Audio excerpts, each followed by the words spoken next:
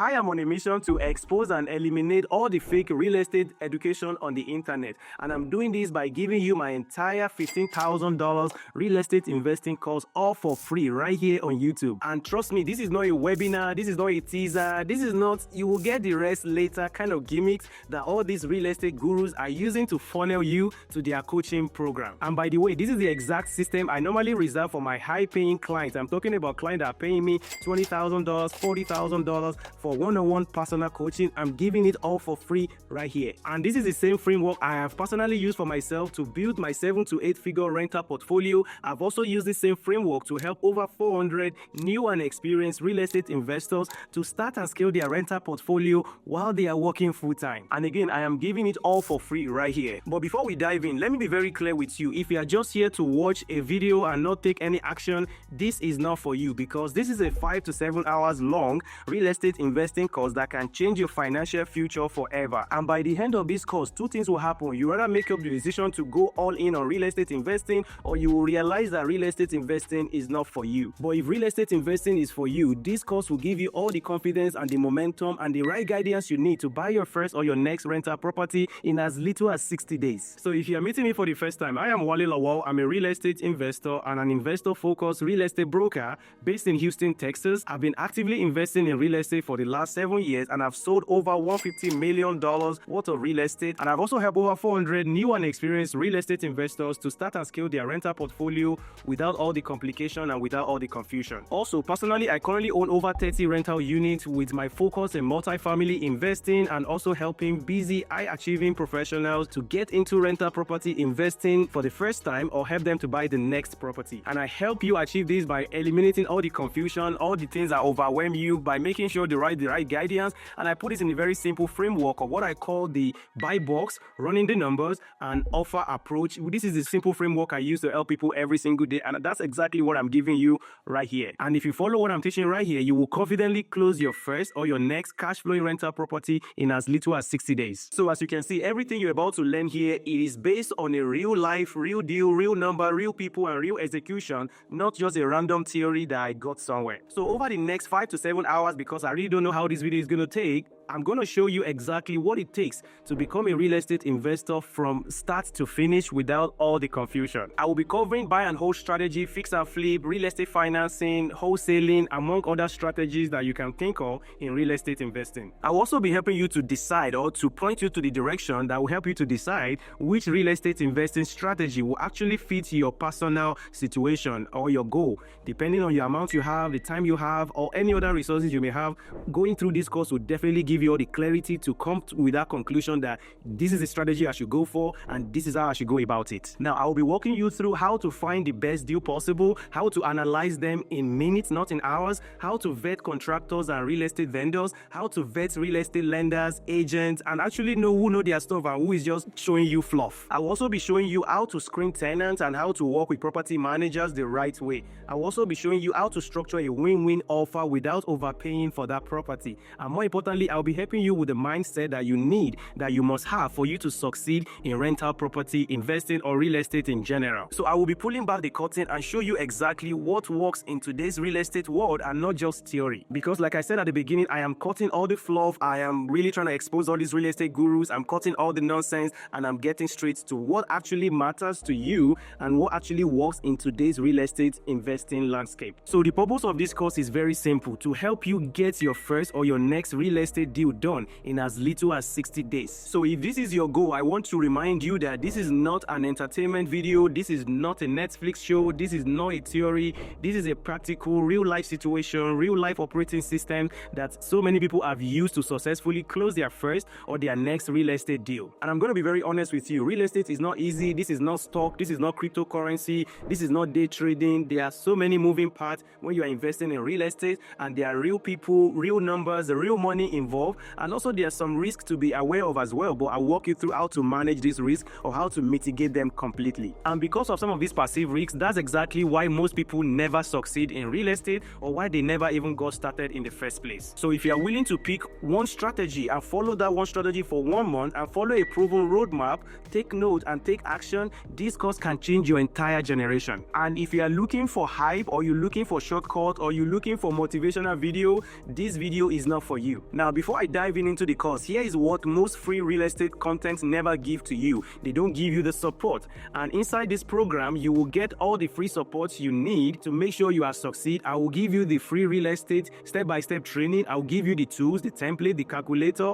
and the connection that would really help you to fast-track your real estate investing journey. I will also be able to connect you with other investors I've helped, so that way you can learn from them and get results faster. More importantly, you will be joining the free community that I put together that will be helping you to understand your situation and make sure you are on the right track to close your first deal in the next 60 days. Because in this community, I even have a live coaching program we do every single month to make sure we answer your questions and make sure that you are not trapped in the analysis paralysis. Again, the goal of this course is to make sure you close your first real estate deal in as little as 60 days. And I'm giving you all this for free because I know that information is easy. There's so much of information out there, but properly executing it and getting the right support while you are doing it is actually what gets you the results. And again, this my community is 100% free for now, but it will not be free forever. So I recommend you click on the link in the description below to join the free community today. Now, let me be clear again. I am not giving up this real estate course for free just because I am very generous. I'm doing this because I want serious action takers, not people that are just sitting on the fence, or they're just dabbling into real estate, or they are not sure what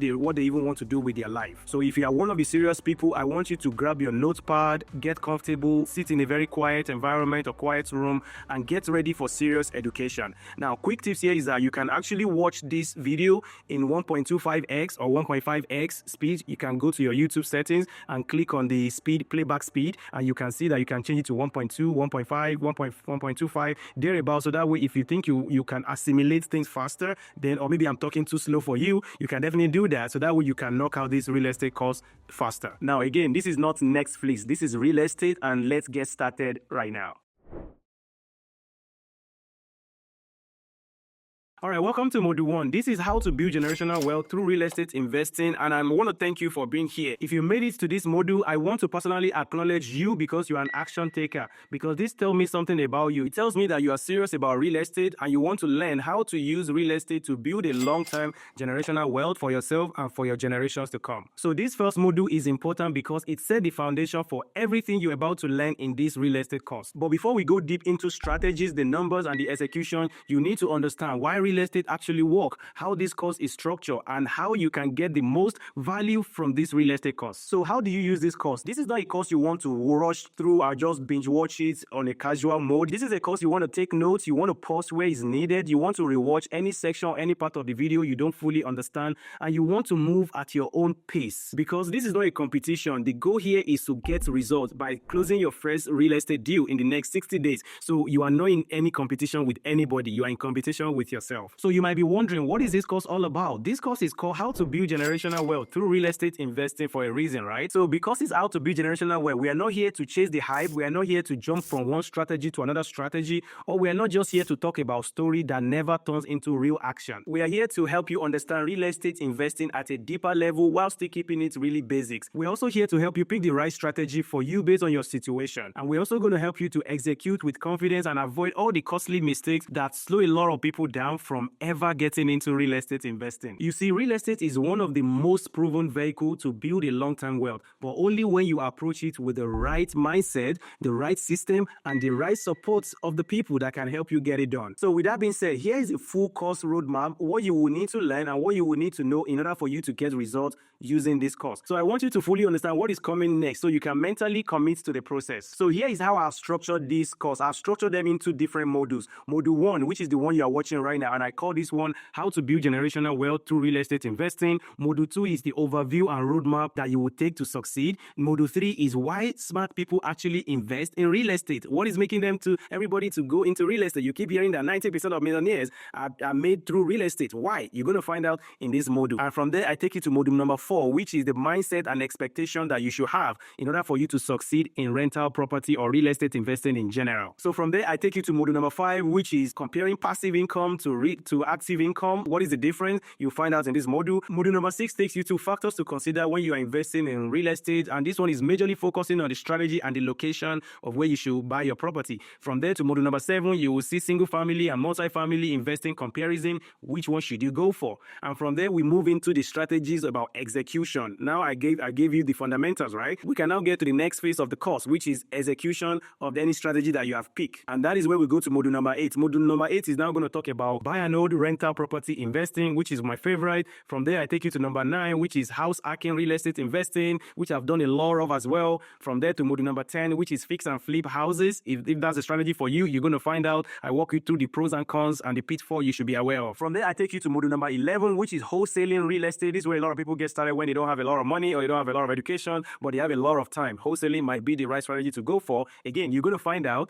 if wholesaling is for you or if it's not for you, because again, I gave you all the pros and cons and what you should watch out for. And from there, we're going to move to module number 12, which is building your real estate team. This is very, very important because you continue to hear that real estate is not a solo sport. It is a team sport. And if you have the right team by your side, you can go faster. You will learn a lot in this module number 12. Please pay attention to that module because that's one of my favorite modules in this course. And from there, I take you to module number 13, which is how to find an investment property. This is very important. I walk you through so many options for you to find the best deal because what every investor is looking for is a deal. So in this module number 13, we'll definitely cover that and more and many things that you are not aware of. You're going to learn it in this module. From there, I take you to module number 14, which is now the roadmap. I lay out the exact step-by-step, the roadmap for you to follow to close on your first rental property investing or your first real estate deal or your next real estate deal if you have done a couple of deals in the past. And from there, we go to deal analysis where most investors either win or they lose money. This is the module you want to pay attention to. So the module number 15 is how to analyze a buy and hold rental property.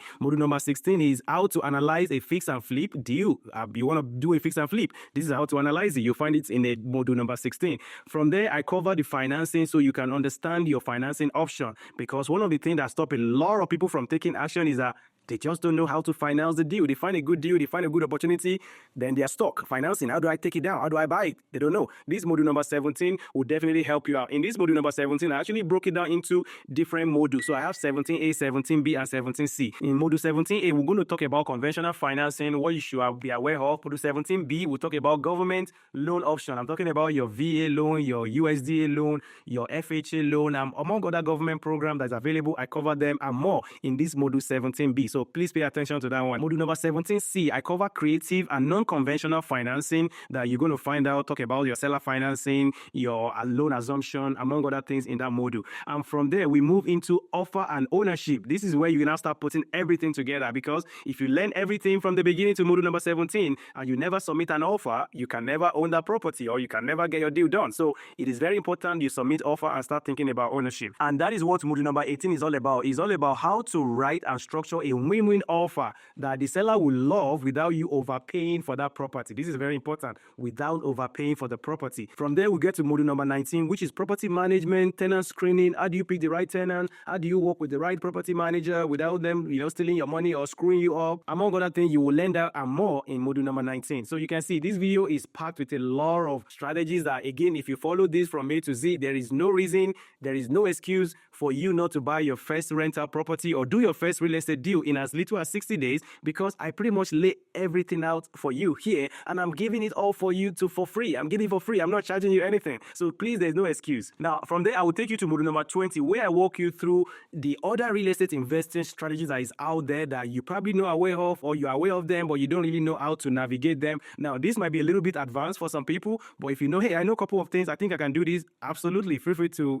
implement them if that's for you. And finally, we're going to close with execution and support. Module number 21 is where you will now find the action items and the next steps that you can take, including how you can work with me one-on-one. And module number 22, it will be the tools and resources for you to download, because I gave you a lot of tools. I'm talking about my calculator, my deal analysis template, how I vet deal, how I vet property managers, among other things. Plus, I also get you into my private online community of like-minded investors where we can even further support you. And that takes me to the last module, which is the final module, module number 24, which is where we wrap things up and walk you through the next steps that you should take. Again, this also includes you working with me one-on-one, or working with one of my referral partner, or working with my team, or maybe even you might want to join my private online coaching program where I can personally support you one-on-one. And at the end of you watching this course, you will have a clear guidance on how to take action, how to assess everything I have in store for you, and move forward with confidence. So here is my advice to someone like you. You don't want to do everything at once. You want to make sure you pick one strategy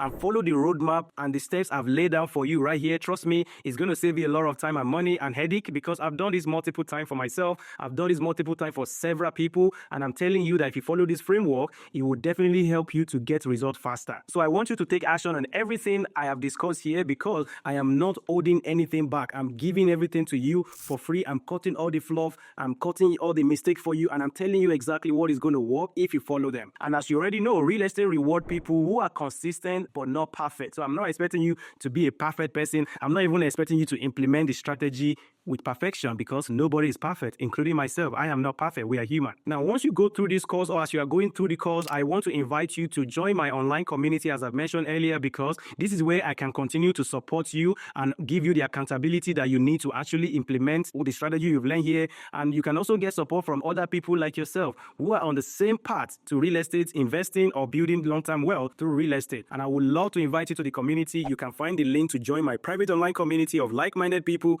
in the video description below. Also, inside the Network Builders Academy online community, you will be connected with like-minded real estate investors who are in the same shoe as you, who are going through the same journey, who are at your experience level, and you guys can connect and maybe possibly share one or two ideas together, maybe even do a deal together in the future. You never can tell. So these are many more for you in the community. So I strongly recommend you join the community right now, because that is where we can give you all the back-end support after you've gone through this course. And again, you can find the link to join in the video description below. All right, that's the end of module number 1. I am genuinely excited that you are here, and I can't wait to see what you do with real estate. My goal with this course is not just to educate you or give you a bunch of information without any implementation. I genuinely want to help you find out your first or your next property to make sure you become a rental property investor, or a real estate investor in general. So you need to take your time, take a lot of notes, make sure you are watching this in a very quiet environment, maybe even when the kids have gone to bed, or when you are, or during the weekend, or late night, as however is comfortable for you. Just make sure you are in a very quiet environment,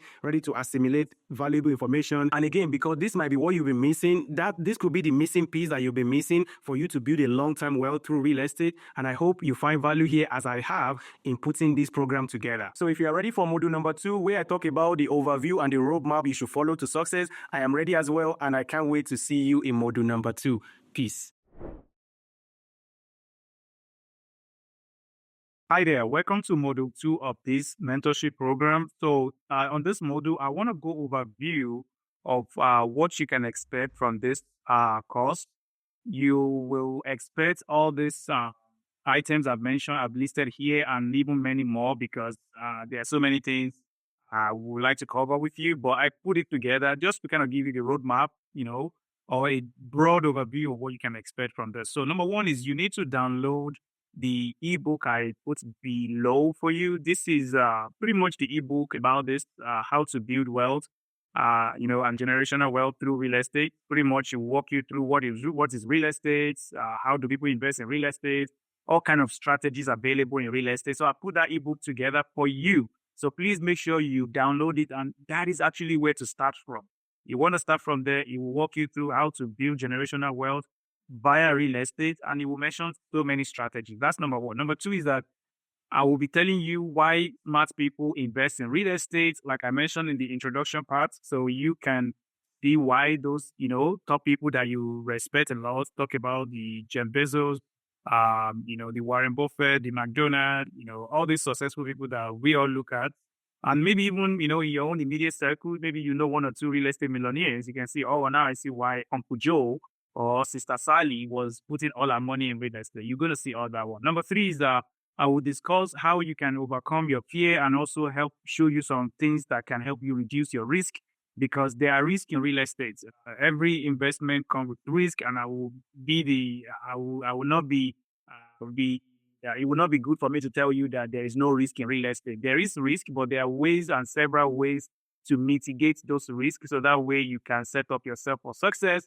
Uh, Big part of this is that I will show you those things that I've lost money on, the mistakes I've made, and I will tell you to avoid them so you don't have to repeat the mistakes I've made. Now, I will also be explaining to you the difference between passive and active real estate investing. There are two different buckets or different category, and I will definitely explain that to you. We're going to be setting proper expectation and timeline here because, like everything in life, you have to have your mindset right. You need to have your expectation right. If you're coming in with the wrong expectation, you will be disappointed and you think that, hey, this is just not for you, or it doesn't work, or real estate is overrated and all those stuff because you're coming in with the wrong expectation. So we're going to be setting your expectation right and also your timeline. Is it going to be 60 days for you? Is it going to be 90 days? Is it going to be 120 days, 6 months, 18 months, 2 years, 1 year? Whatever the case may be, you will determine your own timeline. But, either it's quick or either it's going to be medium level or, long term. Make sure you set that goal and timeline. So now, number 6, on this, before the end of this module, you will be asked to pick a strategy. Real estate is very, very wide. There is a lot of things you can do in real estate. There's a lot of ways you can make money in real estate. But eventually you need to pick one and you need to stick to that one for at least 1 year. And I will tell you the reason why I'm saying that when I get to that model. So now, single family or multifamily, this is a very common topic. It's a common debate. Should I start with single family? Should I start with multifamily? I will explain what is even a single family, what is a multifamily, and where you should start from. I will explain that to you. Now, major topics or major strategy I will be covering in this module is going to be focusing around buy and hold and fix and flip. Those are the two major strategies I will be covering. So please stay tuned. Again, as you can see, this is going to be a lot of information for you. I do recommend you have your notepad and be taking notes. If I say something too fast, please slow it down and understand what I'm saying before you move on to the next one, because it doesn't help you just watching this and you are not getting what I'm saying. You should definitely not continue if you don't understand what I'm saying. So number 9, fix and flip. I will talk about fix and flips. I will show you some of my deals I've done and I will tell you what to avoid. Number 10, we're going to be building your team together. Yes, we're building your team. When I say your team, I'm referring to real estate professionals that will help you to actually close on your first or your next real estate. If you're new, you have not bought anything before, I will show you, I'll give you those team members that will help you to do it. Number 11 is a roadmap to close your first or next deal. If you have not closed anything, like I said, we'll show you the roadmap, exactly what you need to do, how you need to do it. And most importantly, I'll be there for you to support you to do them. So that way, if you run into any roadblocks, I'm there helping you to remove those roadblocks. Now, we will also be telling you how do you even find a deal? How do you find a property? We'll discuss that. How do you analyze the property? We'll discuss that. There are many ways to analyze property. I will show you how I like to do it. And you can, see if you like it or you want to do it another way that maybe you've learned somewhere else. Number 14 is that I want to help you understand loans and financing options available for you when you're buying real estate, because there's a lot of financing available when you are buying real estate. I want to help you understand different loan products, what to use them for, what not to use them for, which one is the best for you, which one is not the best for you. We'll talk about that. That's a very, very big topic, financing, because this is what's stopping a lot of people from actually investing in real estate. So number 15, I'll show you or tell you and advise you on how you can write and submit an offer that will get accepted or that will get you a counter offer from a seller. So not the lowball offer. So I will show you how to do that. Now, property manager is a big one. Should you hire a property manager and how do you screen tenants? We'll talk about that one. Now, 17, other strategies and scaling your portfolio. So once you fully understand buy and hold concept, fix and flip, maybe you've done 1 or 2 deals. How do you buy the next one? How do you scale it up from there? How do you start, getting creative? We're going to talk about that in that module, which is going to be called other strategies and scaling your portfolio. Now, you will be getting ongoing support from myself and other team members. And that's why we have a group and you'll be definitely invited to that group. So that way you get help in real time, either directly from me or from another team member. But most likely should be coming from me most of the time. But if somebody has actually done what you're trying to do, they're going to answer the question, and you can implement whatever they have advised. And also you will be, there will be an opportunity for you to network with each other, maybe potentially partner together and all those stuff. So now number 19, I'll give you the action plan to close on your first or your next property within 60 days, which is still, tying to the 11 because I need to really emphasize this.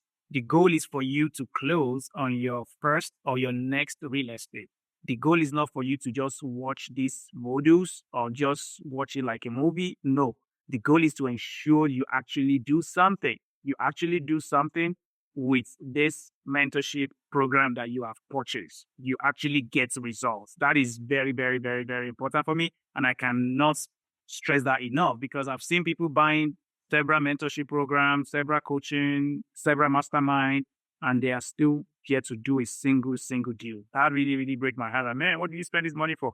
So I don't want that to be you. I will be there to help you. My goal is for you to close on your first or your next property within 60 days, within 90 days, within 120 days. But ideally, not more than 6 months because I know it can be done in 60 days. So if you want to take times 3 of that, which is 180 days, absolutely, that's fine. But I will not recommend you take longer than that because the longer you take, the more you forget all this material, all this information, the more life gets in the way, and eventually you will not do anything and it will fade off. I don't want that to be you. So set your mind to get this done within 6 months, nothing more than that, which is 180 days. Now, number 20 is I'll be giving you resources, the tools, and some download, and also connections to people that really help you. So the downloads is going to be like the ebook I'm talking about, the vendors list, the tools I use, the tools you should be using, and other resources generally that will definitely help you be able to crush that your first deal.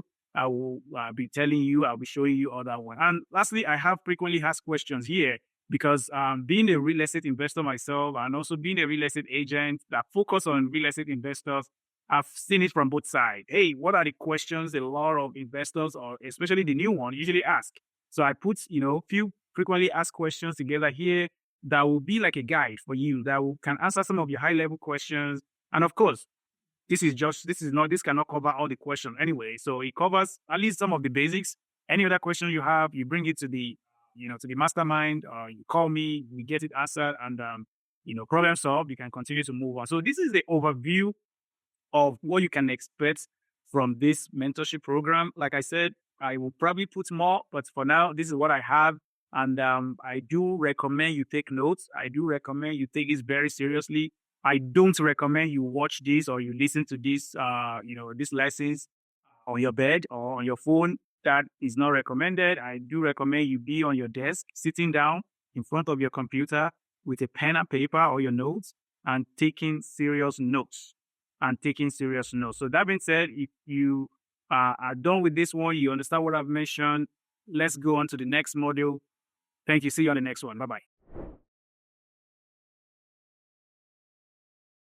All right, welcome to module 3. So in these modules, I want to walk you through few reasons why the smart people or those billionaires, millionaires, you probably know or don't know why they choose to invest in real estate. So I will walk you through these few bullet points that mention why they invest in real estate. Number 1, they like to leverage their money. Real estate is one of the asset class that I am aware of where you can put 5% of your own money down and borrow or leverage the 95%. I don't know of any other investment vehicle. You can't do this with stocks. You can't do this in most businesses and all those stuff. So leveraging your money is one of the biggest factors why people invest in real estate. They can put 20% down to buy an asset that worth, 100%. So for example, putting $200,000 down to buy an asset of $1 million, or putting 5% down, putting $50,000 down to buy an asset worth $1 million.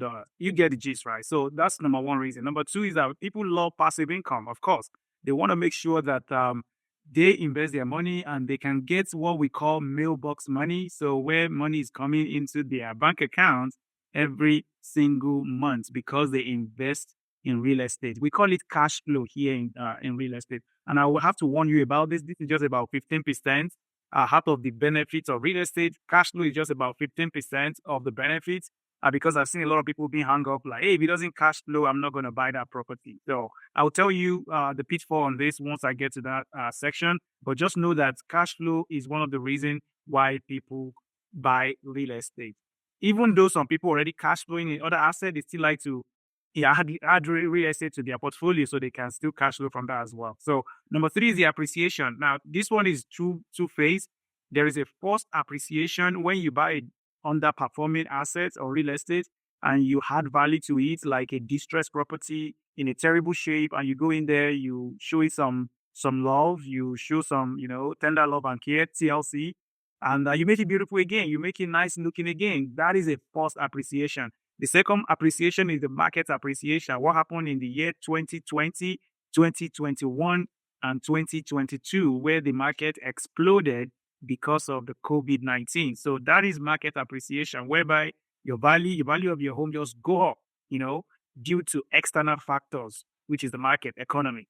Now, the number four one is that edges against inflation. Real estate is one of the best asset I know that has a massive hedge against inflation. If you're looking for where to park your money and protect it from inflation, trust me, real estate is one of those places.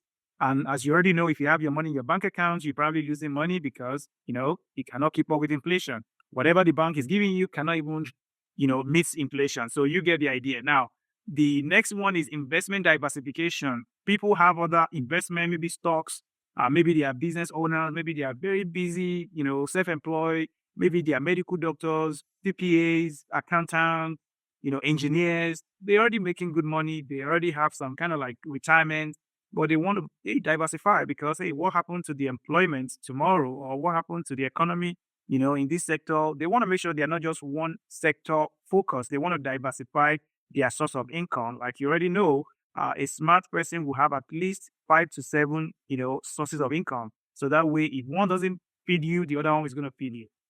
The next one is 100% control over your asset. Again, real estate is a tangible asset. You can sell it, you can, leverage money on it, you can borrow money against it, among other things. You can do whatever you want with your real estate. Tomorrow, you can say, you know what, I don't want to rent this thing again. I want to move into it myself.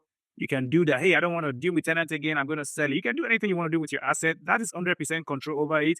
Some assets also give you control, but they are not 100%. You are still at the mercy of whatever happened in the market. For example, let's pick the cryptocurrency or the stock market. If anything happens, somebody says something, Russia and, Ukraine are fighting, Afghanistan is doing this, it can affect you. You get what I'm saying? So, but real estate, it's local, it's tangible assets. You can do whatever you want to do with it. That is the 100% control over what you can do and cannot do with it. Now, the next one is freedom, financial freedom, and generational wealth. Of course, people have seen real estate because of all the benefits it has. They have seen it as a way to build wealth, as a way to build financial freedom and generational wealth, which is why, again, you are in this program to show you exactly how to do it. So people understand that, like, hey, I can pass that house to my kids, and my kids can pass it to their own kids, and their kids can pass it to their kids' kids, and you get the whole idea, right? So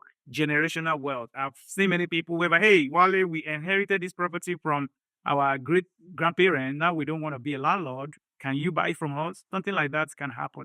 So generational wealth. Now, location independent and freedom, location independent and location freedom.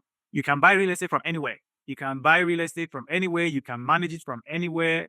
It is location independent. So let's say your market is too expensive and you want to invest somewhere else. Hey, go out of state. You live in California, invest in Houston.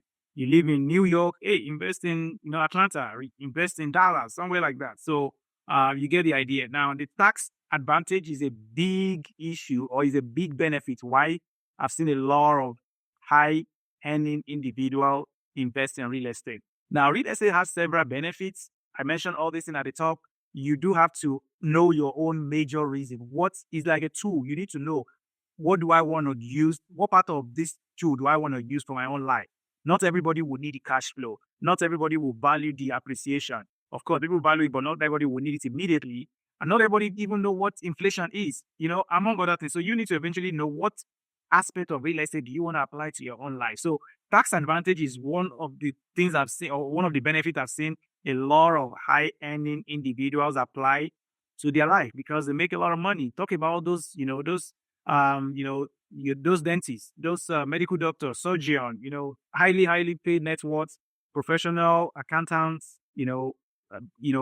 athletes, people that play a lot of, soccer, baseball and all these things. They make a lot of money, so they have to find a way to shield or to reduce that tax liability on their money. And of course, real estate is always something they run into. That's why you see all these your celebrity have a bunch of real estate everywhere because they understand that, hey, I know I make a lot of money in royalty. I can reduce that if I buy some real estate. So they use it to write off some of their income. They do what we call depreciation on it, like cost segregation and among other things where, you can talk it to your CPA about this. Of course, I'm not a CPA, but of course, I know one or two things about it and I apply it to my own life as well. Now, the last one could be, hey, I just want to help other people learn about real estate. I want to provide housing. It could be one of your own reasons why you are actually investing in real estate. For example, like what I'm doing with you right now, I'm impacting you with what I know so you can also learn it, help yourself, then help other people as well. At the same time, like what I'm doing, I'm providing housing to people that for one reason or the other, they cannot just buy a house on their own. Or they used to own a house, but something happened. Now they don't have a house again. I'm providing housing for them. Now, while I'm providing housing for them, I am getting all the benefit that real estate has to offer, including that tax advantage. Because when I provide housing to people, the government reward me for helping them to do part of their responsibility, which is providing housing to people and keeping people off the street. So there are other benefits of real estate, but I want to keep it short and pick this very, very most common reason why people invest in real estate. And like I said earlier, I hope this is one of the reasons why you are jumping into this space. I'm super happy for you. Please don't forget to continue to take your notes. This is extremely important and start putting all your questions together so you can have the opportunity to ask me those questions. Thank you. I will see you on the next module. Bye-bye. All right, I hope you're finding value in the video. As much as I have put it together for you, make sure to click on the link below in the video description. You will see all the resources I have for you. I do want to make sure you're able to implement everything you are learning from here, and I don't want you to get stuck. If you need my help, you can easily see my link to my calendar in the video description below. You can even join my private online community, or if you want to work with me one-on-one, you will see the invitation to complete a quick survey in the video description where you can work with me one-on-one, and I can be able to get you results a lot faster. Again, don't forget to click the link in the video description below, and I will see you inside. Peace. All right. Thank you for joining me again on this module. This is module number 4 of the series. On this one, I'll be talking about mindsets, expectations, and the fear and risk involved when you are investing in real estate. You see, like every other thing, real estate has its own risk, and I will get into that. So to start with, real estate investing is not complicated, but I will be the first person to tell you that it's not easy. And it's not easy for a reason I've mentioned earlier. Also, you need to understand that you have to take action and you cannot just keep blaming everybody or anybody for anything that go wrong. You have to practice the 100% ownership, 100% of ownership of your action and inaction. So this is very important because I need to lay this foundation before I start telling you all the strategies that you can actually implement to build wealth through real estate. If you don't have the right mindset, whatever I'm teaching you, it's probably not going to help you. So that is number 2. You have to take action. You will not have to blame anybody for anything that didn't go right or that went wrong. So now you also will not be able to blame the economy. You can't blame your background, the interest rates, the markets, or on any other thing you can, want to put the blame on. It is 100% your fault and 100% if you succeed as well. So please have this mindset because this is definitely going to set you apart and it's going to make your life easier talking about real estate investing. Now, everybody would like to blame something. I keep mentioning this because I see this all the time. People just want to blame somebody or something for things that didn't go right. But if anything, everything goes right, they actually pat themselves at the back. Like, hey, I did it. I made it. So why not take responsibility as well for something that didn't go as planned? Now, you need to have the 100% control over your success and failure. Again, this is me saying the same thing in a different way, that you have to be, responsible for your success and your failure. Now, you also need to understand your risk tolerance, and you have to act accordingly. You see, like I mentioned, real estate has some risk, and it's always risk versus reward. How much risk you are willing to take would directly affect how much uh, opportunity you are willing to go after, and will also affect what kind of property you should be pursuing if you are, looking to buy some different kind of assets. So understand your risk tolerance and act accordingly. Now, if you know you don't have so much risk, then you might want to go for newer properties. If you know you can take on some risk, then you might want to go on to some maybe a little bit of a distressed properties. But I would say for your first one, keep it simple, keep it easy on yourself so you don't lose money. Now, you have to implement at your own pace. You don't have to move at the pace of somebody else. We are not created equally, and we will achieve results at a different pace. So you need to understand yourself, know how you learn, know how you do things, and just implement them at your own pace. But you have to be consistent with it, and you have to eliminate excuses. Nothing is going to happen if you are not consistent with what you say you're going to do. And nothing is going to happen if you keep giving yourself excuse on why things did not go right. So be aware of this, go at your own pace, but be consistent with whatever you say you're going to do. If you say you're going to analyze one property in a day, then make sure you do it. If you say you're going to analyze two property in a week, make sure you analyze it, because if you don't do that, then you are definitely responsible for the outcome, not anybody else but yourself. Now, another thing I need to tell you is that you have to focus on one thing at a time. And if you probably see behind me, you see that book, The One Thing. So that is a book that I try to read that book at least twice a year, because it keeps me focused on one thing at a time. Focus on one thing, get the result from that one. Once you get result, then you can move on to the next thing. So do not model things together. Don't try to combine 4, 5 strategies together. You will just not get anywhere, and you will have wasted a lot of time. So now, talking about fear now, fear, it's normal. It is very, very normal to be fearful, to be afraid of what can go wrong, to be afraid of what you don't know. But with a proper education and network, you can easily dissolve any fear and any roadblocks you're running into, because people are afraid or they are fearful because they don't know what they don't know. But now that you are getting the proper education, you are partnering with somebody that has done what you want to do, then you can be rest assured that 99% of your fear has already been resolved by you being in this mentorship program, because this is definitely my goal, to help you remove all those roadblocks, all those limiting beliefs, all those things that may never happen that you are thinking on your head. You can voice them out to me, and I can help you remove them as much as humanly possible. So that is what I want to tell you about fear. Now, talking about fear, you also have to keep reminding yourself your why. Why do you want to invest in real estate? Why do you even start this in the first place? Why are you doing it? Are you looking to build the generational wealth that your family didn't pass on to you? Are you trying to escape your regular job? Are you looking for a consistent passive income?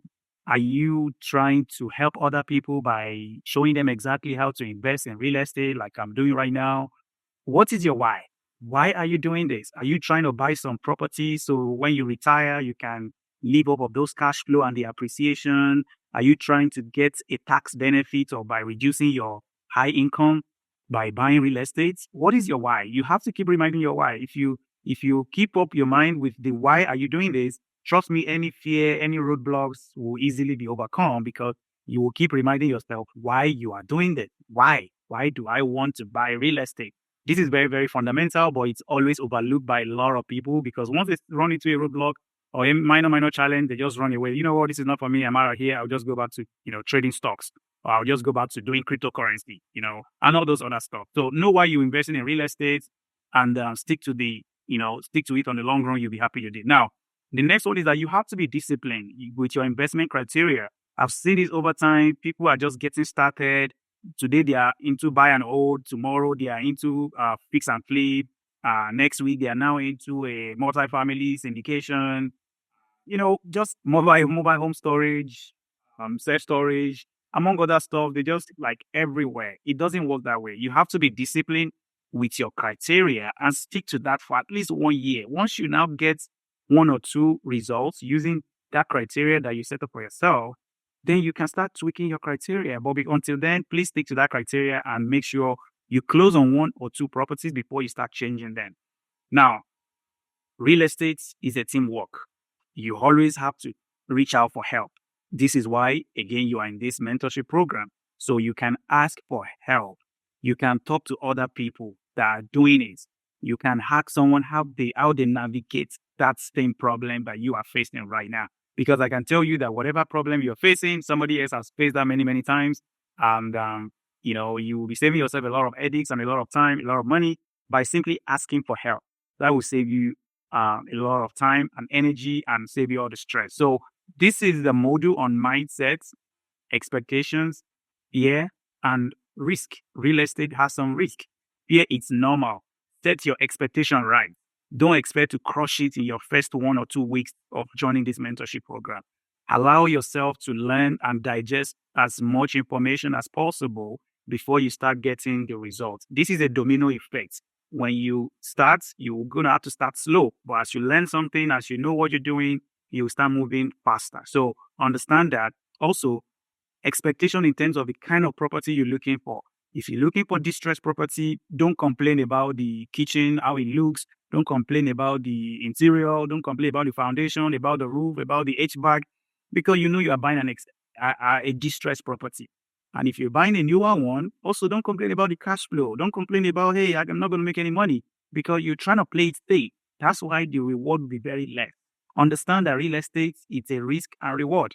How much risk you're willing to take will set you up for what kind of return you can expect. If you're willing to take less risk, then you know that you might not get those cash flow, but you're buying a peace of mind, you're buying a decent neighborhood, and on the long run, you will still win anyway. But if you're buying a distressed property, of course, you're taking on the risk. If you go fix it up, everything looks good. Now you can sell it and make some decent money, right? But also you are taking on the risk. So don't be shy away from the risk, but you want the reward. It just doesn't work that way. So please, this is very, very important. As we go through the module, I will mention 1 or 2 things again, still bringing you back to this module, because I see this all the time. People just want to complain, blame somebody, afraid of the fear, afraid of what they don't know, and they don't want to take on risk, but they want the reward. Risk and reward are just opposite. The more risk you're willing to take, the more reward you can get. The less risk you're willing to take, then the less reward you can expect. This is extremely important. Don't forget about this one. Please always come back to this module and remind yourself why you start this journey in the first place and what are the risks involved. That being said, I'll see you on the next one. Bye-bye. All right. Thank you for joining me again. So in this module number 5, I will be discussing what is a passive real estate investing and what is an active real estate investing. I will be differentiating them. I will be telling you what they all entail. I will also mention what is not a real estate investing. In my opinion, I've seen a lot of people mixing, some things together, and I think this will probably help you as a real estate investor that you are working to be or that you already are, can help you differentiate what is passive and what is active investment. So let's get started.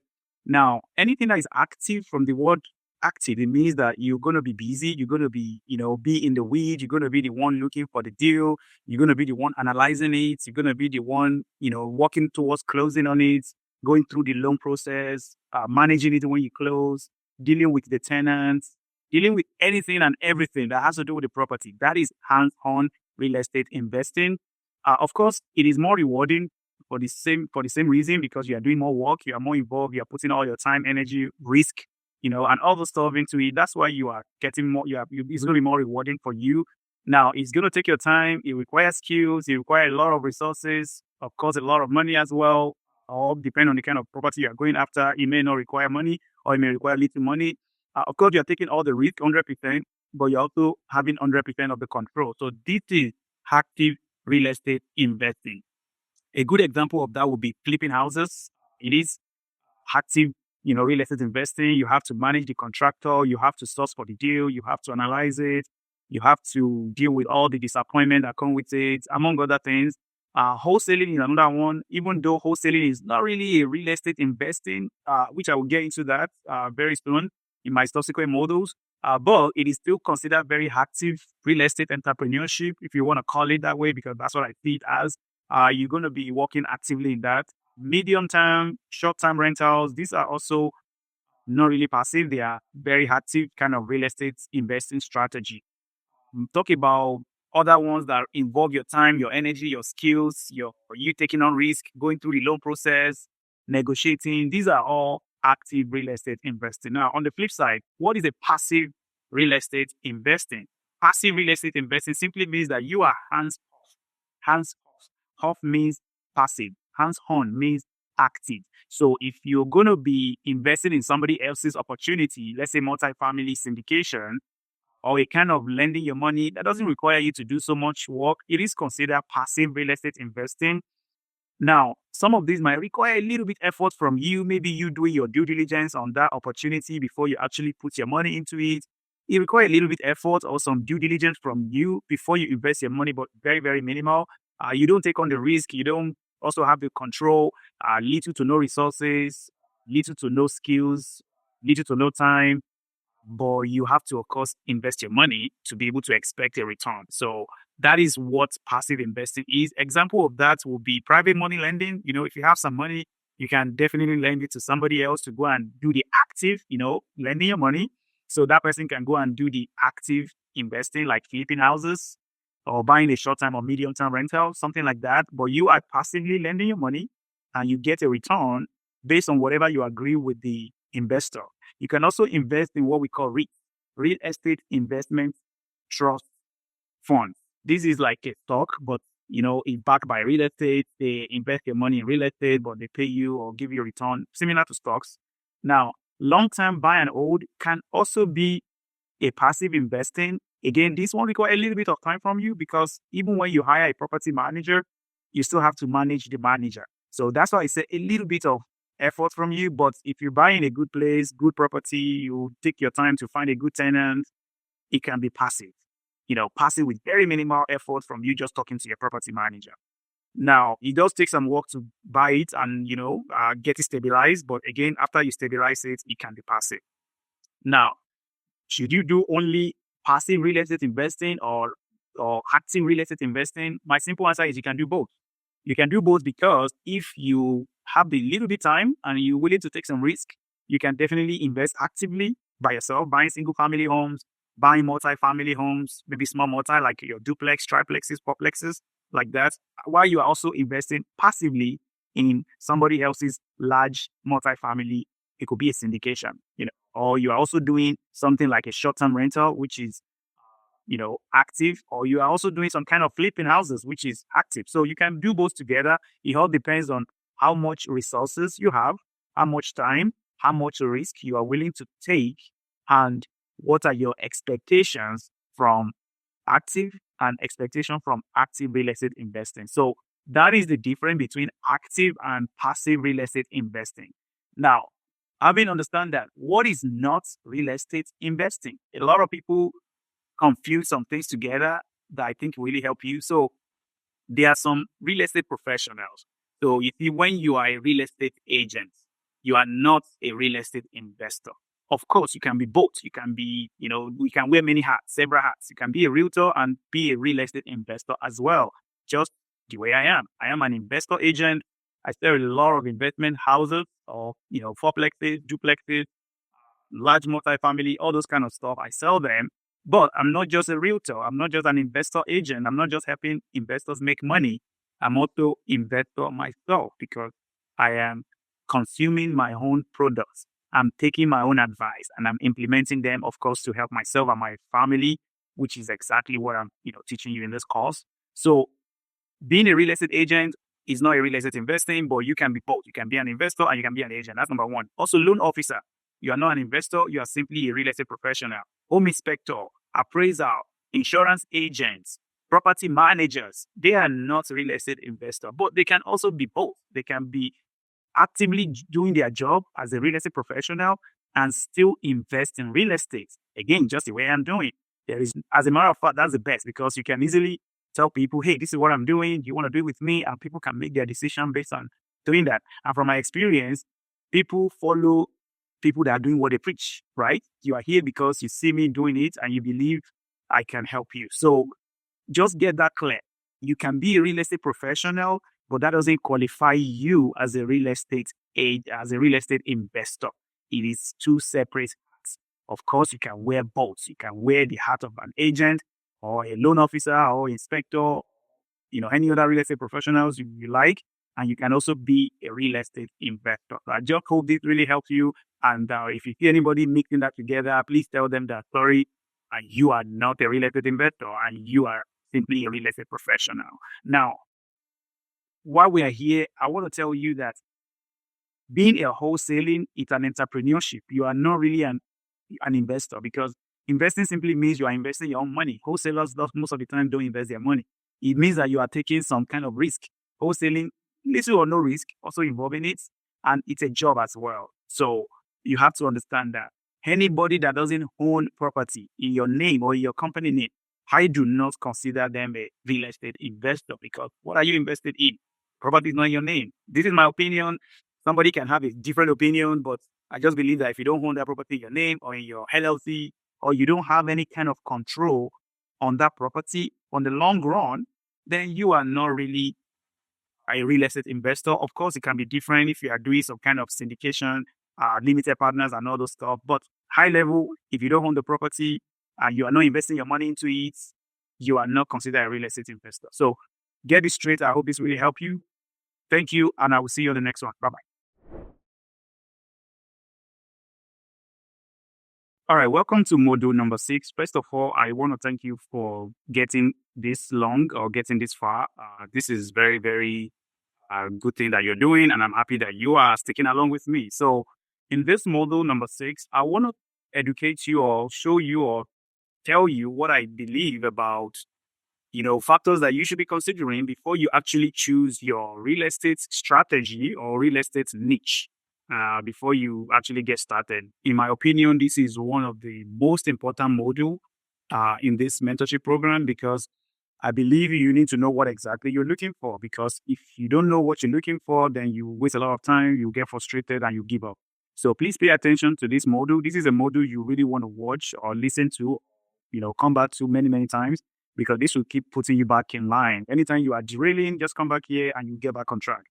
Now, I have two sides here. I'm going to start with the first side where I'm moving my mouse here. I will tell you 9 top factors to consider before you choose an investment strategy. Investment strategy is what strategy do you want to start with? There's a lot of ways you can build wealth in real estate, and you will be so confused if you don't choose one to start with. So you need to start with one. It could be buy and hold, fix and flip, wholesaling, short-term rental, mobile home parks, fix and flips, among other strategies that you can start with. But I want to give you other factors so you can now choose one to start with one. So let's focus on this one first. After that, I'll go on to the next factor, which is a factor you should consider before choosing a location. That one is location specific, but this one would be overall. What should you even be considering before you even choose a strategy? Once you now choose a strategy, we go to the location. So let's start with this. Number one is the experience and skills. This actually goes hand in hand. How much experience do you have in real estate? If you are in this program, I will assume you're probably a little bit new and you are looking for some kind of guidance. So you need to weigh yourself in terms of the experience level. How much do I even know about real estate? And what are the skills do I have? Do I like to fix something? Do I like to manage property? Do I like talking to people? Am I somebody that doesn't even like talking to strangers? Or, all those kind of stuff that you have to know. What are your skills? Then that will shape your kind of investment strategy you should go for. If you like to fix stuff, you're very handy, obviously go for fix and flip. If you want to play it safe, you don't really want to talk to so many people, then you might just be a passive investor or a long-time buy and hold, something like that. So I will tell you more in the subsequent model. So that's number one. Number two is that what is your short-term, medium-term, and long-term goal, even after life, goal? What kind of legacy do you want to leave for your family, for your generations to come, for your kids, and your, family to talk about for several decades to come? You have to think about that. If you're thinking about the long-term wealth building, well, then, buy and hold long-term might be a way to go, or multifamily, might be a way to go. But if you're looking for short-term profits, then fix and flip, wholesaling, short-term rental, those might be a way to go. And you can blend this together, of course, based on your skills and other factors I will still mention here. So the number 3 is the location. And location is very big. Everything you hear in real estate, they will say location, location, location. There is a reason why they tell you location, location, location. And even at that, you can see that I dedicated a separate, separate discussion for location because this is extremely important. If you get the location wrong, no matter how good of an investor or how good of a person you are, you will still lose money. I'm so sorry to be keeping it straight with you, but this is just the truth. If you get the location wrong, you will still lose money. Now, There are several things you're going to consider when you're choosing the location, and I will help you to understand that once I get to this one. So location is very important. Choose the location wisely, and you'll be fine. Number 4 is available time you have for real estate investing. Are you a very busy medical doctor, CPA, real estate attorney, or a general attorney, that do all that kind of stuff? You're a business owner, you run a restaurant business, or you are just a regular project engineer, W-2 employer, or a factory worker, or a store worker. You have to know, how much time do I have for real estate? This is very important, because I see so many people that want to bite more than they can chew. They like the fact that people make more money when they do a lot of fix and flip, or a lot of kind of creative way to get it done, but they don't just have the time to do it, and the risk, which I'm going to get into next. So you have to know, how much time do I have to invest, to dedicate for real estate? If you don't have so much time, obviously you know what to do. Now, number 5 is how much capital you have available. Some people don't have so much. Some people have so much, but they don't have the time. It is always very difficult to see somebody that has so much capital and that still have the time. So you need to know, hey, I have the capital, but I don't have the time. What is the best way to use my capital? It might be passive investing. It might be long-term buy and hold, among other things. But some people have the time, they don't have the capital. So you have to also find a way to see, hey, okay, what can I do with my time? And you can go from there. So the number 5 of that is the number 6, is the risk tolerance. The risk tolerance. So the risk tolerance means that how much risk are you willing to take? You see, real estate investing comes with risk. And I will be deceiving you if I'm telling you that, hey, it's going to be all smooth. You're not going to find any challenges. I will be lying to you, unfortunately. So it comes with risk. How much risk are you willing to take? If you're buying distressed property, you're buying properties that are very old, you're buying property in an up-and-coming neighborhood, definitely you are playing with some risk. And if you're not comfortable with that, then you know what to do. Move on to the next one. So now, number 7 is passion and interest. Where is your passion? What kind of passion do you have? What kind of interest do you have in real estate? Like I mentioned, real estate is very, very wide. It's very, very broad. You need to know yourself and where do you want to channel your interest in real estate, so that way you can perform better. Generally, people do better when they do what they love. That's why before you start any business, you have to make sure you are passionate about it. If you are not passionate about it, you will quit quickly, and you will get frustrated, and you will say that, hey, real estate sucks. It doesn't make sense. I think it's overrated, but this is not true. It's simply because you are not pursuing what you love doing. So make sure you understand, what parts of real estate do you like. Again, if you like to, host people in your house, you like to make sure things are organized, you focus on the hospitality, you like to leave people with a good, staying experience, then you might just go and be a short-term rental host, which is mean go and buy a short-term rentals, Airbnb, something like that. If you don't like to talk to so many people, then do a long time where you don't talk to your tenants, property manager, deal with all that one. So that might be something you need to set yourself and know, what am I actually passionate about? What do I have interest in? Now, if you love to talk to people, you are an outgoing person, and you don't mind facing some rejection, then you might want to do some kind of creative real estate, like, wholesaling or creative financing, among other stuff. Now, the next one is personality type, which is kind of tying to the number 7 of your passion. You have to understand your personality type. Are you an introvert or extrovert? Are you a go-getter? You like to swing it and just don't care how much rejection you face or that you encounter? Then you have to know what kind of strategy to go for. And as I continue, I will show you some of those strategies that involve, putting your personality into a check big time. So number 9 is your strength and weakness. You have to know, what are you very good at and what are you not good at. Whatever you're good at, trust me, that is what you should focus on. Anything that I'm not very good at this, please leverage that on somebody else or a company. Let them do that for you, because you want to spend your time on something that gets you more results. Now, moving on to the second part is the factors to consider before choosing a location. Location again. Location is extremely important. If you choose the location wrong, no matter how good you are, you will lose money. And if you don't even know about real estate investing, you just buy in the right neighborhood, the right location, you will still win. So that is how important location is. So these are the factors I typically consider when I'm looking to invest in an area or in a neighborhood or in a place I don't know. First of all, is the population growth. I want to see the population of 50,000 or more.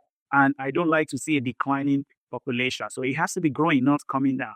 Now, I also like to buy in an established neighborhood, and I would definitely recommend this for you as well. If you're getting started, buy in an established neighborhood. It's very difficult for you as a new investor to be a pioneer of the new neighborhood up and coming. You may think it's going to grow in the next 2 years. It might take 10 years to grow, and that might definitely affect your experience. Also, number three, landlord-friendly states or landlord-friendly community. And this is one of the reasons why some people will say, I don't like to buy in HOA, because sometimes they can limit what you can do and cannot do. But if you're doing a long-term buy and hold, most of the time, the HOA doesn't really affect you because people are going to be staying there for at least 1 year or at least 6 months. So landlord-friendly state or landlord-friendly neighborhood for sure. Number four, jobs and employer diversification. You have to make sure there is just not one type of employer. There are many kind of employer in the manufacturing, tech jobs, maybe in the IT, maybe in the health sectors, consulting, among other things, that e-commerce, where there is a diversified employer and employment. Because if people are just in one employment industry, then or in one particular industry, then what happens to that industry? If, for example, that industry is not performing, then there is a high chance that your tenant will not be able to pay your rent. Now you have to struggle to come out of the your pockets to pay your mortgage yourself. So that is not something you want. Number five, I like to see the median annual income of the household or the household annual income to be $50,000 or more. So why? Because property management or even you as a small landlord should definitely be looking for 3x or more of a monthly rent. So if you're renting a property to keep it simple, right? If you're renting a property for $2,000, then you want to make sure that the monthly income of that tenant that you're going to accept is at least 3 times, you know, of the rent. So if you're renting for $2,000, then make sure they're making $6,000, which means they have to make minimum of $72,000 per annum. If they are not making that, then that means that's not a tenant you should consider. You should look for somebody else. To bring it even more simpler, if you're renting a property for $1,000, make sure that tenant make at least $3,000 every single month. If they make less than that, obviously, if they have any minor issue in their finances, they will default on your rent, and definitely that will affect you negatively because you have to continue to pay your mortgage on that property. So that's why you want to make sure the median income of the place you're buying is also high, because if you buy an expensive property in a place that they cannot support the rent, then you're going to have a hard time finding a qualified tenant, which means vacancy for you. And even if you eventually find one, there will be higher chances they will default on their monthly rent payment. So be aware of this, please. Very, very important. Number six, highly rated schools. You want to buy in a good school because, see, I know a couple of people that they don't even know anything about real estate. All they are looking for is, hey, I need a A school rating. If it's not A rating, I don't want to buy. Worst case scenario, I'll buy in a B rated school, because they know that everybody want to keep their kids in good schools. And if they want to put their kids in good school, obviously the neighborhood will be good because it's A class school, right? That means A class school, you can expect A class property, and you can expect A class neighborhood and A class people. So that is how it works. Now, it doesn't mean you have to buy an A class, but make sure the school is at least a B, when you are trying to buy, because that will automatically keep you safe. Number seven, I want to see a rent growth of at least 3% annually. So if you're renting for, $1,000 for now, by next year, I want to at least see, take 3% increase in that, and on and on. So that is what I always like to see. Minimum, of course, the more I can get, the better, but I like to see minimum of 3% annual rent growth. I also like to see minimum of 3% annual appreciation. I want to see the property appreciating in value, minimum of 3%. In the Houston area, in most part of the country, is about 5% right now, but that can fluctuate over time. So also, number nine, I like to make sure the property is kind of like, very close to amenities like stores, hospitals, fun places, places that people just like to visit. So that way I can make sure that my tenants have a good staying experience while they stay in my property. That way they can stay longer, and I can also avoid vacancy and keep them happy as long as I can, because at the end of the day, the tenant is your customer. If you're a landlord, if you're a short-term rental, your guests are they're your customers. So you have to make sure they're happy, or else you're going to have vacancy, and vacancy means you're losing money. Now, I put these sources of data. You can look at Google, definitely is your source of data. You can quickly look up a neighborhood or what does something mean. Niche.com is a very good website to know about the neighborhood, the zip code, the schools, and other stuff. There's another one that is called greatschools.org.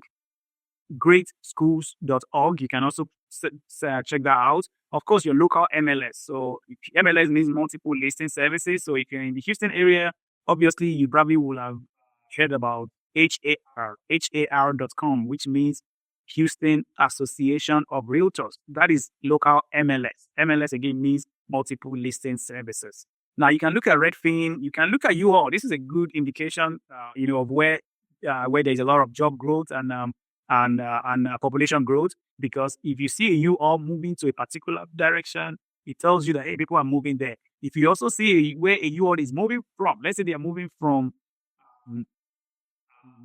let's say county X, or let's pick let's call it A. They're moving from state A to state B. Then you know that state A is not really good for you as a landlord. Then you have to go look at state B, and you can look at the city as well, maybe city X, and they're moving to city Y. You have to avoid city X because they are moving from there. You don't want to go by where people are moving out of. You want to buy where people are moving to, because that's already tell you they will be easy to rent there.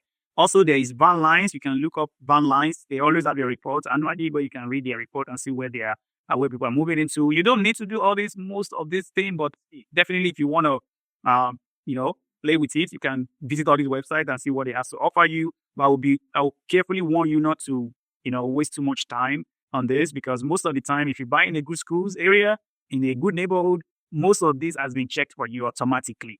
The reason is not far-fetched. The builders always spend a lot of money to do their own due diligence, to do their own research before they start building homes in those neighborhoods. And that has lifted 99% of your risk has been eliminated if you're buying in a good neighborhood with a good schools, with a good amenities. Now, if Bright Investor, MSC.FEMA.gov, and Bigger Pockets, these are your source of income. Source of your data where you can find the information from. So this is a little bit longer than I anticipated, but I definitely want to make sure you read it or you visit this module over and over, because it answers a lot of questions. What should I do when I do this? What should I do with it? This, I believe I've covered this. And if there's any other more question, obviously, you know how to get hold of me. But this is very important. So niche means, what do I want to focus on? Strategy is kind of broad. Like buy and hold is a strategy. Niche means you're actually even going deeper. And I always advise people, be a little bit of an inch wide, inch from the word niche. Inch wide. Don't go too wide, but be a mile, 2 mile, 3 mile deep. So inch wide and mile deep, meaning that if you're picking one strategy, go deep into that strategy. Let's say you want to be a buy and hold landlord and long-term is your thing, then go deeper into how can I actually make more money as a long-term buy and hold investor. If you're choosing a short-term rental, then make sure you go deeper into short-term rental. Don't jump from one strategy or niche to another. You waste a lot of time, you get frustrated, and most likely you will not even get any results. So I hope this really helped you. Again, I do want you to come back to this module and watch it and take notes as many times as you need to. Thank you, and I'll see you on the next one. Bye-bye. All right, I hope you find value in this video. So make sure to click on the link below to see all my resources I have for you. And make sure to join the private online community where I can even further support you. And if you want to work with me one-on-one, you will see the invitation to apply to join my private one-on-one real estate coaching program. That is where I can fully support you. That's where I can understand your situation. And that's where I can get you results faster. So again, make sure to click on the link below and see all the stuff I have for you there. And I will see you inside. Peace. All right, welcome to module number 7. I'm very happy that you are going this far. So in this module, I want to talk about the difference between single family and multifamily and where you be investing in. A lot of people has called me and, jump on my calendar many times. Hey, Wally, I'm not sure if I should start from single family or multifamily. So you are not alone. And that is why I'm putting this here to help you understand single family, multifamily, what are the things to consider, then where you should start from. So where should I start from, single family or multifamily? It's always a very, very common question. So here, this will help you to know where to start from. Now, I have this column here. These are the areas I'll be comparing them. And you can see what is applicable to single family and what is applicable to multifamily. I do want you to slow down and rewind this and watch them and listen to it over and over again until you fully grasp the information I'm trying to pass along. Now, let's start with this. The property type, obviously, single family means it's standalone and it's, more privacy, right? You have your privacy to yourself. The tenants can definitely enjoy their privacy and most likely will stay longer. Now, for multifamily, it's a building of multiple units and, of course, less privacy. You know what I mean.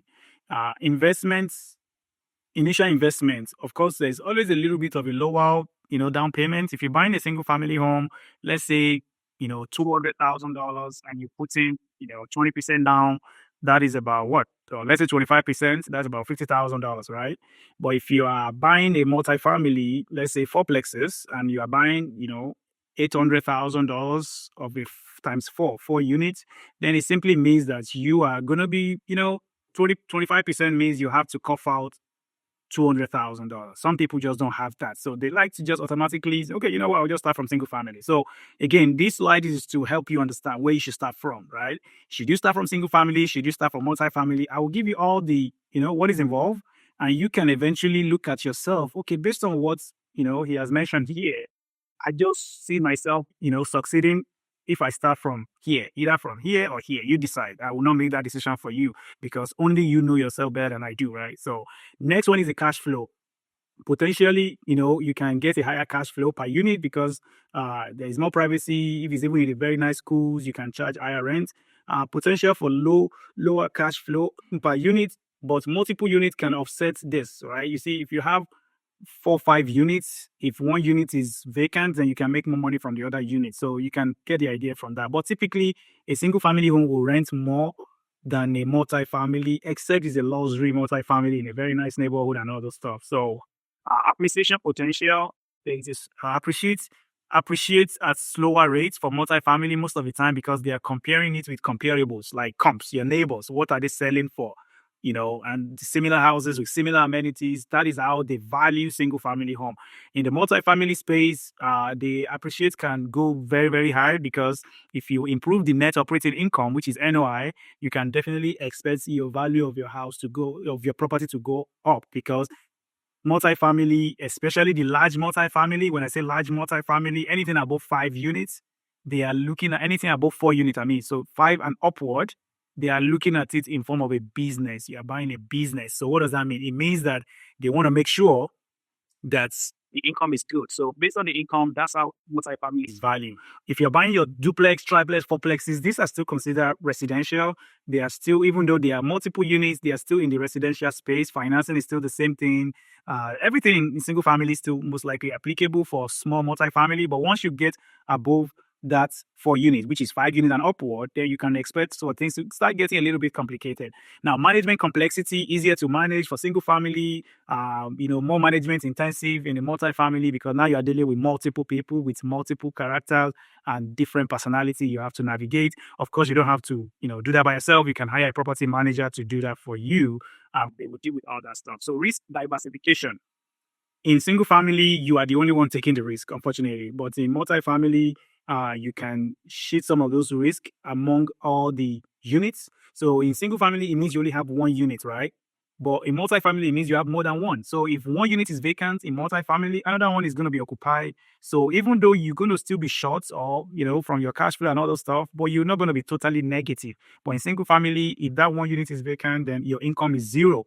But if in multifamily, your income can be, be reduced by 10%, 20%, 40%, but you hardly go to zero in income in multifamily because there are many units. One is not paying you, the other one will pay you. One tenant is moving out, the one other tenant is still there. So that's how it works. Now, vacancy impact. I think I've mentioned it multiple times already. This is a big factor. People lose a lot of money in terms of vacancy because they don't really know how to navigate this. So anytime a tenant is leaving your property, you will have to clean it up, maybe paint it again, do some touch-ups, get it ready for the next tenant. In single family, this is very common when they move out.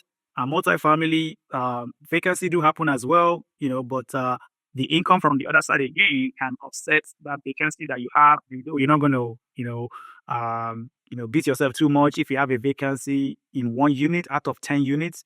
But if you have 1 unit vacant out of 1 unit, then you know that, your vacancy is 100%. So among other ones, so financing options. It's easier to finance single family home because there are several mortgages you can use, which I'm going to talk about financing in the subsequent modules. But in the multifamily space, it's a commercial loan and it's a specialized financing. It's a little bit more complicated. They ask you for more stuff. And most of the time, they are financing you based on the performance, like the NOI I talk about here, of the property, not 100% of you as a borrower, but in a combination of you, the borrower, and the income the property is producing, NOI, net operating income. So we use that a lot in the commercial space. And multifamily is considered commercial because commercial is very wide. If you read the ebook I ask you to read, you will have understand that real estate is divided into two. You have the single family, you have the residential, and you have the commercial. So now moving on. So you have, financing option for multifamily. A lot of them can be very specialized and they require additional more stuff. Your net worth comes into play here, liquidity reserve, and all those things comes into play here. So exit strategy. You can easily sell, a single family home because it's just one house, right? And a regular home buyer will buy from you. A small investor, a small landlord like yourself, getting started can easily buy that from you and you move on to the next thing. But for multifamily, it can be a little bit difficult to sell because you are now selling to a specialized kind of buyer, people that know what they're doing. Hopefully, you get to that point in your journey. So people that know what they're doing, they're going to be looking at the ROI, when selling when where they want to buy from you. And of course, you can potentially make, larger return on your investment when you are selling as well, because now you are selling it as a business. You are selling it based on the income that is producing. Some of these are not really applicable to your duplex, triplex, fourplexes, but once you get above 4 units, you can expect all these complex things to start kicking in for you. So somebody buying a fourplex probably would not be looking at the NOI so much. If they are very savvy, they should look at it, but most of the time they're not very savvy, they're not gonna bother with that. But when you're talking about 10 units, 20 units, 100 units, definitely that is how they are being valued. And of course, there will always be a broker involved to guide the transaction. So now market cycle impact. How does market cycle affect single family? In the single family world, the market is kind of vulnerable. Single family is kind of more vulnerable to market fluctuation because people are buying with a lot of emotions. People that want to live there. People are buying based on the comparables, based on the comps in the neighborhood, on the same street, on the next street, similar square foot, similar bedroom, similar bathroom, similar amenities. That is how they are buying single family. But in the multi-family space, market fluctuations may be more stable during market downturns. That is, if the market fluctuates, provided the property is still occupied, tenants are still paying their rent, then multifamily owner don't have to bother because, hey, just continue to hold it. You just don't have to sell it. You wait until market looks good, then you can now calculate your NOI, then come up with your cap rate and your sales price and all those stuff. So that's how market value affects multifamily real estate. Again, most of these are for larger multifamily. I'm talking about 5 units and upwards, not for your duplex, triplex, fourplexes. Now, in terms of the starting points, it is very easy to start with a single family. From my experience, I've seen a lot of people start from there, including myself. I started from single family. And for multifamily, it's a little bit more difficult to start because there's a lot of moving pieces and there's a lot of checks and there's a lot of more players for it. So you might consider yourself, hey, based on all this stuff, where is the best place for me to start? Major reason why I see that stuff that I determine which buckets will eventually fall into is the financing. How much do you have? This is number 2, initial investment. How much do you have to actually put down as a down payment? If you're buying an investment property, that is, you will not live there, most lender will require you to put at least 20% down. At least 20% down. So if you're buying a $1 million multifamily, 20% of that is $200,000. The question is, do you have the $200,000? If the answer is yes, and you really like other features that multifamily has to offer, then start from multifamily. If you don't have that, obviously you fall into the single family. That is where I fall into because I don't have that initial large capital and I want to get started. I started from single family, and over time, I improved my finances and eventually I started buying multifamily. So the biggest factor that stops a lot of people or that determine where you're going to fall into is the initial investment. How much do you have to invest to start with? That is very important. I hope this really helps you. If you still, see that I've moved too fast, please come back here and watch this again and start somewhere. and get it going. Eventually, you will figure out so many stuff, and you can start getting creative by partnering with people to raise the down payment and all those other creative things. But to get it started, to keep your life, to keep this thing moving, start where you can start from, based on your risk tolerance and based on how much you have to invest right now. Thank you, and I will see you on the next one. Bye bye. All right, so we are now getting into the strategies now, and this is module number 8. So in this one, I will be talking about one of my favorite real estate investing strategy, and this is buy and hold rental properties. I will be telling you what buy and hold entails and how you can go about it, what are the best practices, and what I am currently doing. Now, it's one of the strategy. You don't have to really do this in my way. You can tweak it a little bit, but in my opinion, buy and hold real estate as a landlord, it's one of the best way to build a long-term wealth. So this is my favorite strategy, and I do recommend you try to buy within $220,000 to $300,000 purchase price. From my experience in the Texas area, this is where I've seen a lot of success. This is where I've seen a lot of people, making the best decision, because it's a very average price point for most first-time home buyers, and also for most single family homes, rental property. They fall within this $220,000 to $300,000. Now, if you're in more expensive market like Austin, Texas, or some places in Washington D.C., California, or some part of New York, of course, this might be not work for your market. But in the Houston area, $220,000 to $300,000 seems to be the purchase price that I've seen a lot of people find profitable and works for them. The reason is this: once you step above $300,000, the rent to purchase price ratio will no longer make sense. Rent to purchase price ratio simply means that, let's say you're going to rent it for $2,000 divided by the purchase price, which is $300,000. So that will be not make so much sense, because now you are further away. You want to be as close to the 1% as much as possible. That is, if you're buying it for $200,000, you want to make sure it will rent for $2,000. Of course, this is very difficult to find, especially with the interest rate that is kind of high. So it's a little bit not going to work. So you want to stick within, anything above 0.75% in the rent to divided by purchase price ratio. It's a win for me. That's what I've been doing lately. So now you want to buy in a decent neighborhood, decent single family or multi-family property, and keep there for as long as you want to. You want to buy in a Class A or Class B neighborhood. I don't recommend Class C or Class D, because these actually come with a lot of headaches. And don't forget, we discussed about the location, right? If you buy in the wrong location, you will definitely regret it, because there's no amount of magic you want to do. The location is just not going to help you. So now you want to buy in a great condition, or we call it rent ready, or maybe you want to buy something that needs some work, that needs some repair. Maybe it has a foundation issue, it has a roof problem, the siding is falling apart, it need a new, framing, among other things. So this is where your risk tolerance will come into play. Do you want to play it safe and buy a rent-ready property, or you want to buy something that needs some work? Now, in terms of that, these are strategies or niches, if you want to call it like a niche, NICHES, niches within the buy and hold strategy. So the common one a lot of people will tell you is the BRRRR. The BRRRR is a strategy whereby, or let me tell you the acronym first. It means the buy, rehab or renovate, you rent, you refinance, and you repeat. That's the BRRRR.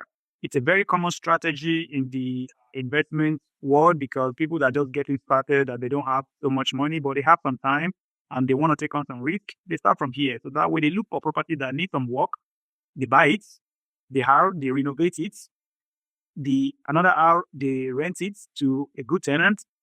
The next hour means they refinance it, because most of the time they are buying it with kind of like a short-term loan, like a hard money lending or private money, or even their personal cash. But this has to be refinanced, because they need to free up that cash to go do the next one, or they need to pay off the hard money, because hard money comes with a higher interest rate. And the last one is they go repeat it again, repeat it if they are successful.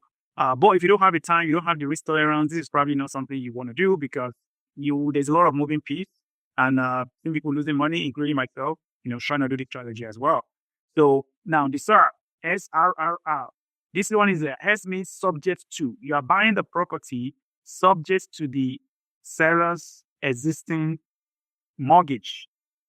or subject to seller financing, or subject to any other terms that will prevent you, that will not require you to go to the bank or use your own personal money or use other people's money directly, that which will be a direct effort of you going to raise the money. So subject to seller's current mortgage, subject to seller financing, subject to any terms that will, save you the headache of going to find the money, pretty much. That's what it means, subject to.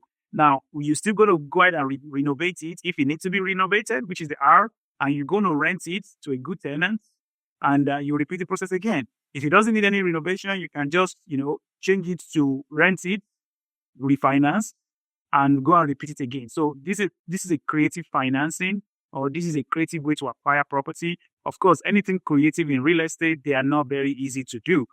I will not be here to tell you that, oh, you can just go and find a seller that will just sell their house to you on seller financing or subject to. It's not very easy to come by. And when you eventually see that seller that want to sell it to you, they want to get premium for that because you are buying it on your own term, correct? They want to also sell it on their own terms. And if you guys cannot come together on the terms, then there is no transaction. So this is another way you can acquire it, BRRRR or SAR. The next one is conventional purchase. You talk to a investor realtor that know about real estate investing, and you buy it on MLS, on anywhere, but through a realtor. You can also go through a turnkey. Turnkey simply means rent ready, nothing to be done, is ready to go. I do a lot of, this because my time is more valuable these days than chasing the very distressed property around and dealing with contractors. So I just play it safe, play it easy, and, do as much as I'm able to based on the cash available. So turnkey means it's ready to go. It can be a new construction. It can be maybe 1 or 2 year old.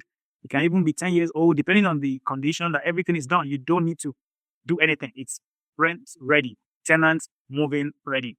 Now, you can also buy below market rents because it's a value add as well, right? If you're buying below market rent, let's say you know that this property should be renting for $2,000, but the current owner is renting it for $1,800. So you can come in there, buy it, and increase the rent to $2,000. So you just added value. So that is another way to do that. And you can do this both on the market through your realtor or off market. Also, you can buy below market value as well, not just market rent. You can buy below market value as well. So moving on. Now, this can be rented as a short term, which is your Airbnb, in a medium term rental, like Furnish Finder, like rent by the room, like like part splits and all those ones. You can rent it to a travel nurse worker or travel healthcare professionals, construction workers, people that run into issue with their house. Now they are getting some insurance claim to have a short-term stay in a place before their house is ready to move back into their house. So you can do the medium-term rental, or you can do long-term rental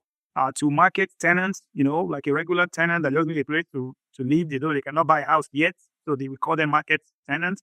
Or you can do a Section 8, rent it to a Section 8 voucher holders. These are people that the government is kind of subsidizing their housing expenses for them. And most of the time, the government will pay all their, if the house is supposed to rent for $1,200, the government will pay for that.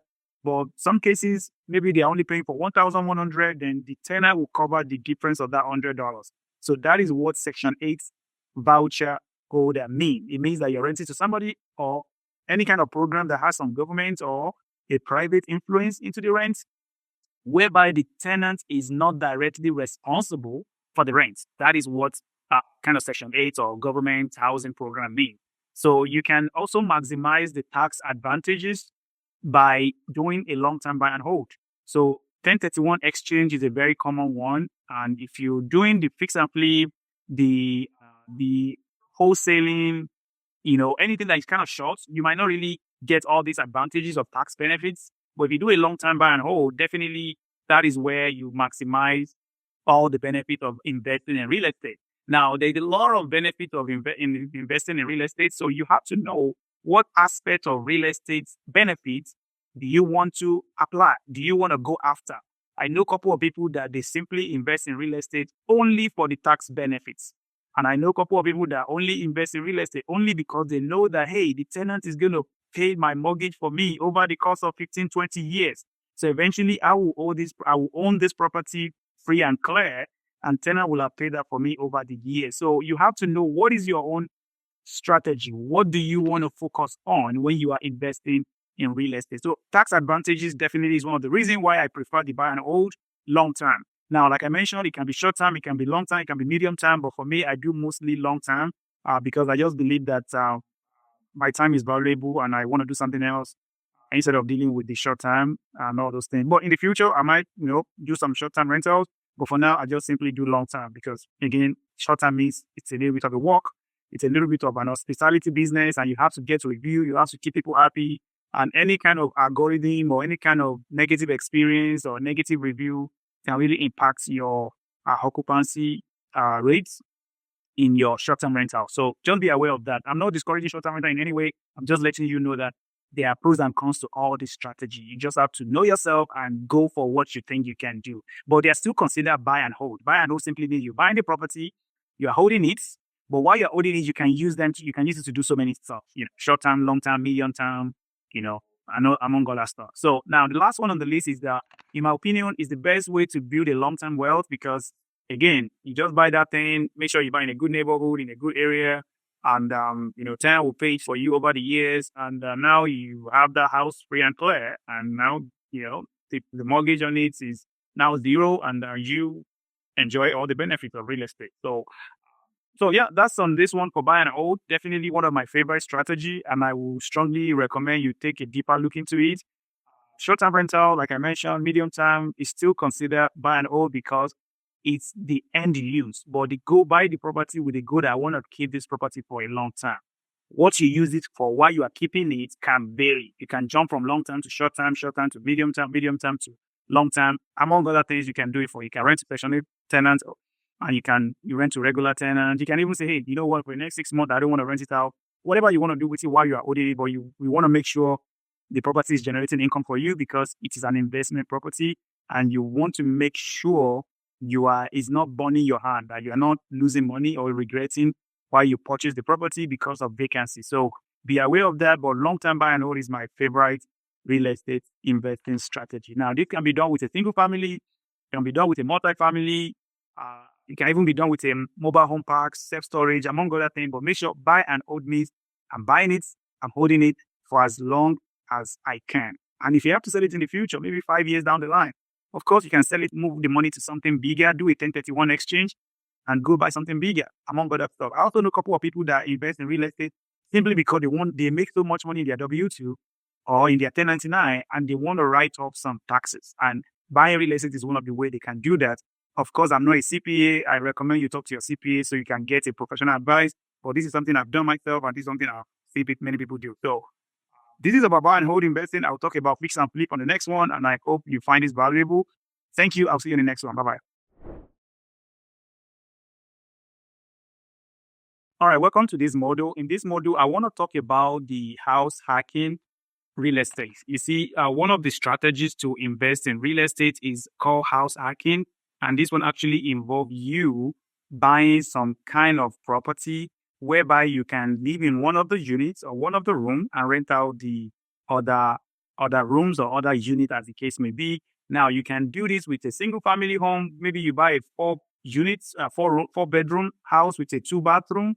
You live in one of the rooms, maybe the master bedroom, and you rent out the other 3 rooms to roommates, and they kind of pay your rent they pay you rent, and you use that rent to pay your mortgage, and you can live in that property for free. Of course, your privacy is going to be limited. You have to live with sometimes some stranger in the house, among other things. So most people don't really like to do with a single family home. But if you are single and you don't care about, hey, those, short-term inconvenience for the long-term benefit, it might be a way to start, especially if you don't have a lot of down payments to buy multifamily like this one.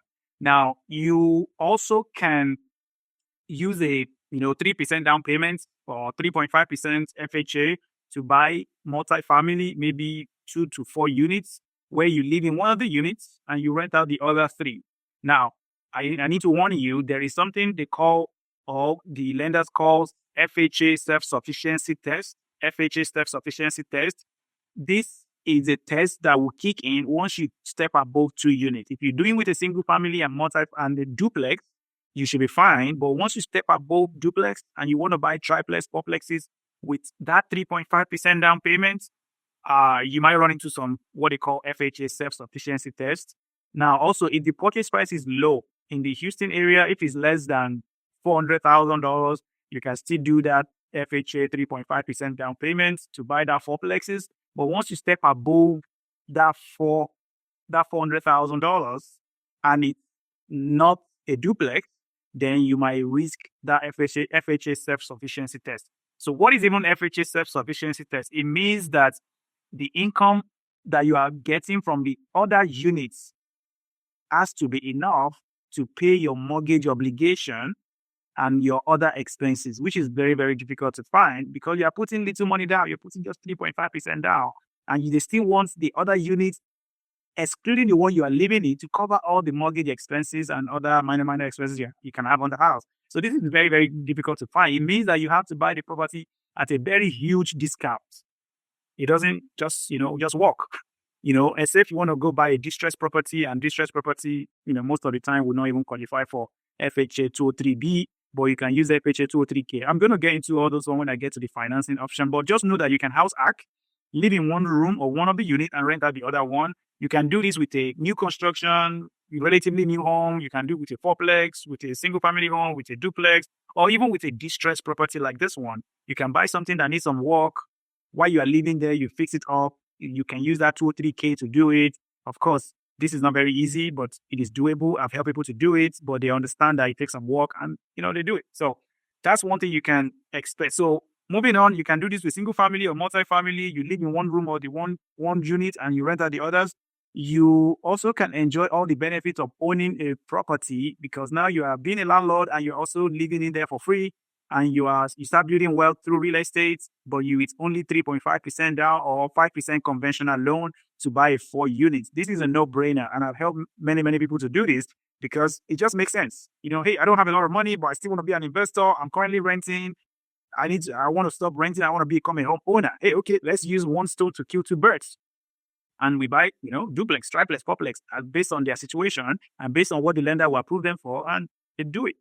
Some people have also done it with single family home. They buy something like this. They live in the master bedroom. They rent out the other rooms. But in my opinion or in my experience, this is a little bit inconvenience to do because I don't think I want to live with a stranger in the house or I want my privacy. Then, do it. I even tell them if you are just getting started and you are currently renting a home, the best way to even start your real estate investing is to buy your primary residence first. Don't talk about real estate investing when you are still a tenant, except you have a valid reason why you are still renting. Other than that, you should buy your primary residence first before you even talk about real estate investing. And you can move out of your primary residence after 1 or 2 years and go do it again. Now, the one you move out from, you rent it out as an investment property, as a rental property. You can use it for medium term, short term, long term rental, and you go put another 3.5% down to buy the next one. If you even do this over the course of 5 years, you're already a millionaire because you can buy houses that worth $300,000 every single year, every 2 years. You move out, turn them to rental, go to the next one. Of course, it comes with the inconvenience of moving all the time. But again, if it's something you're willing to do, it might be a way to go around that 25% down payment that is always required for an investment property. So I hope this will help you. This is house hacking. It's a very good strategy. I've helped people to do it. I strongly recommend it for people that don't have so much money to get started and they really want to use one stone to kill two birds. So that way you are learning about being a landlord. You are also investing in real estate and you are living in there for free and you are building equity on the property as over time. So it's a no-brainer. Again, I strongly recommend house hacking. If you want to really discuss that, absolutely talk to your realtor. If you're working with me, absolutely let me know. I will be able to get it going. Thank you, and I will see you on the next one. Bye-bye. I hope you're finding value in the video. As much as I have put it together for you, make sure to click on the link below in the video description. You will see all the resources I have for you. I do want to make sure you're able to implement everything you are learning from here, and I don't want you to get stuck. If you need my help, you can easily see my link to my calendar in the video description below. You can even join my private online community, or if you want to work with me one-on-one, you will see the invitation to complete a quick survey in the video description where you can work with me one-on-one, and I can be able to get you results a lot faster. Again, don't forget to click the link in the video description below and I will see you inside. Peace. All right, thank you for joining me again. This is module number 10. On this module, I will be talking about fixing and flipping houses, or you call it flipping houses or fix and flip. These are all the names they call the same thing. So now what is fix and flip? Fix and flip simply means Are you buying a property at about maybe 30 to 40% below the fair market value? And you go in there, you fix it up, and you bring it back to shape, and then you sell it. When you sell it for profit, it's called fix and flip. Now, if you don't sell it, you keep it as a rental. We call it a bar. That is, you buy, you renovate, you rent, you refinance, and you repeat. A bar, BRRRR. That is a bar. But if you sell it, it becomes a flip. Now, this comes with some level of risk, of course. Like I mentioned to you, anything that is creative, anything that you are going to be able to force some appreciation into it, it means there's some level of risk. Some of the risk could be that you bought something that is too distressed than your level of experience, and you can eventually lose money or lose a lot of time or lose some sleep on that deal because you buy it more than you can chew. Now, it can also be a job or a business if you run it properly and you put some system in place, you hire the right people, you can run it as a business. I know a couple of flippers that make a lot of money flipping houses, but they didn't just start like that. Of course, they, learn a lot of stuff. They made some mistakes. They lost some money. Eventually, they figure it out and they, systematize it, put people in charge of stuff, and now it's a profitable business for them. So now that is something you can definitely do, but just be aware and set up your expectation right from the beginning so you are not disappointed if your first flip took you 6 months, 1 year. I've even seen people do it for 2 years just to flip one house. So, I mean, like everything else at the beginning will be very challenging for you because you are learning what you don't know and you are trying to figure it out as you go. Of course, you partner with someone like me, I can help you cut through the chase and tell you what to avoid quickly. And you can flip your first house, maybe if you're very serious, within 3 months. Of course, depending on the level of distress of the property. And if it's something I think is just too much for you, based on what I know about you, I will tell you to avoid it and move on to something else. So definitely, it can be a job or it can be a business. And also, it's very challenging to actually find somebody that want to discount their house for you for up to 30 to 40% of the market value. So, for example, if the property worth, let's say, $100,000 to keep it simple, you want to buy it for $70,000 or less. That can be very challenging to find because, I mean, why would they just lose that money? But it is doable, of course, because these are property. Most of the time, they are very distressed. They need some love. They need some care, and the seller sometimes understand that. Some of them also not really open to reality. They want to still get more for their house. So depending on how much of negotiation and how patient you want to be with that seller, you definitely can get a property for 70% of the true market value or 30% below what they actually worth after fixing it. Now, the simple calculation is that if you want to buy a flip, now I'll go back to that very simple calculation of $100,000. It's very easy for anybody to understand. It doesn't mean you should be targeting property of $100,000. It's just simply telling you that, hey, let's keep it simple. So the property, when it's all fixed up, it worth $100,000, right? How much should you be buying it for? How much should you pay? Now, how much should you pay? There are two things you have to know before you can determine how much you should pay. Number one, you need to know what is the ARV, after repair value. After repair value. After repair value simply means when it's all fixed up, now it's looking good. How much is this property worth? What is the value after repair value?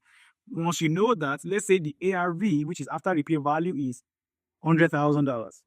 Now, the second thing you need to know is how much repair is needed. For you to know this, you need to grab a contractor and talk to them and take them to the property. They will look at the property, both the interior and the exterior and the foundation, and tell you, hey, based on this property, and this is what it's going to cost you to fix it up for it to actually worth that $100,000 that you are planning to sell it for. Now, your realtor will be the one giving you the ARV, which is the after repair value. Your contractor is the one that will give you the estimates for repair. With these two information, now you can go back home and work and calculate, or maybe even on your phone. Hey, if I'm going to fix it up for $10,000, and I know if it's all fixed up, it's going to worth $100,000. So how much do I need to pay?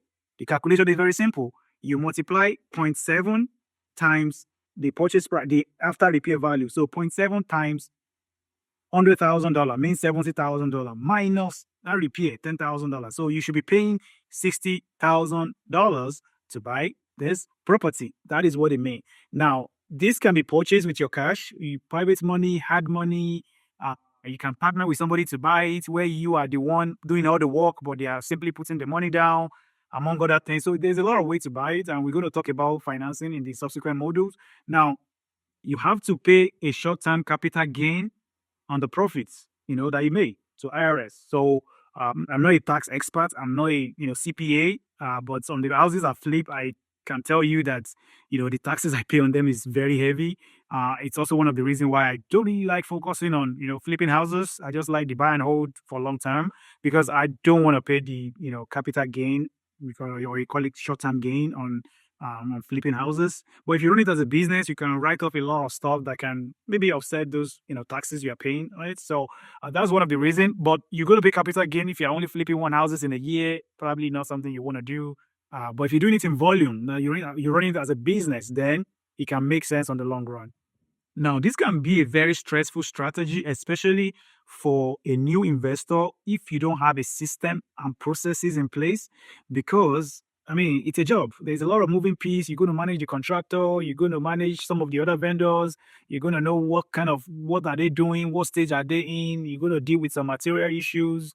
The first one is definitely a learning call for you because there's so many things you have to figure out, and you have to be open to dealing with disappointment because you will face disappointment from your contractor. It's always happen. Now, the big one is that you also can risk going above your budget. In the example I used, I said $10,000. Your budget can easily go 40%, 30%, 20% over your initial budget. That is, what? Now you go above budget. Also, you can go beyond the time limit you say you're going to take to rehab it, to renovate the house. Let's say you say it's going to take you only 2 months. It can take you 3 months, 6 months, depending on how you manage your contractor and depending on how distressed, how complicated the renovation is, and depending on the skills of your contractor. So if you don't check all this in very well, you can see yourself trying to flip one house for 6 months, for 1 year, simply because you just didn't do your homework very well. So again, that's why you're partnering with someone like me. I can recommend contractors to you. I can tell you what to do, and I can, most importantly, tell you to run away from that property. Sometimes you have to run away. It doesn't mean you are not taking action. It just simply means you have to wait to take the right action. And the last one is that you can potentially lose money flipping houses. I have, seen people lose money by flipping houses because they bought more than what they can chew. They don't have the right guidance, and eventually they lost money. So don't be that person. Now, I want to show you this quick example. This is actually my own project. So I purchased this for, this one is in Spring, Texas. I purchased it for, I think, $195. Yeah, right. See the price, $195, and I renovated it for $46,000 to $30.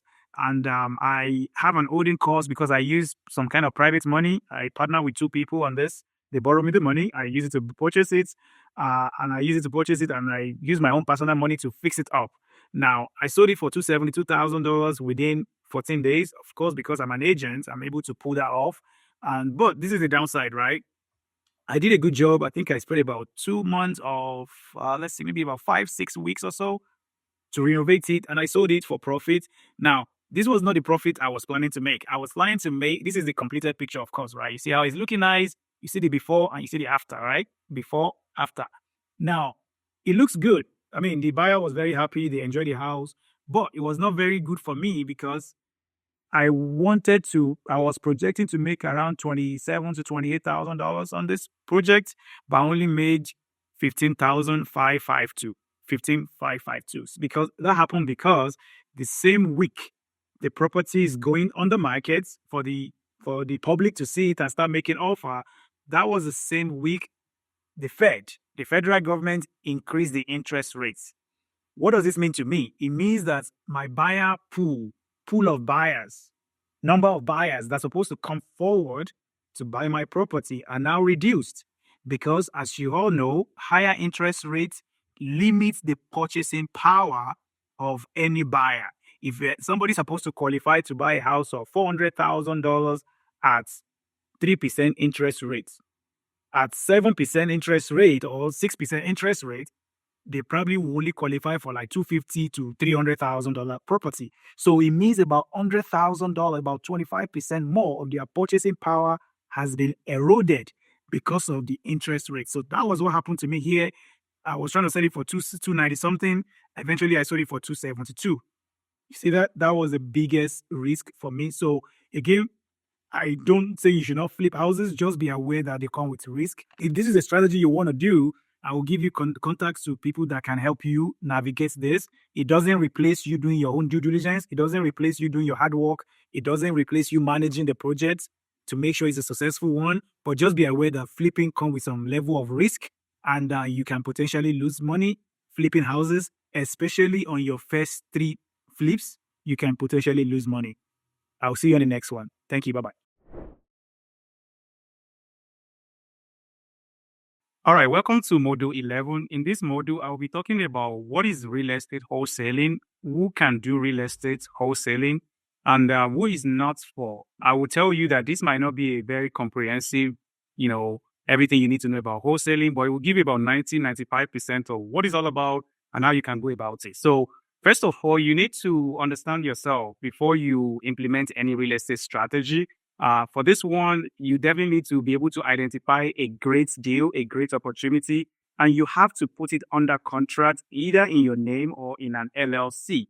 Then you will go around and look for what we call an end buyer. The end buyer is the one that will buy it from you. So pretty much instead of flipping houses, you are now flipping the contract. You are an entrepreneur. You are putting a house under contract with a seller, and you are turning around looking for a cash buyer or hand buyer. So I'll give you a quick example. So in this case, you have a seller that want to sell their house, and you're able to negotiate the price to $250,000.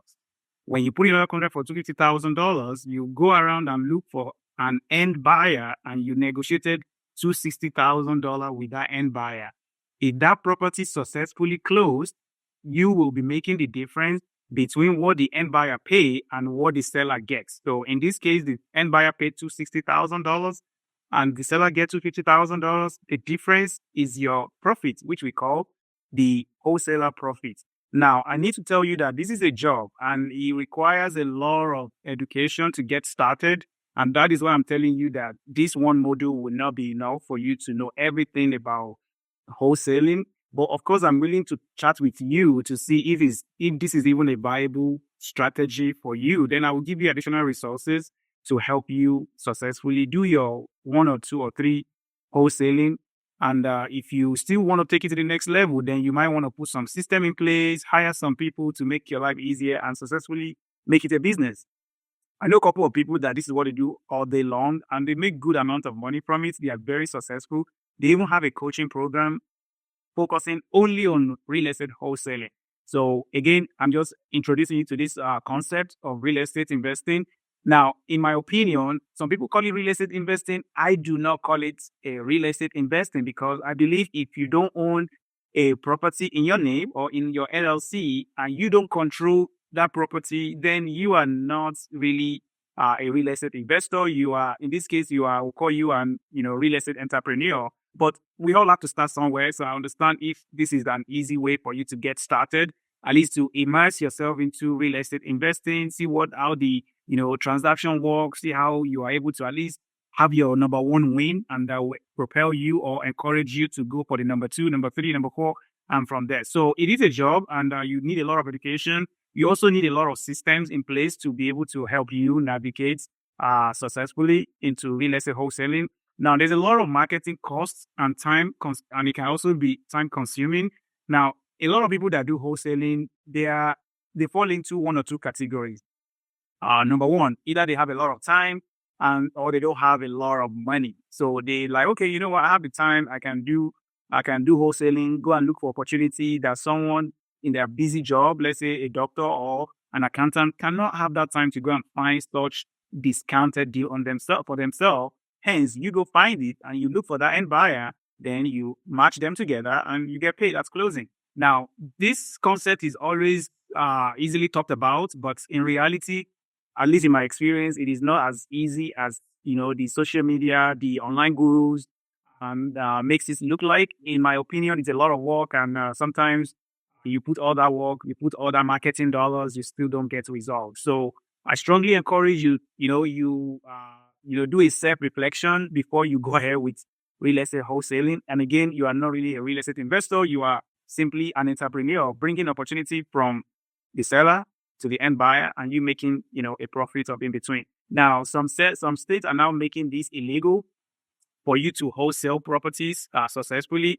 I know of Chicago, some part of Michigan, even in Texas recently, a law has been passed whereby you as a wholesaler have to disclose to both the seller and the end buyer your intention, what you're doing with the property, especially to the seller. You need to let them know that, hey, I am not going to close on this property. I'm simply an entrepreneur trying to match make you with an end buyer. And once the seller understands and they still want to continue, then you can successfully, put it under contract and get it to the next level. So that is what wholesaling is all about. I will drop a sample contract for you. Also, you could have some legal implication if you didn't do them correctly. I just mentioned that in Texas, you need to fully disclose that you are trying to wholesale the property, that you will not close on it. I've seen a lot of people get into trouble on this, so please make sure you disclose properly what you are intending to do. And if you're going to wholesale, I really, really recommend that you wholesale ethically, meaning that don't try to screw people over, don't screw up the seller, don't screw up the buyer. And the whole concept of wholesaling boils around you finding a great deal, a deal that is 40 to 50% the ARV, 40 to 50% below the market value once the property is fully fixed up. Don't forget that. If you can do that all day long, you will be a successful real estate wholesaler, not a real estate investor. So please put that in mind. Also, if you put anything under contract that doesn't meet at least 70% of the ARV, then you will really struggle to find a buyer that will buy from you anyway, because most of your buyers are either going to be a flipper or they're going to be a long-term buy and hold or short-term, real estate investor. So you have to understand that if you cannot find a good deal, then don't wholesale. And finding a good deal takes a lot of energy, takes a lot of effort, takes a lot of rejection. You have to face a lot of rejection from the seller. You have to face a lot of rejection from, realtors you're trying to work with. You're going to face a lot of rejection from your hand buyers that were telling you that, hey, this is not a good deal. You should have gotten it for this X amount. So I will tell you that it is not something to easily do, but if it's a route you want to take, absolutely do it. Now, the last one on this one is that it has to do with a lot of rejection from potential sellers. This is very, very so important, something you have to really put your mind on. If you are somebody that don't like facing rejection, you just want things to be very easy, then this is not a strategy for you. Now, even as a long-term buy and hold investor, as a fix and flipper, you can still implement some element of wholesaling into your strategy or how to find a deal. You can drive for dollars. You can start mailing out some, letters to potential sellers. You can do some, pay-per-click, online Google ads, Facebook ads, Craigslist, among other ways. You can do exactly what wholesalers are doing, but you know that you are not intending to leave that contract to somebody else, that you're going to be closing on it by yourself. So it is much easier when you close on the property by yourself. Now, there's another way whereby wholesalers will put the house under contract, they close on it by themselves, and eventually they double close. That is, they close on it in their name, and at the same time, they are closing it with the end buyer as well. I've seen some very big companies doing this. I will not mention their name, but that's what they do. They do double closing. Closing their name first or in their LLC name. At the same time, that same day, that same hour, the end buyer is also signing the closing document. So in a nutshell, they call themselves as a buyer, but in reality, you're still not the end buyer because they never own the property more than few hours, more than maybe 2-3 hours before the title transfer to the next buyer again. So that's something to be aware of. Now, should you do this? Absolutely, yes. If this is a route you want to go, do it all day long. Just be aware that it can cost you some money at the beginning or even ongoing. You're going to continue to spend money to market to those sellers before your phone can ring. Now, some people will also hire cold callers to help them cold call leads, buy a long list, among other places. And again, if it's something you want to take a deeper look into, I can give you more advanced strategy on how to do them. But I just want to make sure at least I introduce you to that concept. You know what it entails and you know that it is possible. Now, you can get your list from, batchlead.com. PropStream is a very popular one. List Source is another one. And you can, of course, hire those VAs from Philippines to help you start cold calling these sellers. And also you can get a bunch of, sample template or contract online. I would still recommend that you definitely talk to a real estate attorneys to make sure your contract protects you and there is no anything, because anybody can give you any template to fill out, but what if it's not the right template? So make sure you understand that. But this is wholesaling. A lot of people start from here if they don't have the money, but they have the time. But if you have the little bit of money and the time, I would say maybe you should start with fix and flip or buy and hold. Thank you, and I will see you in the next one. Bye-bye. All right, welcome to this models. In this model, I will be discussing how can you build your real estate investment team. Real estate is a team sport. You cannot do it alone. I did not do it alone. I am not doing it alone. I have team members I work with that makes my life easier, and I strongly recommend you don't even try to do it by yourself.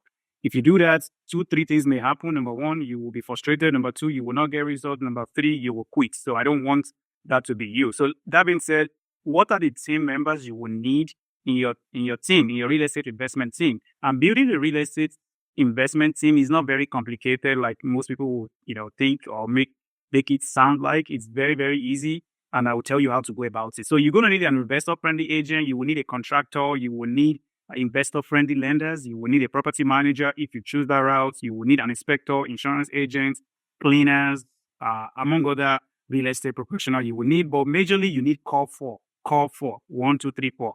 Number one is your investor-friendly agent. Number two is your lender. Number three is your contractor. Number four is your property manager. If you have those 4 people in your team, your life will be very, very easier, and you will get your number one deal done very, very fast. So let's start with an investor-friendly real estate agent. So not every real estate agent will be willing to work with you because real estate agent comes in different shades. There is an investor agent, there is a luxury agent, there is a first-time home buyer agent. There's agents that just specialize in only selling, only working with sellers, not buyers like you. And there are some agents that will tell you point blank, I don't work with investors, something like that. So you have to understand that, you might have to talk to 4, 5, 7 agents before you find the 1 or 2 that will really work for you. So investor-friendly agent is very, very important. And where can you find them? The easiest way is referral. Ask people that are already doing what you want to do in your local market, not somewhere else. Let's say you are in Dallas, Texas, and you have to ask for referral in your own local markets, not asking for referral from somebody in Detroit, Michigan. You get the idea. Biggerpockets.com is another way, another place you can find agents. They have an inventory of rockstar agents, and I'm proud to say I'm one of them. Pretty much you put the information of the kind of thing you're trying to do, and they will match make you with an agent in that local market that have the experience to help you pretty much. And because you find them on that place doesn't automatically mean you will still not do your own screening. I do recommend you jump on a Zoom call with them, talk to them, see if they can truly help you, and among other things. So you can go to real estate events, you can go to Zillow, you can go to realtor.com. You can find some agents on LinkedIn. You can also do some Google search, but the top 2 on this list will be the referral and biggerpockets.com. Those will be my top 2 recommendation of where you can find an investor-friendly agent. Now, I will take you to this slide. If you find that investor-friendly agent, this is something you should definitely be looking at from them. Now, because they are investor-friendly agents, right, they should be an on-fire agent. And on-fire agent is an acronym for on fire, meaning that they are on fire, they are hot, they know what they're doing. And I'll give you this. It's an acronym that means organize. O means organize. N means very well networked. They have to be able to give you all those your teammates that you need, or your team that will help make your investment journey easier. They have to be able to focus on you and keep you focused. And they have to be an investor themselves or investment savvy. Responsive is another one, because no matter how good they are as an investor agent, if they are not answering their call or their text message or their email, then whatever they possess, the knowledge and experience they possess, is useless to you because they can't help you. Now, experience is another one. They have to be very well experienced. Now, I will touch base on a few of this. And as you continue to interview real estate agents that want to work with you or that you want to work with, make sure you check them out. You screen them for this one. The biggest one I will touch is the F and I. They have to be focusing on you. A good investor agent should not be pursuing the same deal that you are trying to get. Even though they are an investor themselves, they should be able to separate being a real estate agent that is working with a client than from being a real estate investor themselves. They should be able to remove the hats. Like, hey, on this transaction, I'm working with this client as a real estate agent, not trying to drag the same deal with you. They have to keep you focused. This is very, very important. You see, a real estate agent that is very successful will not be afraid to keep it straight with you, will not be afraid to tell you when you are being unrealistic. And to be honest with you, you probably don't want to work with the top agent because they are already crushing it. and they probably don't care so much about you that you're just getting started. And they also maybe think that you're going to waste their time anyway. So you might not go for the top guys. Also, don't go for the bottom people as well. Look for somebody in the middle that they are not new, but they are also not super busy that they don't have your time. So they have to be able to keep you focused. Example of keeping you focused would be that you call them this week. Hey, John, I'm looking for a buy and hold in this market with this criteria. I want it to be a single family home within the price range of $250,000 to $300,000, relatively new, between 2010 built or newer.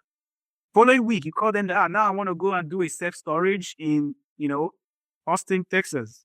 The next week, you call them, and now I want to do a mobile home park. They will not take you serious anymore because you will quickly lose your reputation that obviously you are new, you don't know what you're doing. So, and most of them, if they are very good, they will keep you back on track. Like, hey, Sally, that was not what you called me for at the beginning of our relationship. I want you to understand that as a good real estate agent that wants you to succeed, it is important for you to keep focused and just don't be bouncing around many strategies or many markets. They'll be able to tell you that, but if they're not shooting it straight with you, it might be a weak sign that they are not comfortable telling you the truth, or they are very afraid to lose you as a client. And like I said, the one that are very successful will not care about, losing you, because if you walk away today, many people will also come work with them because they are successful anyway. They don't really need you to pay their bills. I'm sorry, this might be sounding a little bit harsh, but as an investor agent myself, this is what I do every single day. And I try to keep it real with this new investors. So as you go into interview agent, be aware that as much as you are screening them, they're also screening you as well. So now back to the other teammates. So, before I go, you have to be responsive with those agents and you have to treat them right and you have to know what you want. And this is not just for real estate agents, for all the other real estate professionals that you're going to be working with. This is very important that you are responsive. When they send you something, you make sure you respond to them at least within 24 hours. You have to treat them right, treat them the way you want to be treated, because at the end of the day, they are human and they are all working to get paid. As the same way you are looking to build wealth through real estate, so as they are doing as well. We are just using different vehicle, right? Now, also, you have to know what you want. Don't bounce around multiple markets, multiple strategies, and 2, 3, 4, 5 months go by, you still didn't do anything. Most of the time, those agents would not even pick your call again, or the other professional as well. The number 2 teammate you really need is your contractor. If you're buying a fix and flip property and you are not going to be doing the work yourself, you 100% need a rock star contractor. You need an honest contractor. Now, a good real estate investor agent can connect you with other real estate professionals you will need. This is a free service. This is a free thing I just pass on to anybody that I'm working with, because I already have those people in my network. I've already worked with them. I've already have some good experience working with them. So it's very easy for me to just recommend. Of course, because I recommend doesn't replace you doing your own due diligence on those people I recommended, but you still have to, but you have to make sure, you have to know that I've done a lot of work. Maybe 95% of your questions has already been answered if those referrals are coming from me or from your real estate agent, as the case may be. Now, if you are talking about referral, if you are not in Texas, we cannot work together for any reason, you should still reach out to me, because I will be able to connect you with another real estate agent in the market where you want to invest in. So that is very important. Now, the number 2 is a contractor. You need a contractor. Referral is another way you can get them. You can ask me. You can ask any successful real estate investor. You can go to anywhere they are selling a construction material, like your Home Depot, like your Lowe's, all those places where they are selling building materials. You can definitely see all these guys with their van, like, hey, renovation, anything that said, so we fix houses, residential and commercial, all those kind of van that say those kind of stuff. You easily grab their number and call them. Or as you are even in Home Depot, maybe you go to Home Depot around 6 a.m., 6:30 a.m., 7 a.m., you will definitely see all these contractors that come in to, pick materials. And that's how you can talk to them. Hey, Jose, hey, Rodriguez, what's going on, my friend? Amigo, you talk to them, and before you know it, you can go visit the kind of job they're doing. And if you like them, give them a chance. Now, Facebook, Google, Yelp, biggerpockets.com, Thumbtrack is another place you can find contractors. Most of these people, they are putting themselves out there because they are very sure of what they do. Now, please make sure you check their review. Contractors are very difficult people to work with. As a matter of fact, that is the most difficult part of this business. If you're doing fixing and flipping and you don't have, people management skills, you will struggle to keep a contractor and you will lose money eventually. So make sure they have good review. Don't go with the cheapest one, but always get at least 3 estimates so you can compare and see who you want to go with. Also, I will focus on more responsiveness, and quality work over the dollar amount. If somebody is super cheap, it simply means they are not the best because they are afraid of charging what is really, really standard so they don't lose that customer. But it means that the quality will suffer. And who is the owner of the quality? You. You will suffer it because if you're doing a fix and flip or even a buy and hold, then people will start coming back to you for that problem that was not properly fixed. And you have to pay somebody else to go and fix it. Now, if you see all these dump stars going to job sites, you can definitely follow those dump stars, see where they are going, and talk to the superintendent or the supervisor on the job. Now, you can also drive, when you're driving around and you see a contractor van passing you by, again, they always have their number, the kind of services they provide. You can grab their number on their car sign and call them. You can visit local job site. I love this one, where when you go visit a local job site, you're going to see those guys that are really swinging the hammers, that are putting the nail on the wall, that are doing the roof. Those are the guys you really want to talk to, not sometimes the big boss that are just sitting in the office. You want to talk to the guys that are on the site. So that's how you find a contractor. It's very simple. It's not complicated, but as above all, the referral will be your best bet to get started. And maybe followed by, the Home Depot, going to see the guys that are already doing the job, and maybe the job site. Those are the top 3 from this list I would really recommend. Now, the next one is an investor-friendly lender. You see, you need a lender to fund your buy and hold or your fix and flip. If you do it buy and hold, most of the time you will do a long-term, financing, 30 years mortgage. If you're doing a short-term kind of project like a fix and flip, you will need to use hard money lender or some kind of other private money lender. I will get into that on the next module. Now, how do you find them? You can also find them from referral. Easy way. You can go to biggerpocket.com. You can go to Zillow, but to be honest, referral is always your best bet, because if somebody has had a good experience working with a lender, then that's the best place to start, right? So that being said, the next one is property manager. Now, property management, they also choose people they want to work with. If you are not a good person and you're coming to them with an unrealistic expectation, they may easily just decline you that, sorry, we are not taking on any new clients. That simply means they don't want to work with you. They are always taking clients. I can tell you that. But if you're coming to them with a negative energy, or they just don't like those kind of questions you're asking them, then they might just easily decline you. And I'll give you sample questions to ask property managers. It's going to be in the resources module. You can also see it at the end of this module. It should be there somewhere for you to download and see sample questions to ask property managers, so you are not asking them the question they don't like. So now, referral is another way to get hold of them. You can also do some Google search and see which property management company are really good. They will charge you between 8 to 10% of your gross monthly rents, but it's all negotiable. Some of them will have a flat fee. I have a dedicated module for property management, and I will talk more when I get there. Inspectors, insurance agents, cleaners, all these are the other real estate professionals you will need one way or the other. And again, your real estate agent, which is your number 1 team member, will definitely be able to provide you with those connections, those good people they have worked with, so that you can have a smooth working experience.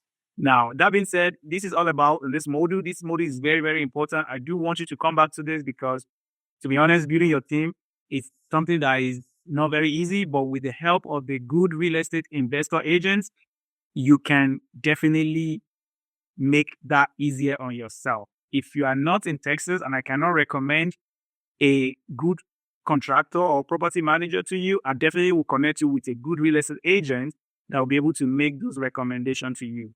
Don't forget, come back to this module, watch it over and over again, so that way you can, stop stressing yourself on how to build your real estate investment team. Thank you. I'll see you in the next module. Bye-bye. I hope you find value in this video. So make sure to click on the link below to see all my resources I have for you. And make sure to join the private online community where I can even further support you. And if you want to work with me one-on-one, you will see the invitation to apply to join my private one-on-one real estate coaching program. That is when I can fully support you. That's where I can understand your situation. And that's where I can get you results faster. So again, make sure to click on the link below and see all the stuff I have for you there. And I will see you inside. Peace. All right, welcome to module number 13. On this module, I will be showing you how to find that deal. How do you find your ideal property? So you see, everything we'll be discussing still, starts with you finding that ideal property that will work for your strategy. Now, there are so many ways you can find that deal based on what you're looking for. And this is why it is extremely, extremely important to narrow down and define exactly what you're looking for, especially for your first deal. If you don't know what you're looking for, when you find it, you will not know you have found what you're looking for. So please make sure you define your buy box, you define your buying criteria, and try to stick to that for at least 1 year. So that being said, where can you find your ideal property? Number one place is always to work with an investor-friendly real estate agent. This is what they do all day long. They sell investment properties, right? So if they sell investment property, they can easily find you one. Provided you are realistic and you are a good person to work with, they should definitely be able to help you. Number two is wholesalers. You can work with wholesalers, like I've mentioned in previous module. Wholesalers simply find opportunity, a good deal, 40%, 50% below market value, and they bring it to someone like you that are busy, that cannot find the deal yourself, and they make a cut from that deal. So that's how they get compensated. Now you can also get deal from your sphere of influence, people that know you, like you, and trust you. And also referrals, people that know you, that, hey, John is into real estate. He's always looking to buy real estate. When they hear somebody that is in maybe a little bit of a distress situation and they need to sell their property ASAP, or they don't want to work with a real estate agent to put it on the market, then you want to make sure you are the person they remember. I've even seen people, giving some kind of referral fee for bringing them deals. So you can be someone they are bringing the deal to, or you can be the person that is bringing the deal to somebody else, depending on your on the phases of your journey, how much capital you have to take down a deal by yourself. Now, you can also find a deal by networking, going to events, looking online and see, what kind of events is giving out deals to people. Of course, they have to know you, like you, and trust you before they can bring any deal to you, because everybody wants somebody that can close on that deal, either a real estate agent or not. Everybody care about who can close. It's not only real estate agent that care about a deal closing. Anybody that have interest in that property want it closed, and they will only bring it to you if they know that you are a good person. Even when you are new, just be a good person. That will check a lot of their boxes, and they will bring that deal to you. Now, of course, there's a lot of websites where you can find investment properties. Your local MLS is the big one. So in Houston here, we have what we call HAR.com, which is Houston Association of Realtors. This is where anybody and everybody that are selling their property through a real estate agent in the Houston area and surrounding cities, it will be added to MLS, which is the local MLS here in Houston, HAR.com, and you will easily be able to see that property. That is why it's important for you to define what you're looking for and make sure you set up some kind of search alerts that sent to your email immediately such property become available. You can be the first to see those property and quickly analyze it and decide if you're going to make an offer or not. Now, real estate events, if you go to some local meetups, you will meet some people that their job is just to find a deal for investors. Mostly they are called wholesalers. You can network with them, have them add you to their database of serious investors. And when they find a deal, they blast it to you. And if you like it, you pursue. If you don't like it, you move on to the next one. Zillow is another one that you should definitely set up some alerts in. But to be honest, if you're working with a real estate agent, they will understand your criteria and set you up for such properties, so you don't have to go to multiple websites. As soon as they hit the market, you will be notified based on what you're looking for. Now, if you say your maximum is $250,000 in this particular zip code, you will not see something else that is above $250,000 in another zip code. Even if it's above $250,000 in that same zip code, you will not see it because that is not within your criteria. So be aware of that. Realtor.com, Redfin, again, these are all online stuff, but if you're working with a local real estate agent, they'll be able to be pulling the property from MLS and be, sending it to your email. Now, all these other websites are still picking it up from your local MLS, So if you're in Dallas has they have a different local MLS. If you're in Houston, they have a local one. If you're in New York, there's a different MLS. If you're in Atlanta, there's a different MLS. So they're all, but Realtor.com, Zillow, Redfin, they are all pulling from those local MLS and they are just syndicating it to their platform or to their website. So be aware of that. Before I go, working with a wholesaler is very important, but you have to understand that some wholesalers are very unethical. They want to inflate the ARV, which is the after repair value, so that way you can pay them more money to get a property. But this is why it is very important for you to know your numbers and don't overpay for the property. That comes with a lot of experience. In my professional opinion, I do not recommend you work with a wholesaler for your first purchase. After your first one, yes, you cannot work with a wholesaler, but for your first one, get that protection from a real estate agent that know what they're doing, so you can avoid costly mistakes and somebody taking advantage of you that because you are new. So that is my quick recommendation on that before I move on.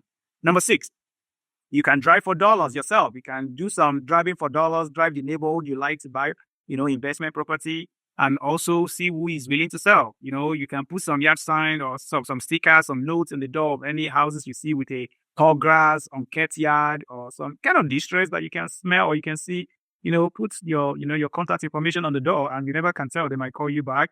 Now, you can also do some online ad like pay-per-click, hey, we buy houses and all those stuff that wholesalers usually do that as well. If you have the time and the resources and of course the capital to do that, I would say do that as well. But being creative in your deal finding come with some level of experience. So most of the time, I don't see new investors going around doing all this creative way. They always work with an investor-friendly real estate agent. That's where they always start from. That might be you as well. But hey, if you know that, hey, I want to get a better deal, I want to be able to see a deal that nobody has seen, of course, you can be creative and go through all these other strategies. Number 6, biggerpockets.com. They have an agent finder, directory whereby you put what you're looking for and they match you with a local real estate agent. And I am actually one of them in my own local market, which is Houston, Texas. PropStream is another popular one. You see a lot of wholesalers or anybody looking to find a deal off market. They use PropStream. I think it's about $99 per month. You pay them, they give you the leads, you start marketing to those leads, you start cold calling them, among other things. Deal Machine offers similar services to PropStream. Mashvisor is very used in the short-term rental space, similar to Airdna.co. You can also use that one. So, but these are where you can find a deal. Now, where should you start from? If you're going to listen to me, I would say start with the investor-friendly real estate agent. Be honest with them, be responsive with them, and know what you want. You will get results faster, narrowing it down to working with an investor-friendly real estate agent. After you've seen what that agent can do for you, then you might start exploring the option with the wholesalers. But if you don't want to do that, you can definitely explore these other options. But it means that you will be spreading yourself too thin, and eventually, if you don't have the guidance of a real estate agent, you stand a chance of overpaying for that property or making some costly mistakes that will have been easily avoided if you work with a real estate agent. Now, all these other creative ways, you have to be able to negotiate the deal by yourself. You have to be able to understand the contracts. You have to be able to get it closed without the help of an agent. But again, if you work with an agent, that's what they do for a living. They know the contracts. They understand negotiation, among other things. So where to start from? My recommendation would be my number 1, look for a very, very good investor-friendly real estate agent and work with them. Now, working with an investor-friendly agent, if they are very successful, they will not be so afraid to lose you as a client. And that way, they will make you to sign some kind of buyer representation agreement. This is what protects their time, because at the end of the day, they are working and they have to get paid. They don't like investors shopping around several agents. They want somebody that is committed to them, somebody that understands that they are working and they need to get paid, somebody that has a win-win mentality, not somebody that just cares about themselves and doesn't care about the agent. So if you are that person, trust me, a good investor-friendly agent will find you a deal and you'll be happy. And that can be your start to real estate investing. And after you get that, if you think, I don't want to work with any agent on my next one, absolutely, then start exploring all these creative options and do it by yourself. But even at that, you still need to be very good at negotiation. You need to be good at contracts and how to navigate escrow and all those other stuff. So that being said, this is how you find a good deal, or this is how you can actually find a deal that works for you. Now, what is a good deal is very subjective, and I will definitely tell you more once I get to deal analysis. We're going to analyze a deal and buy an old deal and a fix and flip deal, maybe a little bit of, wholesaling, because those are the 3 strategies I'm really trying to, keep you focused on here. Thank you so much, and I will see you on the next one. Bye-bye. All right, congratulations to yourself again. You are making a lot of progress.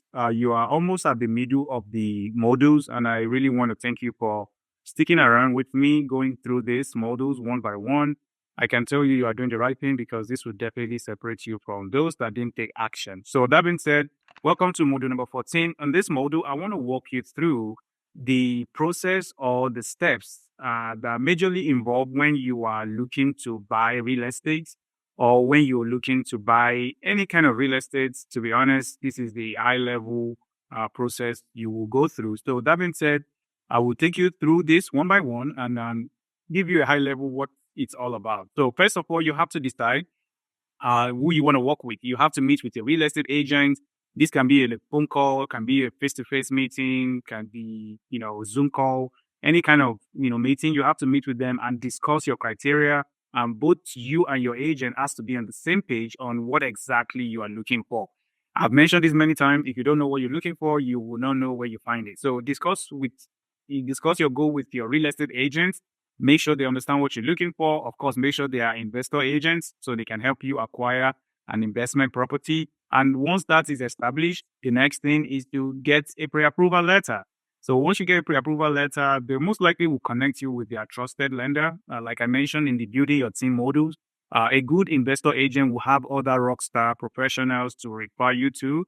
And it's now left for you to still do your own due diligence on those referral and decide if these are people you actually want to work with or you don't like any of them. And trust me, if they refer somebody that you don't like to you, you are not obligated to work with that person. So feel free to shop around for yourself, get referral from any other sources that you trust, and just make sure this is somebody you want to work with on the long run.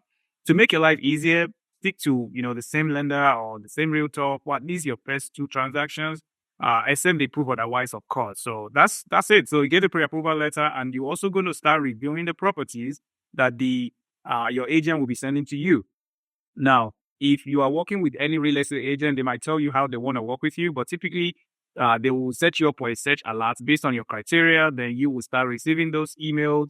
And based on what you're receiving, you will start, narrowing down what you like, what you don't like. And this is why it's very important to define what you're looking for, because you don't want to be reviewing 40, 50, 100 properties. You want to narrow down to the best of your ability, so you're not wasting time to see property that doesn't even check your boxes. After that, you will definitely jump on the phone with them and tell them, hey, John, hey, Sally, hey, James, I like this property. And they will be willing to discuss it with you and tell you how to navigate it, what kind of offer you should make. And, is this even a property that fits into your criteria, your goals, based on what you've discussed at the beginning? If it's not, a good agent will actually tell you to move on to something else. Instead of trying to convince you to buy it, they will advise you otherwise to move on to something else, because, hey, you discuss your goal with them, and this is not fitting to your goal. Except you're changing your goal. And if you change your goal or you change your strategy too often, then those agents will see you that you are not consistent, you are not sure what you want, and they may even see you as a time waster. So be careful with that. So number 3 is you email them or you text them or you call them the property address, and you guys jump on the phone to discuss it. If everything looks good, then your investor agent will send you the sales and rental comparable. Sales and rental comparable is pretty much what are similar houses, in the similar conditions, have sold for within 0.5 mile or maybe 1 mile of that address. That's pretty much it. Similar bedroom, similar bathroom, similar square foot. They will do the same thing for both sales, and same thing for rental if you're going to be renting it. If it's a flip, they will be giving you 2 kind of comparable. They will give you the as is comparable, and they will give you the after repair comparable. That is as is, meaning that the current situation, current status, current condition, how much are similar houses in this condition selling for in this area. Now, this can be sometimes difficult to find because you might not see so many distressed properties or property in that terrible shape around that one. So, but this is where the experience of that real estate agent comes into play. Be able to adjust and make some adjustments and some recommendation and some, experience judgments pretty much. So that's probably what they are to do there for you if it's a flip. But the after repair value should be very easy because you can easily see, oh, my house looks similar to this one. If I can renovate it to this standard, then I can be rest assured that I will be able to get this kind of number as well. So that's something you should be paying attention to. Now, if that looks good, they give you the sales count and the rental count, and you like it, and your real estate agent as well like it, the next thing is to make an offer. This is very important. So you make an offer, and once you make an offer, trust me, your offer will not be accepted immediately. As a matter of fact, you might need to make a couple of offers before you actually get something under contract. Under contract means the seller has accepted your offer. Now you're in contract. So you have to make offer. If you don't make offer, there is no way you can actually close on something. It's like you don't play, there's no way you can win. So you have to play first before you can even stand a chance to win. So you make an offer, and during this process, there's a lot of back and forth with both your real estate agent and the seller agent, because there is a two-part to every transaction, right? There is a buyer agent, there is a seller agent, and they're going to be discussing, oh, hey, well, we don't like your offer. If you can change this, we're going to take it. Oh, we don't like that. Change this. There was a lot of back and forth in this. So that's what we call negotiation. Eventually, if everything works out for both parties, the seller will sign it. And once the seller signs it, congratulations, you are now in step 6. You are now under contract. When you're now under contract, there's a lot of things that goes on here. First of all, the escrow company will start doing their job. The title company here, we call it in Texas, we call it title company. The title company will open a title for that property and be able to do what we call a title search. You do a title search to make sure the property is clean. There is no any lien on it. There is no any claim or any kind of lien, like lien, L-I-E-N. If there's any kind of thing on it, they have to make sure they clear the lien before you can actually close on that property. Now, once everything is clear and the title company is comfortable moving forward and insuring the property for you, then they will give you what we call a title commitment. A title commitment meaning that, hey, we look at this property, we've looked at the history from the beginning till today, to the current owner, from the first owner to the current owner. We are comfortable that we're going to be insuring this property for you. That's when they will give you a title commitment. That is, we are committing to you. Now, while you are also in escrow, many things will happen. This is pretty much where the deal either go to closing or not. So here you will be doing home inspection, where your inspector will going to come there and check the property to make sure you are buying what you're actually thinking of buying. If it's a distressed property, of course, you already know it's distressed. You already know a lot of things need to be done. You should not be surprised with that. But even at that, I will still do home inspection, because I've lost money before because I tried to bypass the home inspection. That was a terrible mistake. So don't make that mistake. So I do home inspection. If you are borrowing money from a lender, the lender will also be doing an appraisal. An appraiser is to tell you the current value of the home. So appraiser protects you as a borrower, so that way you're not paying too much for the house.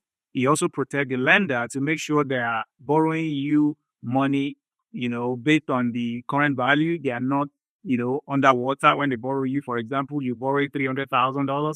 They want to make sure the house at least worth $300,000. If it's a buy and hold, if it's a rent ready, like turnkey, new construction, you want to make sure at least it worth that. But if it's a distressed property that you're going to be renovating, you want to make sure your ARV is, first of all, reasonable, and second of all, that they believe that house can actually, worth that amount once it's all fixed up. So that's what happened in escrow. There's going to be a lot of back and forth between yourself, the lender, and the title company here. This is where your agent has to prove their worth. They have to be on top of things. They have to keep you informed. And you also have to be responsive here. You need to provide the document they ask for. You need to give them what they need. You have to make sure that you are playing your part so this can go through. Now, while you are there, we can move to, number 7. Stage 7 here is the final details, where your lender can ask you to verify one or two things, ask you for some extra documents. You also going to do a final walkthrough here to make sure the house still remains as you put it under contract. Nothing has changed. Among other things that will be happening here. And once everything looks good, then they will also schedule a closing date on this number 7. This is where they give you, hey, everything is good. We are ready to close. This is what day are you available to sign the document? And you're going to choose that date based on your availability. Now, you don't have to go to the title company. They can actually send a mobile notary person to your house, to a Starbucks, to a coffee shop, to, any kind of place you want them to meet. It can also be at your job if you want your employer to know you're buying a house or you're buying an investment property. So you can sign anywhere. You do not have to be at the title company, because I've seen people buying properties out of state, which, most of them are my clients.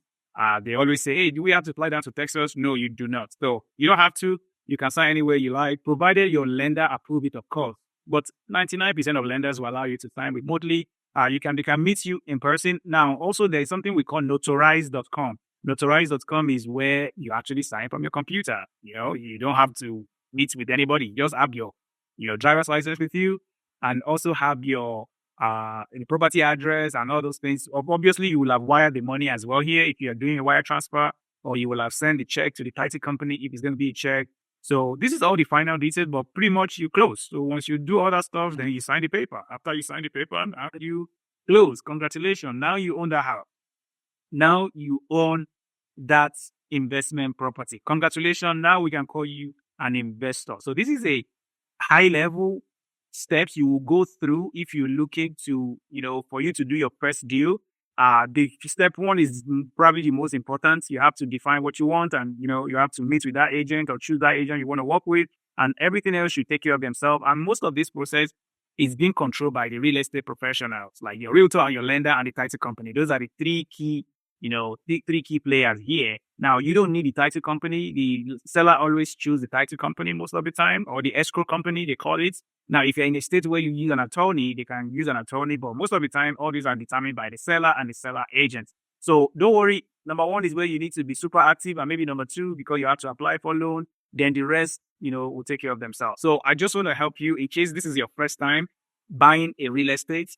You don't know what does the process even entail. I just gave you a roadmap to close on your first or your next investment property, either a fix and flip, either a buy and hold, short-term rental. They all go through the same process to make sure that you are being protected and there is nothing falling through the cracks. Thank you, and I'll see you in the next one. Bye-bye. All right, welcome to module number 15. In this module, I will walk you through how you can analyze a rental property. How do you know it's a deal? That is a question you can only answer by analyzing the property. And after you analyze it, you're going to match the analysis with your own set criteria, your buy box, your investment criteria buy box. So I'll walk you through how you can typically do this. I will be taking you through how to use the Bigger Pockets rental calculator.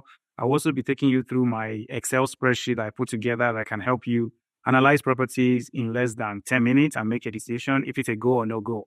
Now, you can definitely use dealcheck.io as well. And you can also build your own Excel spreadsheet if you're somebody that is Excel wizard and you like to, understand the whole formulas and what happened behind the scene.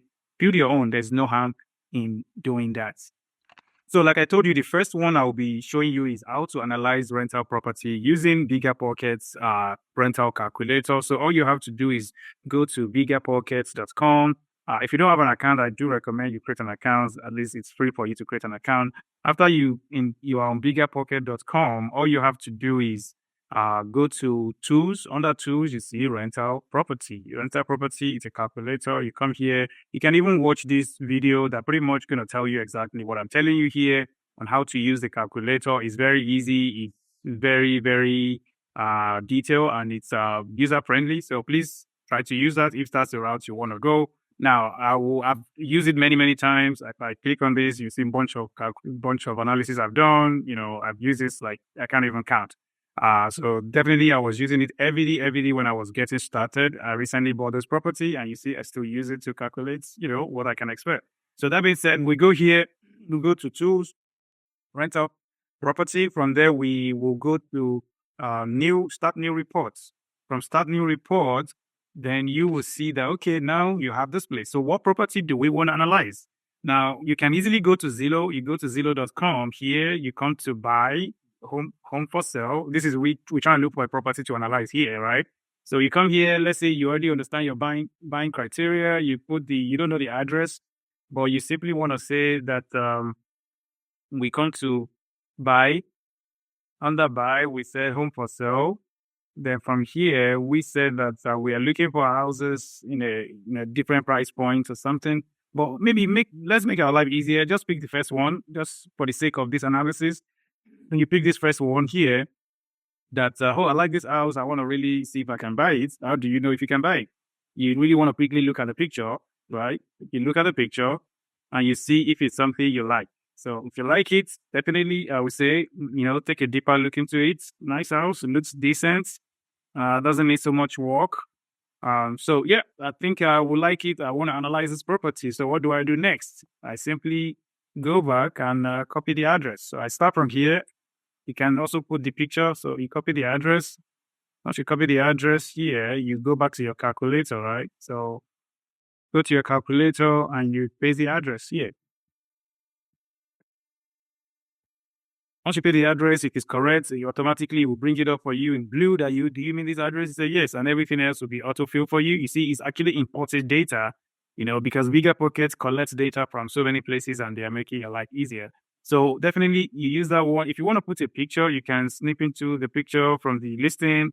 You want to make it look nice, you save it and you upload the picture here. Definitely something you can do, but I would say that's for you to mess around with it. Now, what is the purchase price? So purchase price simply means how much are they asking for? They are asking for what? $291,000. It's a 5-bedroom, 3-bathroom, 2,670 square foot. So we are trying to determine, is this a deal or not a deal? That's what we're trying to do, right? So they're asking for $291,000. We put that amount there. When we do that, the next thing we want to do is to, closing costs. Closing costs will typically be between 1% to 2%. So I'll use the upper range. I'll say 2%. So 2% of 291 would be around what? 4,000 something. Maybe let's write to $300,000 times 2. If I have to let me use my calculator here. All right, so this is giving me 5,820. 5820. That's what goes in there. The next one I will be rehabbing this property. No, you are not. If you want to see the breakdown of the closing costs, you can click on this blue link. Anything you don't really understand, they have this blue help for you to clearly see what it means, but most of the time you don't need it. Now, moving on is to the loan. What kind of loan you're going to be using? Typically, investment property are purchased with 25% down. If you want to do 20%, that's possible as well, provided you and your lender discuss that. Now, if it's going to be a cash purchase, simply check on cash, but most people probably going to be financing one way or the other. So interest rate, whatever your interest rate is with your lender, let's say in this case, 7.5. So point, are they going to be charging you any points? Most of the time we'll put 0 here. Loan term is typically 30 years. You put 30 years here. Next to income. Now, income means how much it's going to rent for. Gross monthly income means what are you going to be renting the property for? Or is there any other kind of income you're charging the tenant? Let's say you are collecting HOA fee from there. You're charging them trash fee, water, all those things. You put that here. But gross income typically is what the property will rent for. Now, Bigger Pocket have this rental estimate where they just kind of give you what they think is going to rent for. But to be honest, the confidence level said low, so I will not trust that. First of all, I will tell you how to get the rental, how much it's going to rent for. You might want to start with Zillow itself. Go to Zillow and see what Zillow said is going to rent for by simply scrolling down the property. I think towards the end, you will always see what they said is going to rent for. And I will tell you the best way to get it accurate because these are still not going to be accurate. You can see more features here and other things. So you get the idea. You can mess with all those things. Now, before you waste your time doing this, make sure this is a property you really, really want to pursue. If you don't like it, you think you don't like the neighborhood, you don't like the look of the property, save yourself the headaches, move on to something else. So that's what I will tell you. Now, if assuming that you already like this property, you want to continue, then we want to see what is it going to rent for. So coming down here now, you said they gave you the market estimates for 289. They said between this 275 to 304 is what they think it should be selling for, or what they think it is worth. Now, what I'm looking for is I want to see what did they say is going to rent for. It's giving us tax history as well, which I'm going to get to that one. So now monthly cost is this, which is it's not going to be accurate, but at least it's giving you an idea of what is possible. So rental value, this is what I'm looking for. Rental value, you see, this one said 2414. 2414. This is definitely more accurate compared to what Bigger Pocket said is going to rent for 1822. So I would say 2414 is the amount I'm comfortable with. As a matter of fact, it's because I'm a local, expert here. I know this is going to rent for 2,500 easily. So we continue 2,500. And even if you see the confidence level of Bigger Pocket said is low, so they're not sure about that number because they don't have enough data to support it. So expenses, we'll move on to the next thing. Now, property taxes, they say 6,996. How did they get these taxes? I think it pulled based on the data, based on the property address and the amount of data Bigger Pocket has, it auto-populate that for you. Or if you're not sure if that's accurate, you can definitely go back here. You see how well we're looking on Zillow here, right? We saw the tax history. So actually, you will come here, and if you know the property tax rates, every community or every subdivision usually have a tax rate. So if you know the tax rate, you can say, based on the tax rate, you can calculate it by yourself. But if you don't know it, just use whatever you can get, and eventually you will double check all those numbers with your realtor. So if I can't find it here, which I believe I should be able to, let's see, tax history here. I should be able to find it here. Let's see, what is the monthly? If I give it a monthly, yeah, okay, look at this, 4,000. This is the annual taxes, 5,170 something, 2022. Okay, so let's see. June. All right, let's see. Property taxes, it's 422 a month. Definitely, this is what they're doing here. They are multiplying the sales price with the tax rate. This 1.74 is the tax rate. But in this place, I know it's probably 1.7 is probably going to be too low. I will be conservative. I'll say 2.5. You can find this in the county record. If you copy the property address and look it up on H card, which is the county record, you can easily see what it's going to be. So in this case now, I have 5,000 something. I probably think this is around 5 to 2.8. Might be the tax rate for that place. It's a little bit high. So let's say 2.6. So I think 2.60 might be a more accurate property taxes, or maybe let's say 2.5. So I'm just trying to save you a lot of headaches here. But I would say maybe 2.0, let's say 2.1. Yeah, 2.1, we're just going to take 2.1 or 2.3. If you want to, you can say 2.3. Now, there is a better way to see this, of course. Every listing will have the property taxes. So 2.3 is the tax rate. You can multiply that by the purchase price, and it will give you what your tax is going to be yearly per annum. So when you do that, you go back here and you say 2 point what? 2 point, I'll just use whatever Bigger Pocket give me. Eventually, we'll double check that once we are about to submit an offer. So insurance right now is really going crazy. I would say it's about, averagely, I'll probably budget around $140 per month. You can change this to monthly. So I'll say monthly, $140. So now repairs and maintenance. Here, if it's anything that is 10 years or newer, I just put, 2%. Anything that is 10 years or older, I put, 5%, because I know it's older property. I might have to deal with one or two issues very soon. Vacancy typically would do 7%, especially if you're buying a newer house or a relatively new house that is from year 2020, let's say year 2005, your date, you can expect vacancy to be very low because people are going to stay there longer because the house is nice. Now, capital expenditure, I'll just put, again, same thing for my repair maintenance, because it's relatively new. So maintenance management fee is, if you're going to be hiring a property manager, you put 8% here. Electricity, gas, water, sewer, those are typically paid by tenants. HOA fee, I think I saw it as $45. Garbage is also always paid by the tenant as well. Yeah, that's it. Then you see your results. That's it. Finish analysis. So when you finish analysis, you see this very nice report showing you what it looks like. So in this case, it's showing us that we're actually negative $370.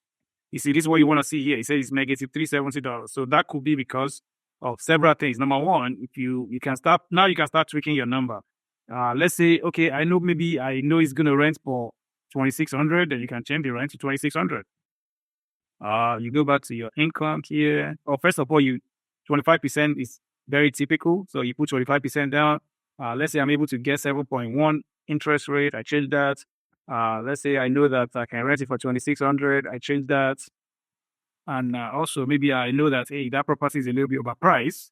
Based on the discussion with your real estate agent, maybe you can get it for around $281, $10,000 less. Yeah, and that's it. Now you can do expenses again. Property taxes, we already figured that one out. Let's say I know that the house is really new. There's really nothing to be repaired every month. I can change it to 1%. Maybe CapEx, the house is also relatively low, 1%. Management fee, if I'm going to be self-managing myself, I can do that one. And, that's it. Then you see the result again. Based on that, you see your new numbers. So if you are not comfortable with this number after you've made those adjustments, now it's $181. So in this case, this might be a deal to pursue. But if you think that 181 is too small for you based on your criteria, then you might want to move on to something else. So this is how you analyze rental property using Bigger Pockets calculator. Of course, you can share this. You can enable editing and share it with me or share it with anybody you like. You can share the link, copy the link here, and you can also even add your logo if you have a company or have an LLC. You can add it, or if you want to download the PDF as well, you can download it and share this with your lender, your partner, your wife, your coworkers, anybody that you're probably trying to bring on board to invest with you, you can definitely share this report with them. So this is how you analyze rental property using Bigger Pockets rental calculator. You see, I didn't put a picture. If I put a picture, you will have sent a picture of the property somewhere here.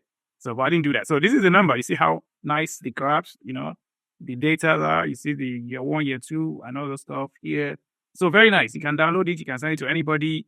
But if you want to share with me, I prefer to have the link so I can help you double check your number. So that being said, I hope you find value in this one. On the next part, I will show you how to use my Excel spreadsheet to do it.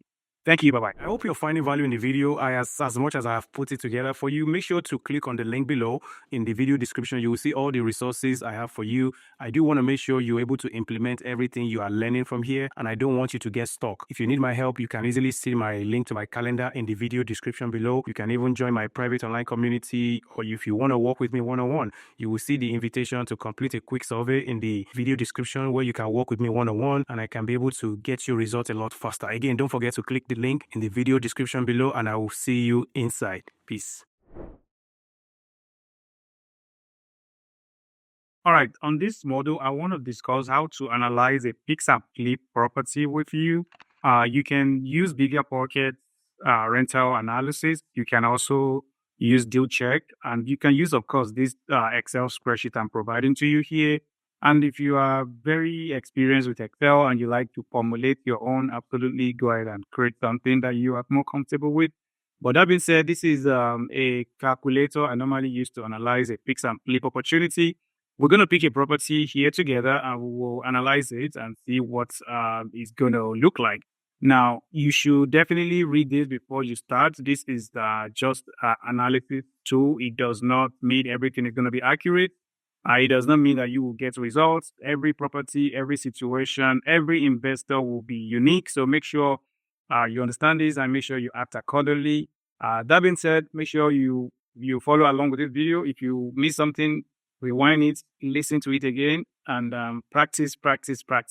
So that being said, let's pick a property. We're just going to, teachers, hypothetically pick a property. We're going to call it, let's say 123, Forest, with a Forest Drive. Forest Drive, you put the address there. The next line is the project month. How long is it going to take? Typically, I normally like to estimate 5 months. No matter how quick I know I can finish the project, I like to do it for 5 months, or let's say 6 months. So to be more conservative, say 6 months. Now, if you know you can get in, get out quickly, then you can adjust your number accordingly. But conservatively, I would say don't estimate to finish any project for less than 3 months. So in this case, I will assume this project should take about 3 months. So we just want to double the time that it would take. So we say 6 months. Now, next line is the after repair value. After repair value means once you fully fix that property up, how much is it going to worth? What is the value? So in this case, let's say after repair value will be $350,000. So here, $350,000 is the after repair value. Now we move on. How much are we paying for the property? Let's say we're going to be paying $225,000 for the property. So 225. Now we pay 225, right? 225. You see how the numbers are beginning to populate. Now, moving on. What is the renovation cost? Let's say you took your contractor there. Now they give you an estimate to fix that property. After you got 3 quotes, of course, 3 different quotes.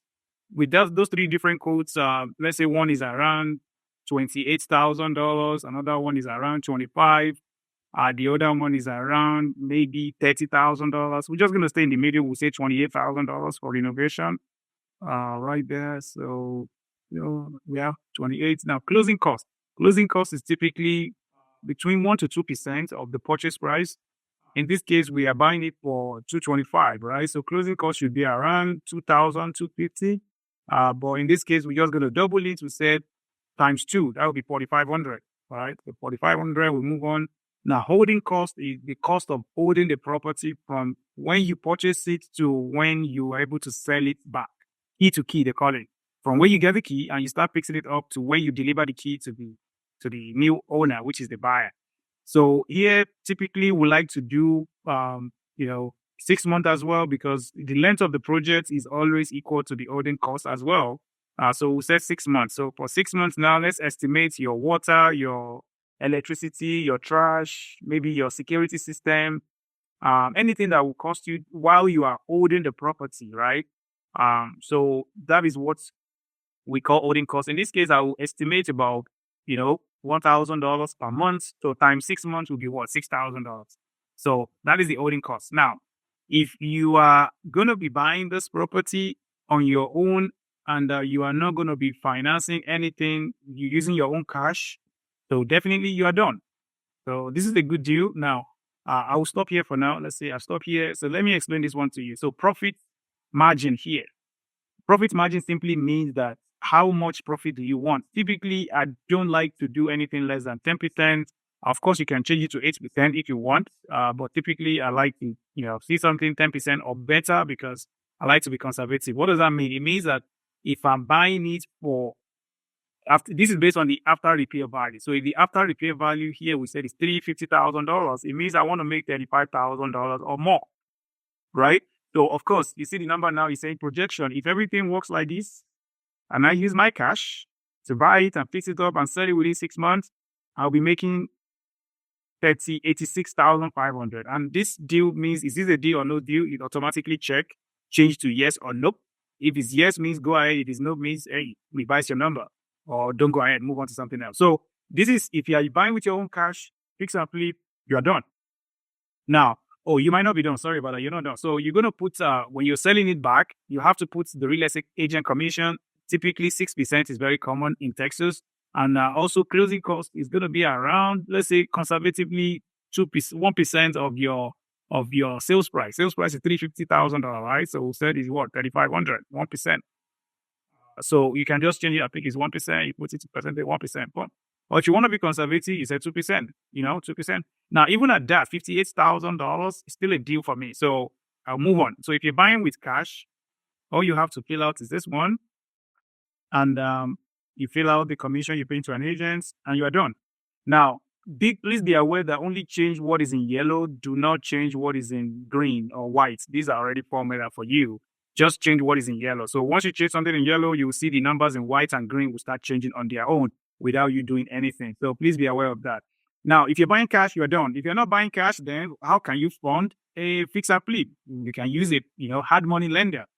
You can use hard money lender to purchase it, and you can use some private money as well. So let's get to the hard money part. So HML means hard money lending, and I put the full meaning here, hard money loan, So LTV means loan to value. How much are they going to borrow you out of, the purchase? So let's say conservatively, they normally do 70% of the ARV. So in this case, when you know the ARV is $350,000, then you can expect the hard money guys to borrow you 75% of that. So if you do your calculation, you see that 70% of 350 will be around 263 or so. Let's confirm here. 350, 123 times 0.7. 7 times 350. So 245, yeah, this is it. Add money loan right here, 245, that's correct. So this is the add money loan. Again, anything in green and white, don't change it. Just punch in your number in yellow and you will see the changes happening themselves. Now, what is the point? Typically, hard money lenders will charge you some points to borrow you the money because they are into business, right?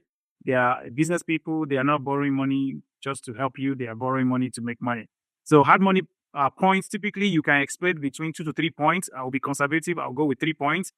See, now be careful. As you are borrowing money with hard money is taken out of your profit. You have to understand that because the more people you invite into your party, the more, food you have to buy, the more catering you have to do.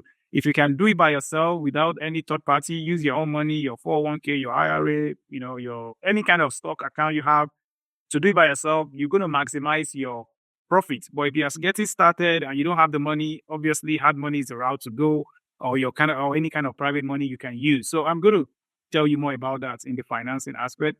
But if you invite hard money to the business, into the deal, you can expect them to take from your profit. So just be aware of that. Now, interest rate is typically between 10 to 14%. If you're a new investor, you probably will be getting around 13% conservatively, So you can see how the numbers are going down.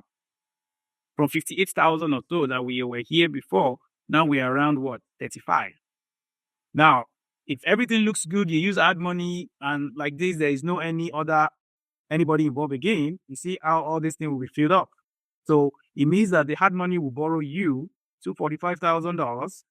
Their loan point is 2 points is equals to 7,350, which is based off of the ARV as well.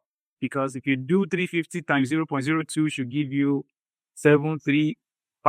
Let's confirm here. 350 times 0.02 it's 7,000. Let's see. Oh, I did 3 points. 3 points. So 3 points would be 0.03 times $350,000. So it's based off of the amount, the loan amount they are borrowing you. So they are borrowing you $245,000, $245,000 multiplied by 0.03 will give you 7,350. That's how they get this number. So these 3 points is based off of this loan amount and giving you this. That's how you get that. Also, hard money loan total interest. If you are holding the money for 6 months, you can expect the 13% they are collecting from you is also based off of the loan amount. So 13% of the loan amount is what? Equals to, I'm trying to do this so that we'll be on the same page. 0.13 100 times 245. Yeah, so you can expect that 13% they are charging you is annual. So if you are holding it for only 6 months, then you're only paying half of that, which would be 15,952. Yes, that's correct. So 15,952 is what you get there. So this 13% is annual interest, but you're only holding their money for 6 months, then you can expect to pay half of that. So you can even say maybe it's 12%. You're able to negotiate, you got 12%. Now your number looks good. So that being said, this is how you analyze it. If you're using cash, all you fill out is the first 1 year and your interest and your real estate agent commission, because they're going to be helping you to sell it. It's typically 6% here. 3% goes to the buyer agent and 3% goes to you, goes to the seller agent, which is the agent working with you. Now, you might be able to negotiate 5%, but in my experience, 6% is very common if you want them to really, help you sell that property really fast. Now, if you are bringing hard money in, you need to complete these parts. And now you see how your numbers are changing. That's it. Now, this is the hard money loan numbers. And now the fee, sometimes they do have fees like, hey, maybe they call it junk fee, like the fee for us to even do the paperwork or admin fee, whatever name they call it, is pretty much junk fee, additional fee, in addition to the points and the interest they're already charging you. Now they want to charge you a fee as well. So that's why, again, when you bring in hard money into the equation, you're going to have to give out some money in order to get the deal done. But if the deal is good enough, absolutely do it. You have to start somewhere. I did start with hard money as well myself, but eventually I had to move on to private money so that way I can keep more of my profit. So now hard money loan fee, let's say they're charging you, $995 as, junk fee. So that's it. Now you can put that one here. Everything is filled up. So down payment now is saying 18,500.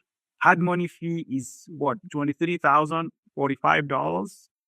So the total amount you need out of pockets to close on this property is going to be $41,544. $41,544. So this is the you can call this one, your loan amount or your down payments, total out of pocket. If you want to call it this way, you can actually call it something like this, say total out of pockets, total down payments or something. So that way, and I'll tell you total down payment. Let's go into total down payment.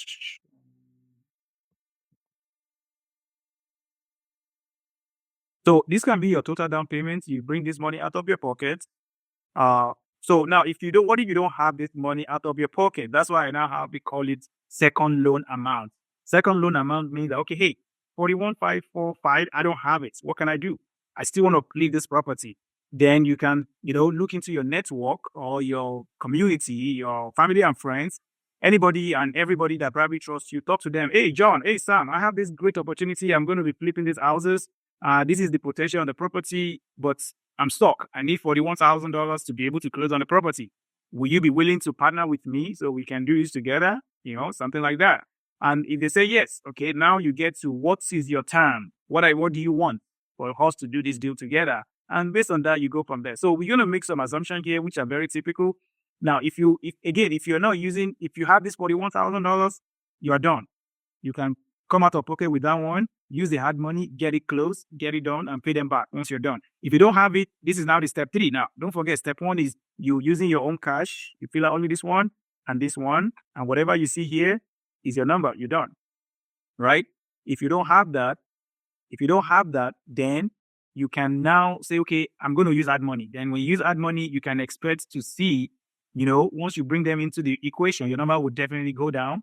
Now, based on using hard money so far, right, which means you will now come out of pocket with $41,544. It's still telling you is yes because it's above $35,000, which is 10% of the ARV of the after repair value. It's still making sense, right? Now, if you now bring in a third person, you are number 1, hard money is number 2. You now bring in a third person to raise the down payment because you don't have it. Your profit will definitely even go down more because you're trying to invite more people to the party because you don't have the money to get it done. But it's better to still get it done if it makes sense to do so than not to do any deal because we all have to start somewhere. So we're going to make up some assumption here. Now, let's say you don't have the down payment. Now you're bringing in Uncle Joe. Uncle Joe say, okay, hey, this is the time I'm going to use to work with you. That is when you come here. You see, that is when you come here. Second loan point or your private lender point, whatever they want. Let's say they want to charge you point, right? So let's say they want to charge you 2 points. You put that percentage there. Or let's say 1 point, you're able to negotiate 1 point. Similar to the hard money, the way they charge you point here, right? The second part is their interest. Again, similar to hard money. How much interest do they want? Let's say they also want, hey, I want 12% of my money. Now, this 12% is now divided into 2. It can be annual. Some of them will say, hey, I will borrow you this money based on 12% annual interest. So if you only hold on the money for 6 months, then you are paying half of that. So technically, you're paying 1% every single month. So if you hold it for 6 months, you're only paying for 6 months, which is 6%. But if some of them, I say, you know what? I don't care if you flip this property in 2 months, 3 months, 6 months, 8 months, 9 months. I don't care. I still want my annual interest rate. So at that point, you're going to click on this drop down and select this arrow that says straight. That is straight return. They don't care about how long you take to fix the property. Of course, within 1 year, you pay that 12%. Now, if you roll over to year 2, obviously, you just incur another 12% in interest. That's why experience is very important. Don't take on more than what you can buy, more than you can chew. Don't buy more than you can chew. So now, you see, when I change it to straight, it changes to no. You say, hey, this is now $30,000. Our goal is to make 35. Why are we are making 5,000 less now? What do we do? He said, nope. Now, if you're just getting started, if everything is like this, I will still do this deal because it makes sense to get the experience, get the $30,000 in your pocket and move on to the next one than to get 0. So I will still do this deal if I'm in your shoe. Now, moving on, I have this, and okay, let me explain this to you as well. So if you see the down payment here, the down payment now show you that if you are bringing in a private money person or a second lender, any kind of other ways for you to get that $41,000, you can expect the loan point to be 415 because again, this is based off of how much you are borrowing. You see, the loan point is very small here because you're only borrowing $41,000. Now, second loan interest. The second loan interest means that this number you saw here, interest of 12% for 12 or 6 months that you are holding the property. Don't forget here, 6 months is only going to be this. So if you look at this is a very small amount because you are borrowing small amount. This is a big amount because you are borrowing a lot of money. So that's how you see. The more money you borrow, the more you pay them in points and in interest. Don't forget that. Now, I have this column here so you can see if everything go as planned. Maybe I was able to sell it for $350, everything check, you'll be making this $30,054. If you make $7,000 less, you will make what? If you make $7,000 less, that is, you sell it for $343 instead of $350, then you make $23,614. Now on this one, if you make $12,000 less, you make $19,000.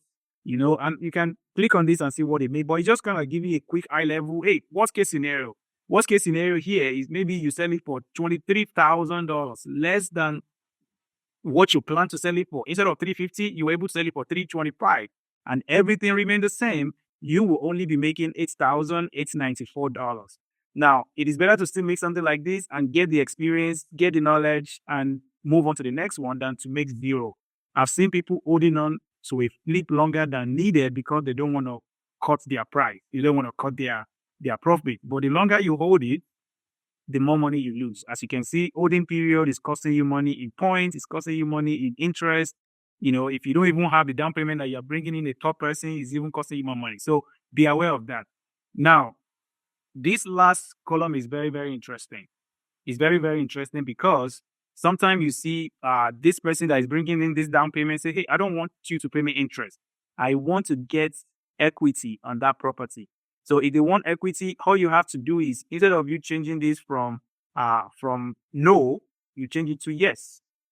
Now you see, it's now changed. Everything will now be zero. Now when you come to this loan point, this will all be zero because at this point you are not paying them anything, right? They're gonna be getting, they're gonna be getting from your profits, right?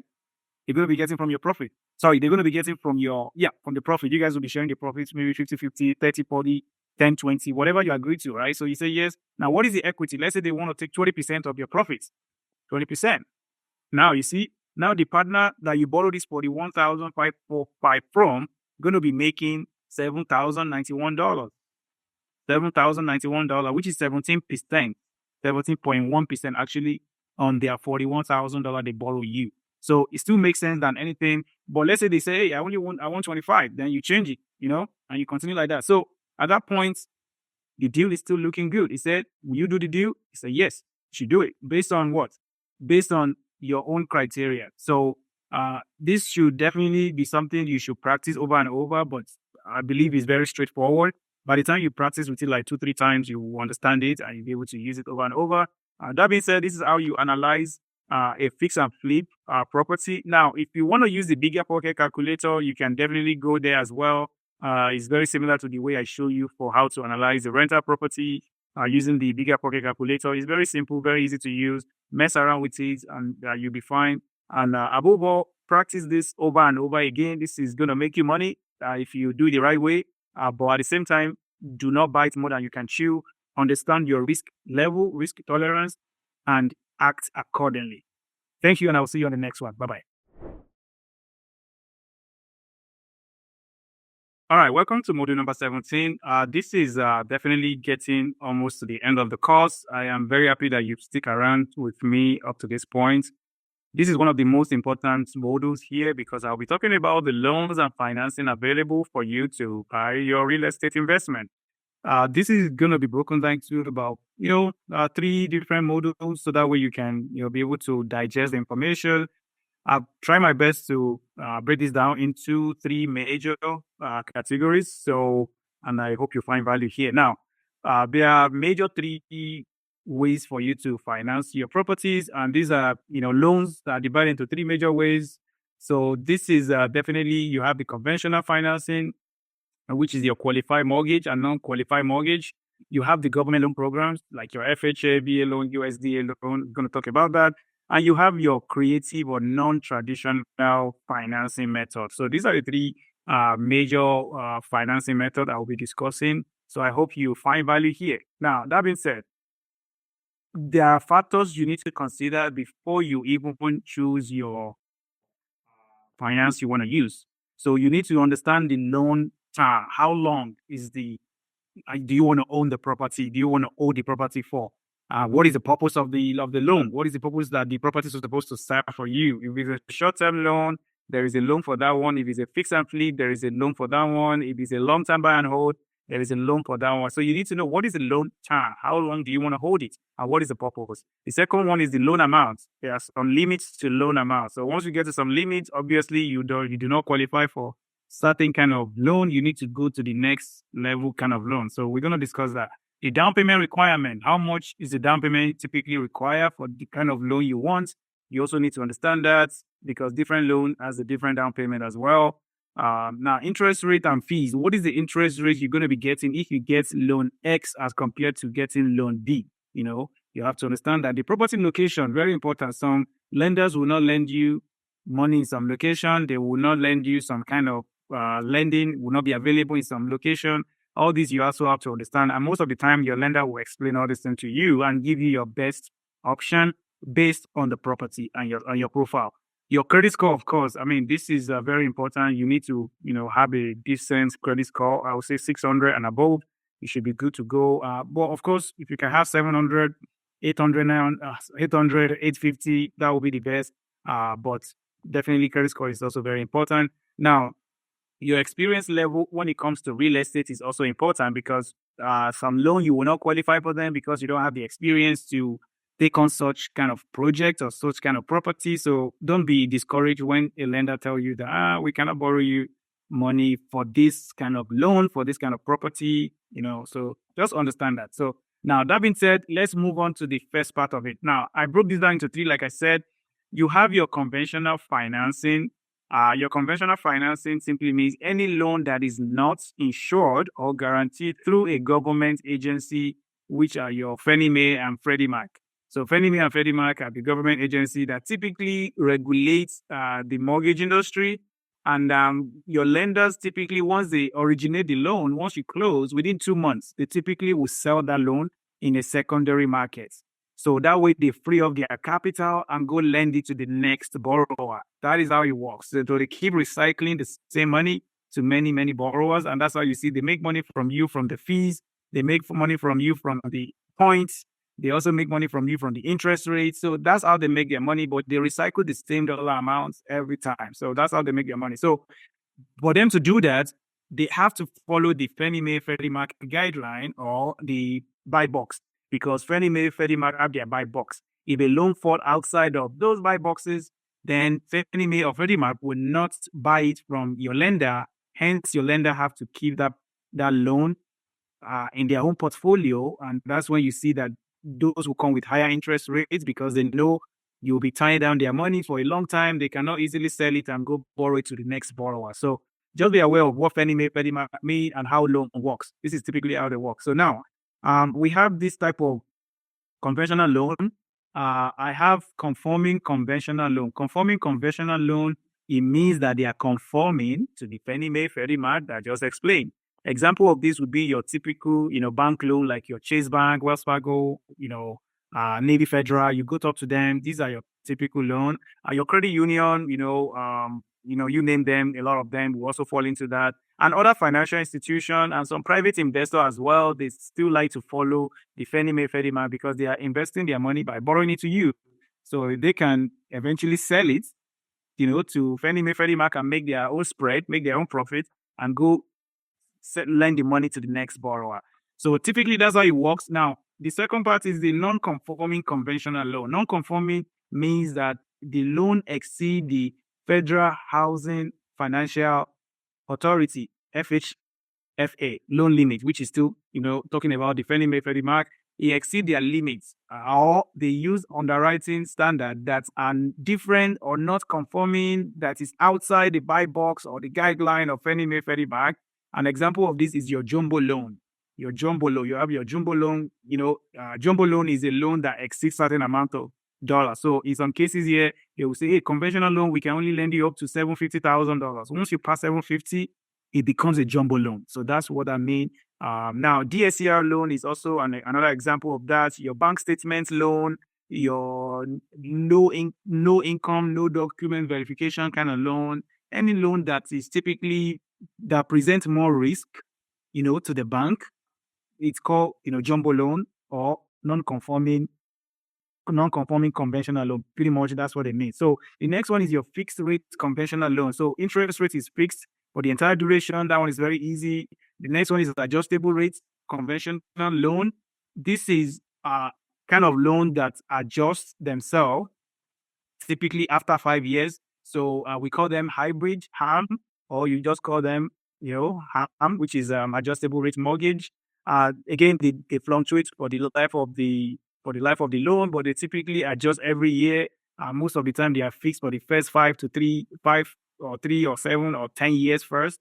And that's example of those would be your 5-1 arm, 10-1 arm loan. This can be very good if you know your exit strategy that I'm not going to own that property more than 5 years anyway. So you can get the arm loan because the interest rates are typically cheaper at the beginning, but once they start adjusting, then they start going up. So if you know, hey, I'm only going to own this property for 5 years, then get a 5-1 arm, execute your plan, sell it, move on to the next one before the interest rates start adjusting. Now, there's the other one that is low down payments or no down payments, low or no down payment. So you see your 0%, 3%, 5%, 10% down payment.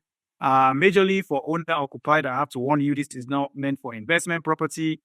Because I see a lot of people, hey, can I get 10%, 5% down payment to buy my rental property? Most of the time, it's not available for for investment property. Is majorly for owner occupied, and this is perfect for somebody that want a house hack.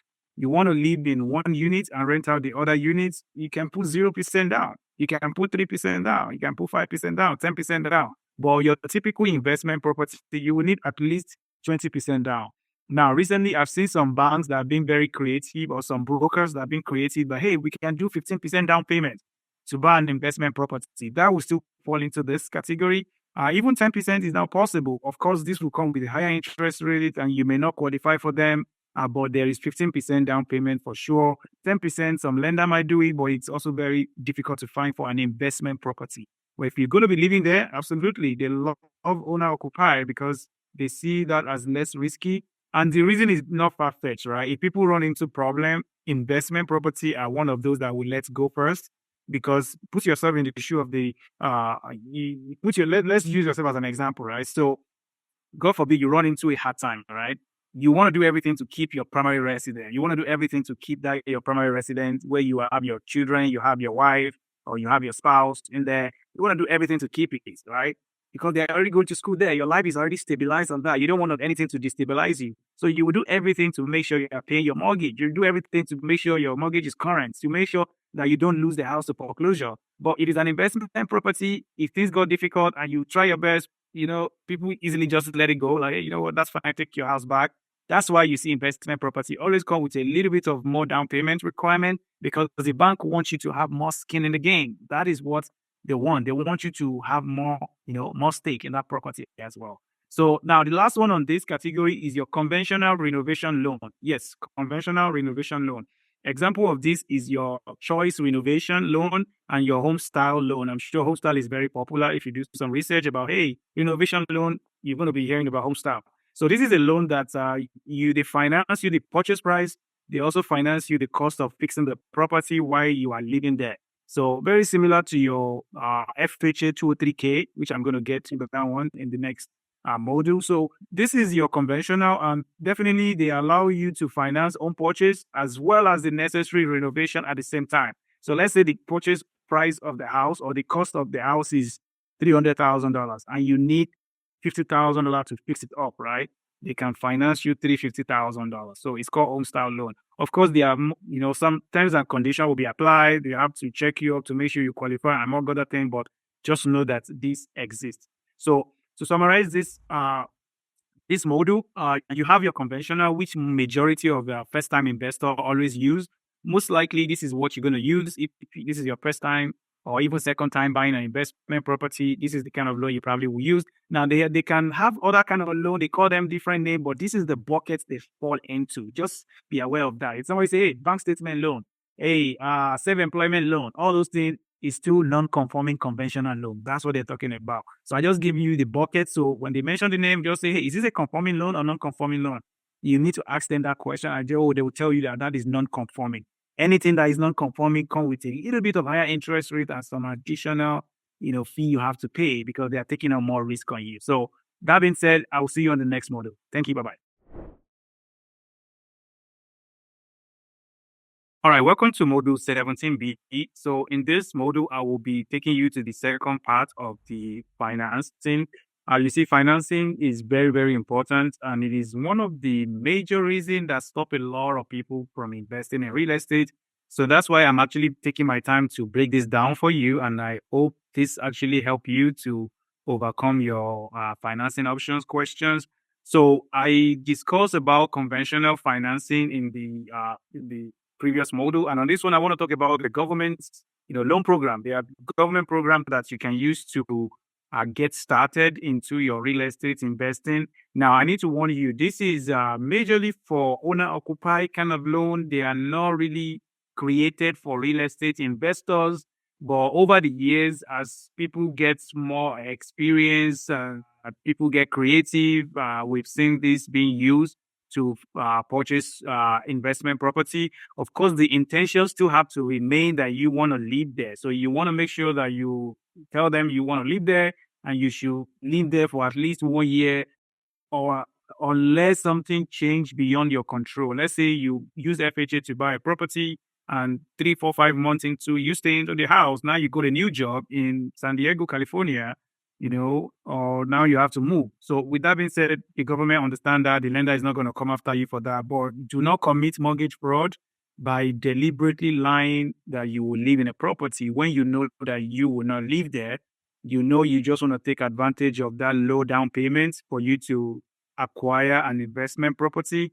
This is not good. This is called mortgage fraud, and you can have a very, very, very steep penalty, and I don't want you to be involved with that. So that being said, these are government program. FHA, very common. Federal Housing Administration has a loan program that encourage people to buy real estate, to own house. So they want to encourage home ownership. That is the major focus of FHA.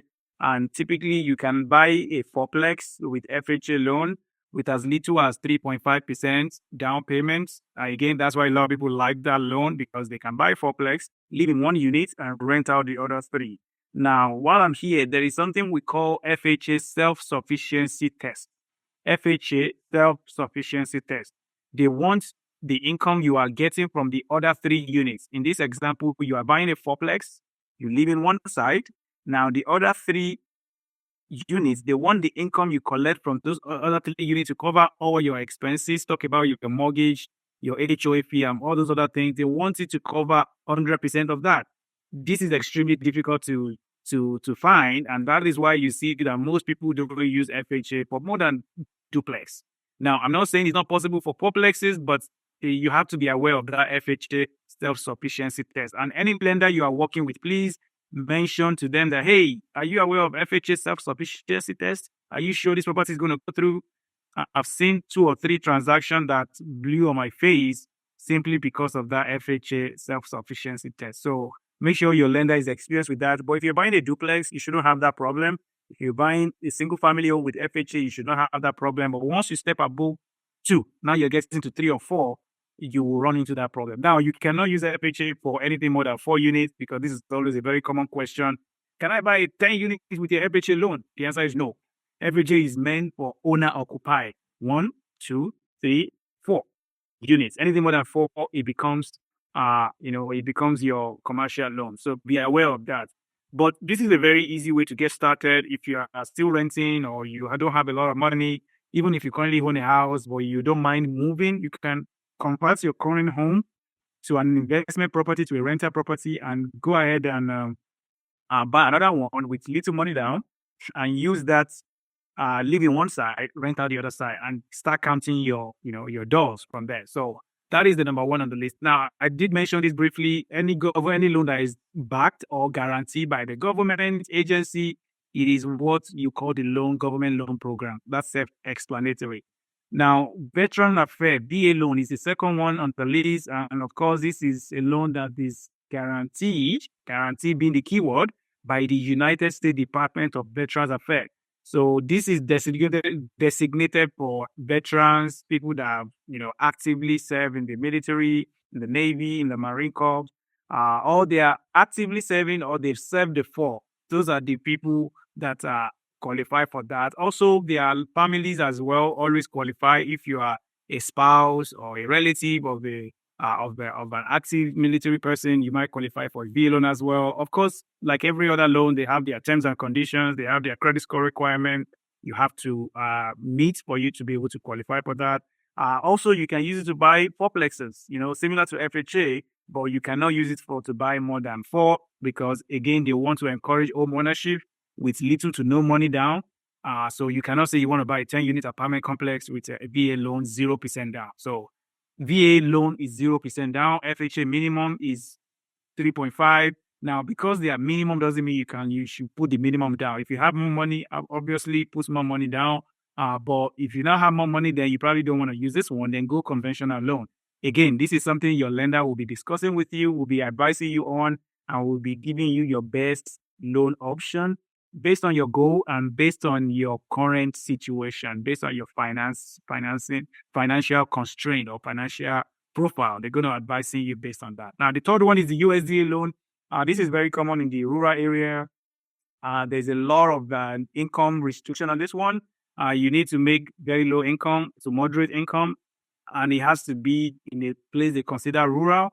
So a place that is up and coming. It cannot be very close to downtown. It gotta be rural. So that's where they usually use those one. In the Houston area here, the likes of your Cleveland, Liberty, Dayton, the likes of your Conroe might qualify for this. But if you get into Houston, KD, Cypress, those will not qualify because, hey, we're already in town. So I'll be aware of that. So the idea of this is just to tell you that if you have limited money, you can still get started with real estate investing. But you have to live in one of the units for at least 1 year. After 1 year, you can move out and rent the other unit that you are living in, rent it out and go and repeat it again. Now, the challenge will be, will the house appreciate fast enough for you to be able to refinance out of this kind of loan to a conventional loan so you can free up your eligibility again? That is market dependent. Appreciation is not something I can promise you because I don't control that, because you will not be able to use another FHA loan until you free up your current eligibility on your current home, except you're moving to another state or any place that is like 2-3 hours away from your current place, and you can justify that you have a new employment there, then they can allow you to use another kind of, the same loan to have it 2 times, but you probably will not be able to use more than twice simultaneously. Of course, you can use it many, many times, but currently you cannot use it more than 1 time. So just be aware of that. But again, this is a very easy way a lot of people start. Or hey, if you don't even want to go that route, then buy your single family home with a VA loan if you're a veteran, or USD or VA or FHA loan. Stay there for 1 year and move out. After you move out, convert it to a rental property, go do the same thing again, among other things. So I hope this really helps you. This is the way you can get started because there is no excuse. If you need any help, reach out to me and I would love to chat with you one-on-one on this. Thank you. I'll see you in the next one. Bye-bye. All right, welcome to this module. In this module, I will be talking about the financing options that I call creative or non-traditional financing. Creative or non-traditional. These are not traditional way of financing. These are your seller financing, hard money loan, private money loan, lease to own, home equity line of credit, cash out refinance, some kind of personal loan, 0% credit, self-directed IRA, 401k, stocks accounts, and cross-collateral. These are your, typically they are non-traditional. So non-traditional. So any loan that is not conventional and is not insured or not guaranteed by any kind of government program, and it doesn't fit into the Fannie Mae, Freddie Mac, and most of the time they are not being sold at the secondary market. That is, the lender has to keep that loan to themselves. So these are your non-traditional kind of loan. I will start with this one, seller financing. Seller financing simply means the seller is becoming the bank. So typically, it will come with a higher interest rate, but can be very flexible if it's something you want to explore. Flexible terms, easy closing, there is less paperwork involved, and you can get started from there. Now, the seller will be asking for higher purchase price. They will also typically be asking for a higher interest rate. And within 5 years, they still want you to refinance. And most of the time, I'm not saying you cannot get a 30-year seller financing, but they really don't happen that way. They want you to seller finance for a few years, and after that, they want you to refinance so you can be able to pay them off, and they use the money for the next thing. Now, the second one is hard money loan. Hard money loan, I mentioned this briefly in my how to analyze a fix and flip. Now, so this is a private investor. You can even be a hard money lender yourself. So you are lending your money to an investor to go and fix up a property or to acquire a property, and they will pay you back within the time that you agree on. So they are usually very short-term loan, typically within 3 to 6 months or 3 to 12 months. As the case may be, most likely they don't go past 24 months. So in my experience, I've not seen any hard money that's more than 2 years, because it doesn't make sense for you as an investor as well, because this typically comes with a higher interest rate. So why will you keep paying high interest rate for 2 years? Except you run into a very difficult issue on the project. That is when they can start giving you some extensions. But those extensions cost money, and they also cost you points, and interest rates too high and all that stuff. So now, for people that have a high DTI means debt to income ratio is high. They typically go with hard money loan, because they don't want to be, going through all the red tapes of the bank, or all the FEDIMA guidelines that is too restrictive. They just want to, like, you know what, I just want to get this property closed. So they can bypass that by going through hard money, and after they close, they can refinance, and all those stuff. So now, private money loan is also possible. Your uncle, your church member, your religious place, your friends, your family, your high school mates, your cousin, anybody that has extra money can be private money lender. And typically, what you do there is to talk to them. Hey, I have this project. This is my projection. This is what I think is going to happen. Are you willing to lend your money sitting in your 401k so we can do this deal together? And if you agree, like I show you on that, second loan, if you don't have the down payment for your fix and flip, you can definitely get a private money to help, meet that down payment requirement, plus your hard money. Now you're doing this deal $0 out of your pocket. So that might be something you want to do if you find yourself in that shoe.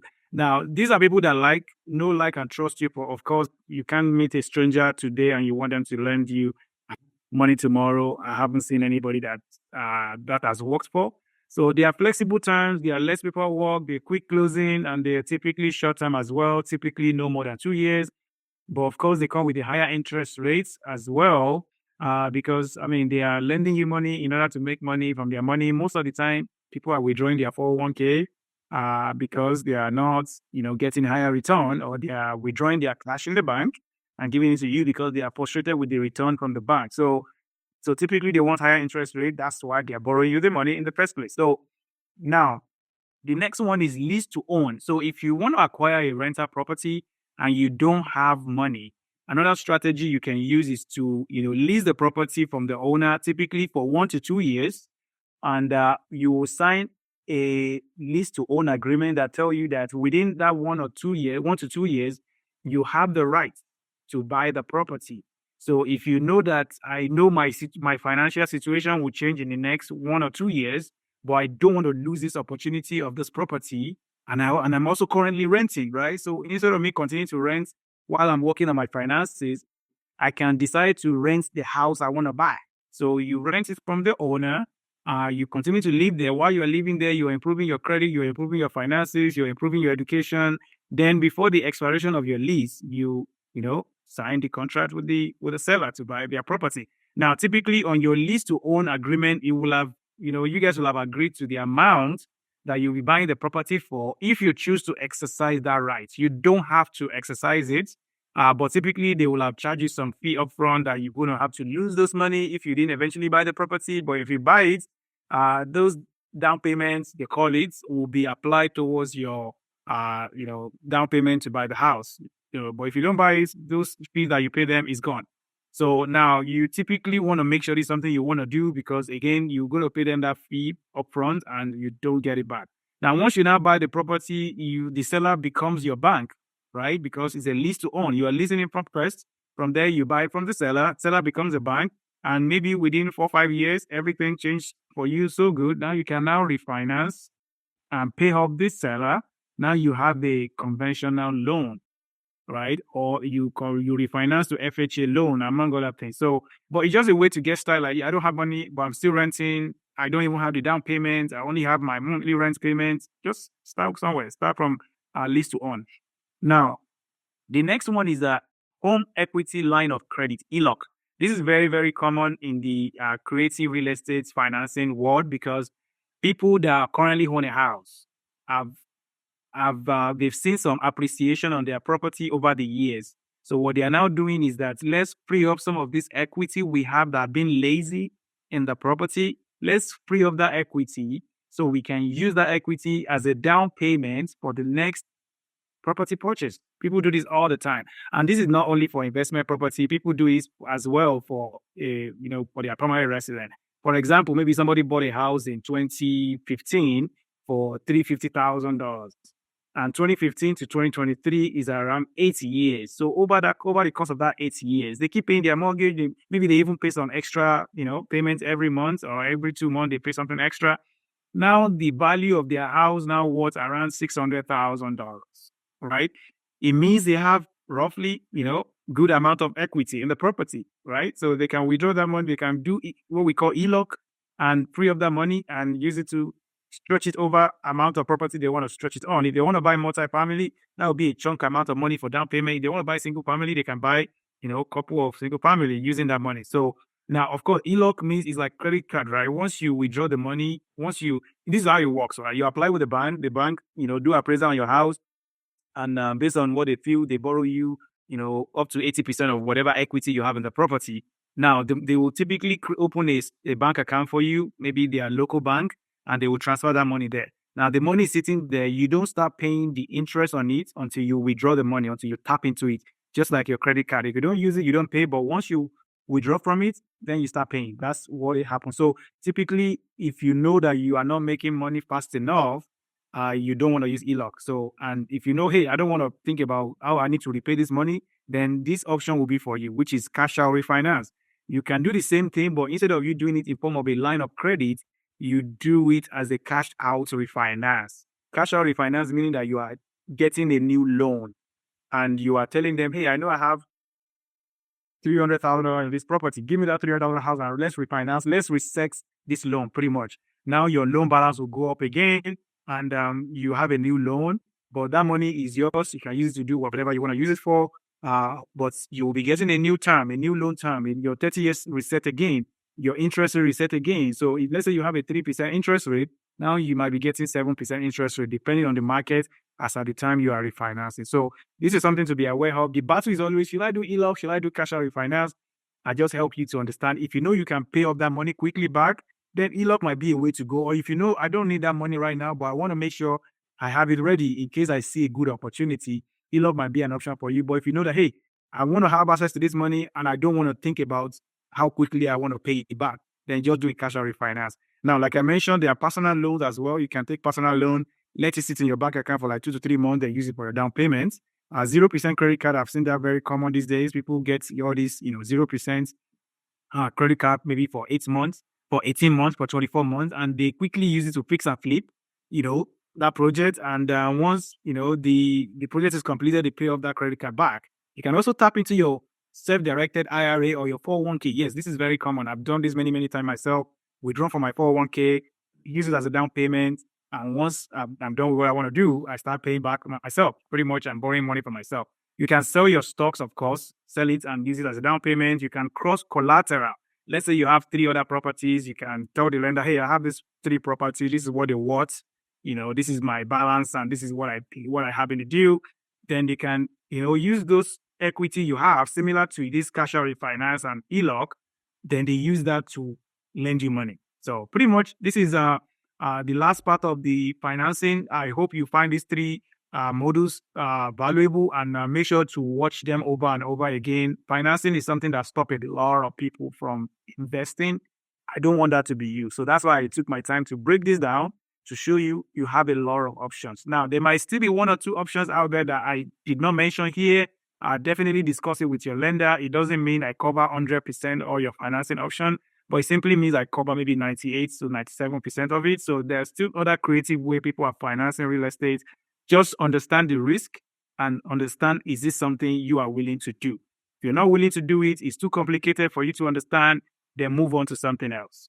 Thank you, and I will see you on the next one. Bye-bye. I hope you find value in this video, so make sure to click on the link below to see all my resources I have for you, and make sure to join the private online community where I can even further support you. And if you want to work with me one-on-one, you will see the invitation to apply to join my private one-on-one real estate coaching program. That is where I can fully support you. That's where I can understand your situation, and that's where I can get you results faster. So again, make sure to click on the link below and see all the stuff I have for you there, and I will see you inside. Peace. All right, welcome to module number 18. In this module, I want to tell you or show you how to write and structure a winning offer.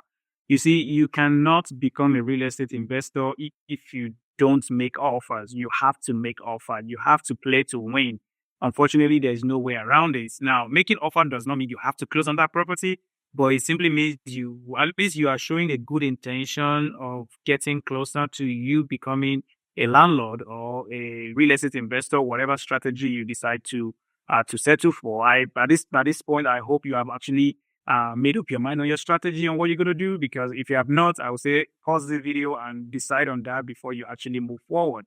Now, how do you write a winning offer? How do you know, what you need to do to make your offer accepted? First of all, you need to identify a rockstar real estate investor agent that understand investment property, that are most likely they are investors themselves.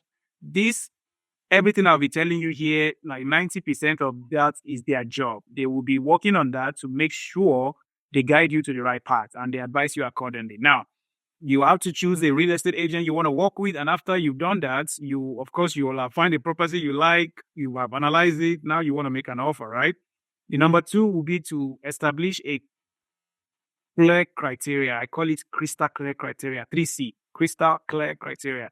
You have to know what you want, because if you don't know what you want, you're just going to be wasting everybody's time. You see, I'm addressing all this one before I actually tell you what goes into the contract, because this is very important.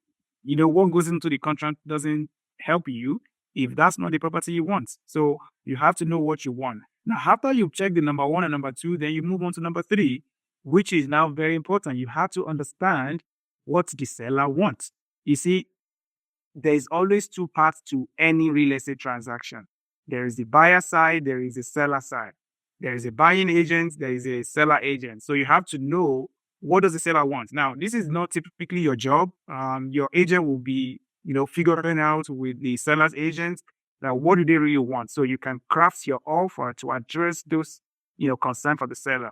Now, it depends on the market. If it's a buyer's market, this might not be so much important, but if it's in the seller's market where everybody's competing for that same property, this is even more important for you to understand that. And your agent will be asking the listing agent, of course, like, hey, Jessica, what is your seller looking for? And they'll be able to chat up and down and be able to, come up with, and use that to advise you, obviously. So that is number three. Number four is you need to attach a fully underwritten pre-approval letter and proof of fund. You see, pre-approval letter is just a letter that a lender gives to you. Most of the time, they have not done a due diligence on you. They have not digging into your profile. They just give you something in black and white just to show that, hey, you've talked to us. We know you. We know you want to buy a property. This is a pre-approval letter. You can start go shopping. Most of the time, that will not work in a competitive market.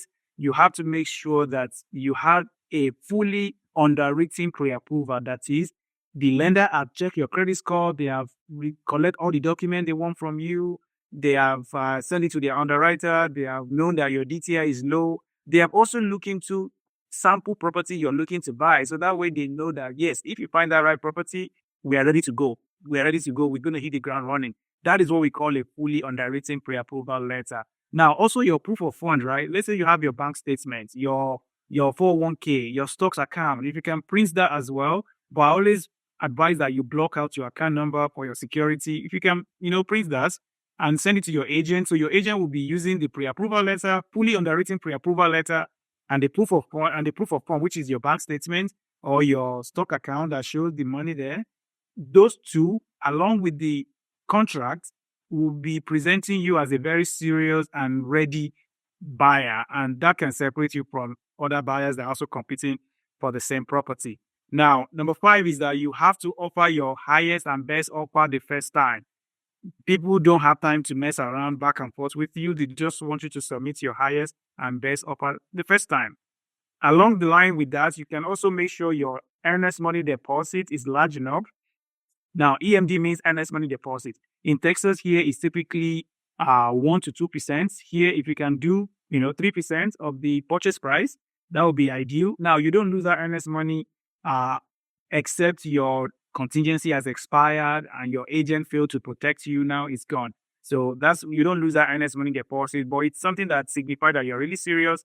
You really want this property. You're not messing around. You're not wasting people's time. Also, your down payment, instead of you doing 5% down, if you can do 10%, absolutely go for it. It still shows that you're a serious person. Option fee as well. Option fee. Option fee is the fee that you pay for you to have an option to terminate the contract within the stipulated day. You all typically have 7 days, 10 days.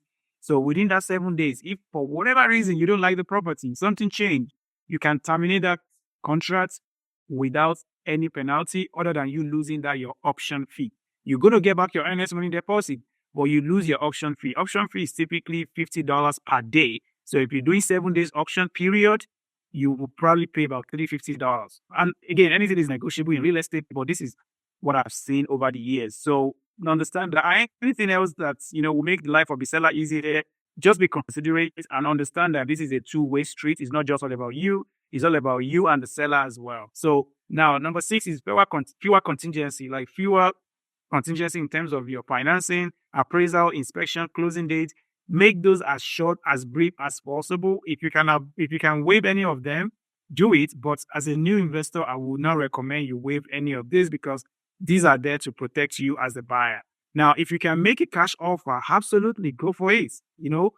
Cash is always king because now the seller understands that they don't have to deal with all the financing contingency. They don't have to worry about your loan falling through. They don't have to deal with all the back and forth that happen with lenders and the title company. So if you can do cash, absolutely do it. And that even gives you opportunity to negotiate a lower price if you are buying cash. Now, the next one is offer a pre-lease back to the seller. You see, if you are buying a property and the seller is living there, they most likely will need some time to move out to their next property they are buying.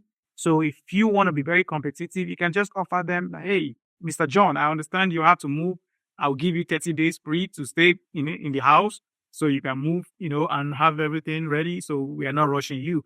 That would definitely put you ahead of other competitors. So if it's something you can do, you are not rushing to move into your next home or your next investment property, then give them that lease back. Let them enjoy and not having to rush, out of the house. If you can do it, of course. If you cannot do it, absolutely, then they don't have a choice. But if you can do it now, if you can still do it, but you want to get paid for that, it doesn't have to be free. You can still charge them what you're going to charge for your regular tenant. Let's say monthly rent is $2,000. Then charge them $2,000 if they want that option. But if they don't want it, then absolutely, you don't have to charge them. You don't have to charge them anything. And once the closing happens, they have to move out, and you get your keys, and you can, clean the house and make it ready for your tenants.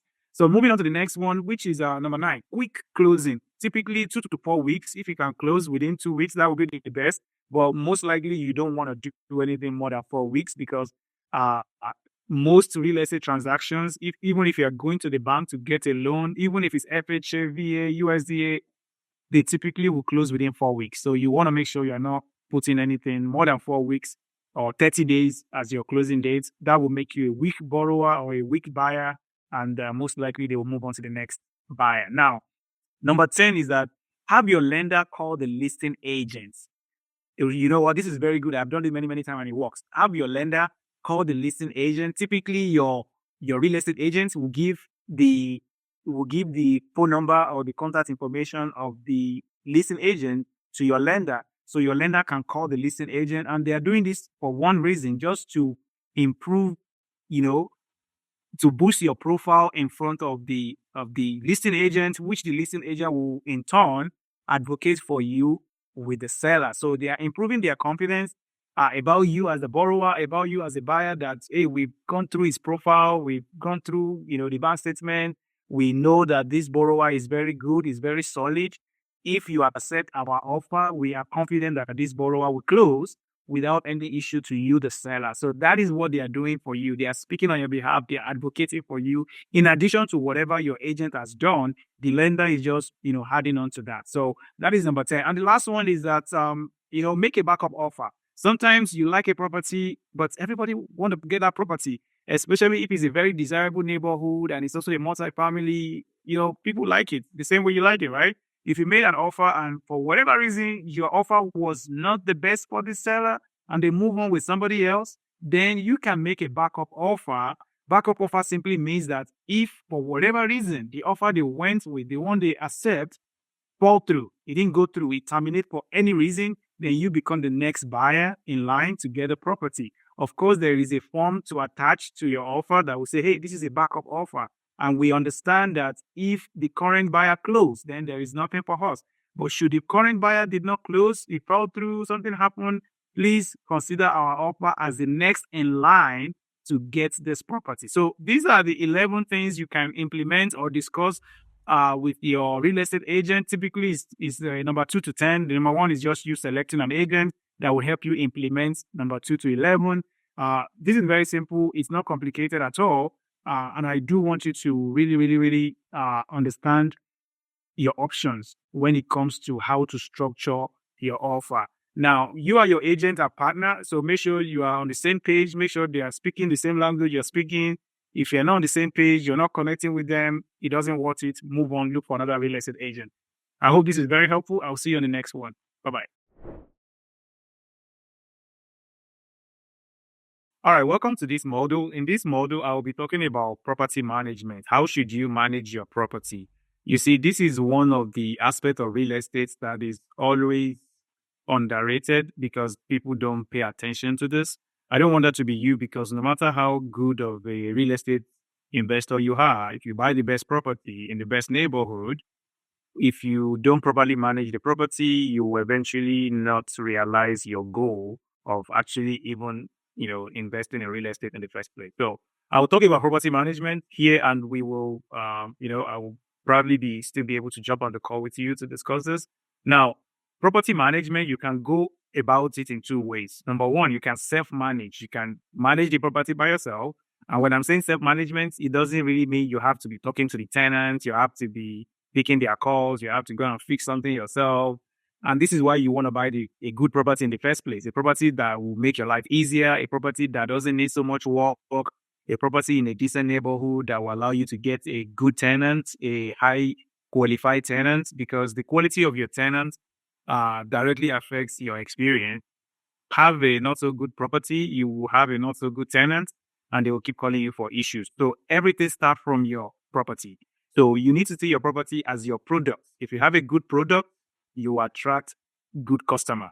If you have a not so good product, then you can, expect that you're going to be dealing with the not so good customer as well. So self-management is what I recommend for you if you are just getting started, because it will allow you to learn about property management. It will allow you to know what kind of questions to ask a property manager if you eventually hire one. And it's not complicated. It's very easy. If you buy a new construction or relatively new house, I do recommend you self-manage by yourself, except you are not in the state where you are buying.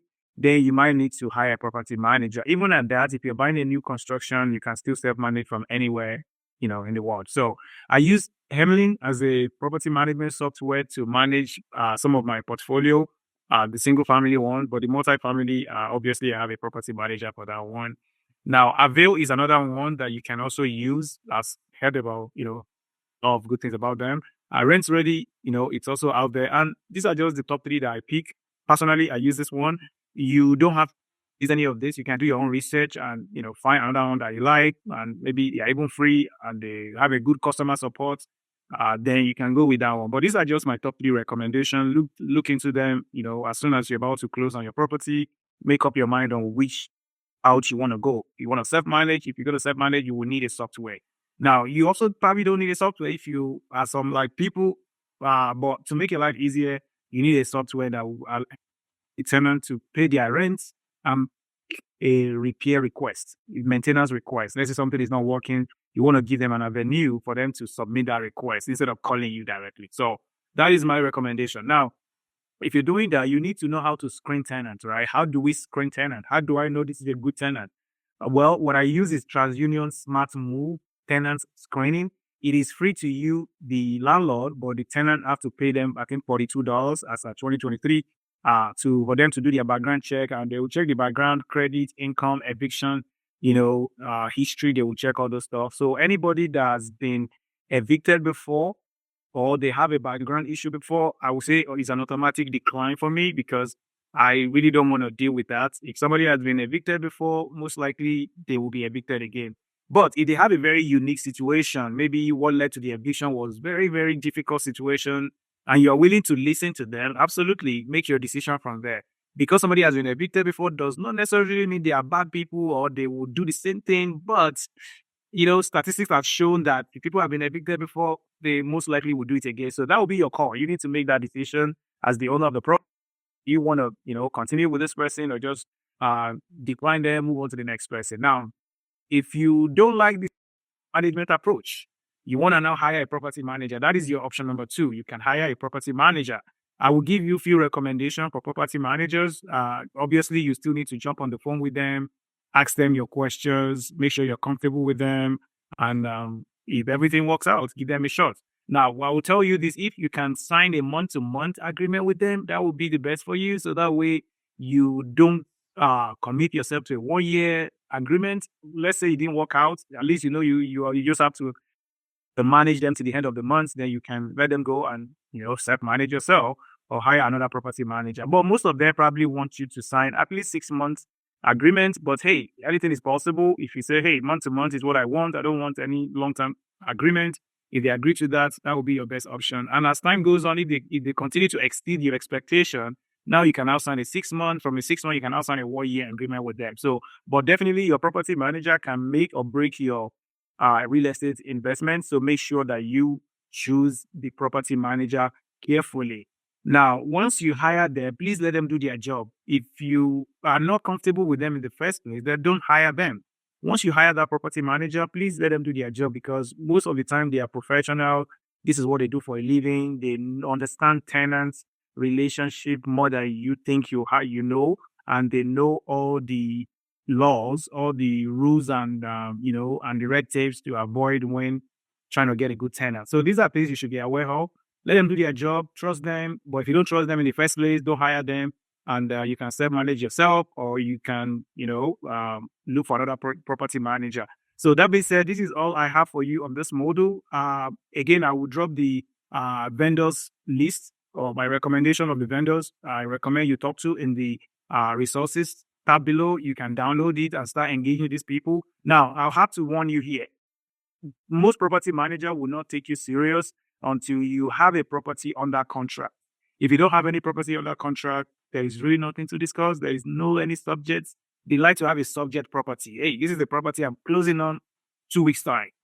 I want to interview you as a potential property manager. That is a subject line. But if you're just making a random or general inquiry, it will not really take you serious. Some of them will probably even tell you, please call us once you have the property closed or once you have the property under contract. That's what they will tell you. So be aware of that. And I'm not surprised, like every professionals, their time is money. This is what they do for a living. They are not in the business of just talking to everybody. They want to talk to people that will actually transact, that will actually deal with them. So take note of that. Don't waste their time. Know what you want and go for it. Yeah, I'll see you in the next one. Bye-bye. All right, welcome to module number 20. I'm very happy that you're able to get along this path. So in this module, I want to show you or discuss additional real estate strategies that you can use to scale up your real estate portfolio. Now, I do recommend you stick to one strategy for at least 1 year. Once you just, when you are getting started, I don't recommend you start messing around with most of these strategies. Stick to one strategy for at least 1 year. Get results. Close 1 or 2 properties using one strategy first. After you've done that and you now want to explore more what is possible, then you can start thinking about this. So I will walk you through these 11 strategies, which some of them are probably already mentioned, but I will just go over them again. So number 1, if you are currently renting a house, this is very important. You might even want to start with just buying a house first. If you're still renting, buy a house first, because when you buy a house, you can save money from renting. You can start building equity. You can start seeing all the benefits that has to offer even before you own an investment property. So quick strategy is, if you're still renting a house and you really want to own a house, please buy your primary residence. That is what I will tell you. Except you have a valid reason for why you don't want to buy yet, then that's when you can, start your real estate investing before buying your primary residence. So I always recommend people buy your primary residence first. At least you will learn about real estate one way or the other and see if you even want to be a landlord. It can even be a test for you that, do I even want to be a landlord? Do I even want to, invest in real estate? Is this something I'm even passionate about? So that's what I will tell you. Now, if you now currently own a house, you can go to step number 2. You can move out from your current home and rent it out to a tenant and go buy another house. So the reason why you are doing this one is that you can escape that 20% down payment requirement when you are buying an investment property. You can move out from your current home, go buy another one with another 0%, 3%, 5% down payment, or 20% as the case may be if you choose to. But if you're buying your primary residence, it allows you to put as little as 0% down. And this is why I see people doing all this all the time. They move out from their current home, turn it to a rental property, and go buy another primary residence. After 1 or 2 years, they do the same thing again. As a matter of fact, I know someone that has done this like 10 times, and this is how they build, their over $3 million real estate portfolio by simply moving every 2 years. That's what they've done. Nothing complicated. We just want to buy our primary residence. We buy in a good place. We stay there for 1 or 2 years. We move out, go do it again. Easy. They are cutting that 20% down payment requirement. That's it. Now, number 3 is house. I already have a module on this one. If you don't know what it's all about, I do recommend you go back and watch that module again. So pretty much you live in one side of the unit and you rent out the other side. Wholesaling, I've also mentioned this. Wholesaling, it is not a real estate investing per se. It's more of a real estate entrepreneurship. You are pretty much looking for deal. We call them deal finder. You find a good deal and you bring the opportunity to another investor that will close on that property. So you are simply a middleman, trying to connect seller to buyer, but you are the one that, that found the seller, negotiate a good price, and go find the buyer as well. So you're a middleman connecting both the seller and the buyer together. And once it closes, you get paid your compensation for bringing that opportunity to both of them. Most likely, without you, the seller would not have been able to sell their home, or without you, the buyer probably will not even know about that property. So that's why you are getting compensated. Now, this is becoming more difficult now. Some states want you to be licensed and a real estate agent for you to wholesale a property. And the state that doesn't want you to license, or that is not requiring you to be licensed, they are making it mandatory for you to disclose your intention and your business plan to both the buyer and the seller. So example of this is in Texas.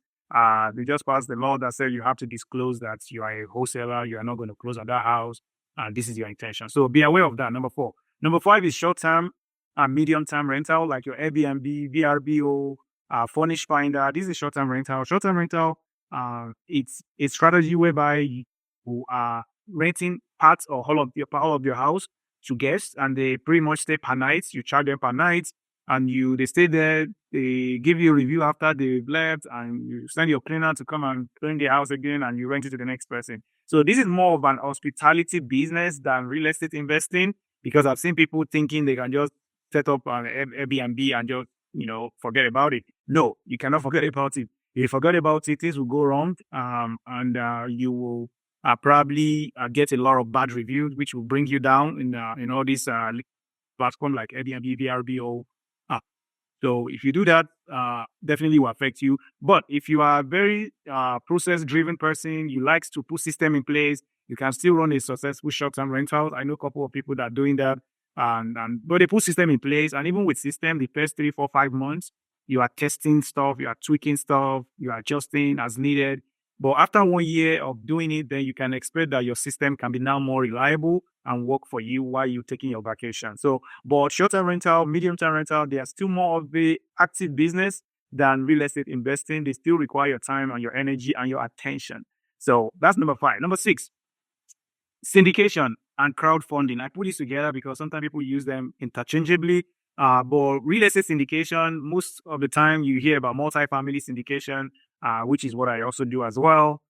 Pretty much you are investing your money into a large multifamily, let's say 100 unit apartment in let's say in Tulsa, Oklahoma, or in Atlanta, Georgia, in Houston, Texas, in Dallas, Texas. So you find these large multifamily syndicators, you put your money to invest with them, and they give you return based on whatever they promise you.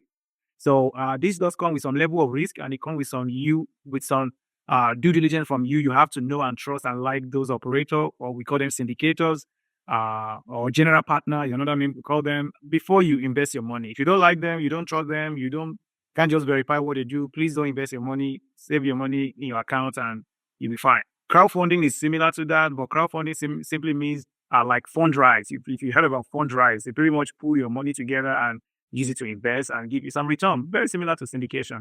Now, real estate investment trust, REIT, is another one, and it's also very similar to crowdfunding, pretty much. I don't think so. It's not similar to crowdfunding. This one is like stocks, but the stock is like they are investing in real estate. So these are large real estate. You invest your money just the way you invest in stocks, and they use your money to buy real estate and manage them, then give you the return they promise you. Number 8, I've mentioned this in the financing module: cash out refinance or ELOC.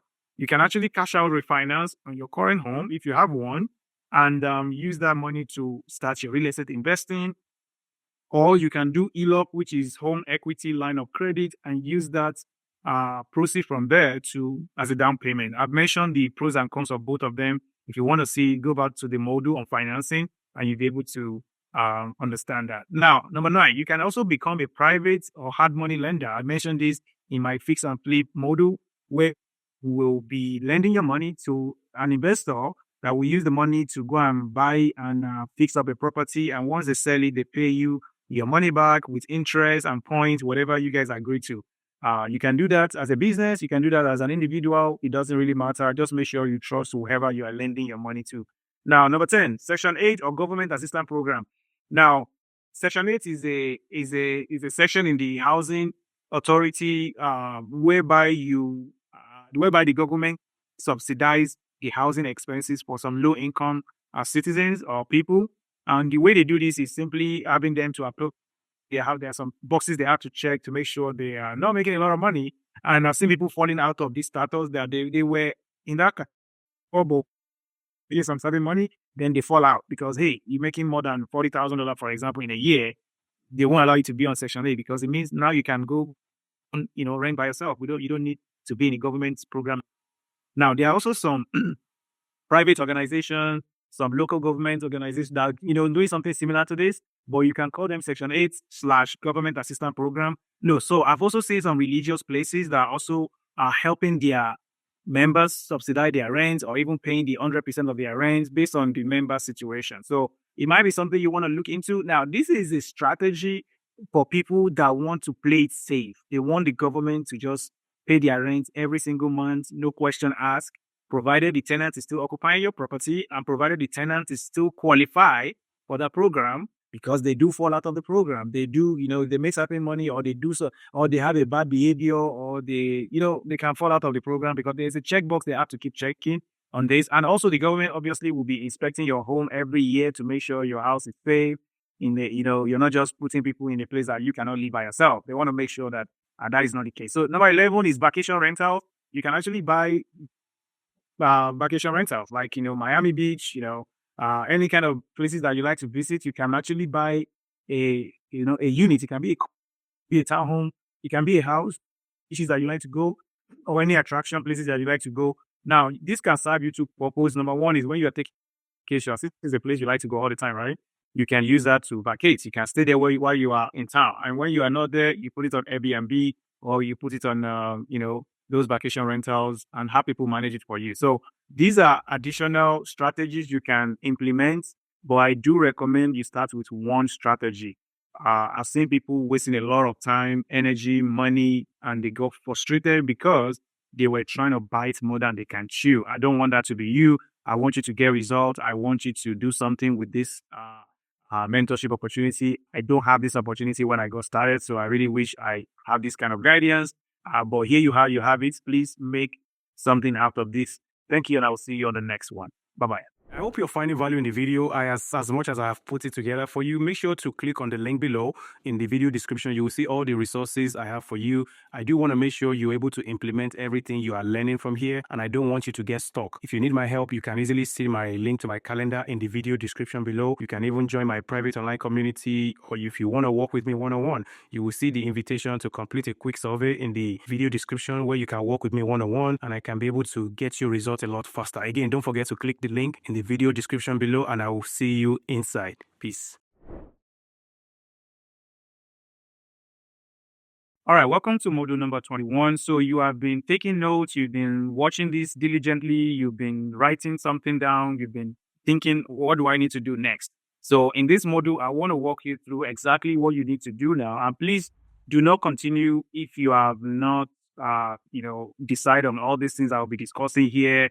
I don't want you to just watch this just for watching sake. I want you to take action. So this model is specifically geared towards helping you to know exactly what to do, taking action. So number one, you have to decide which location do you want to invest in. I mentioned to you that location is very important. You need to decide, where do I want to live?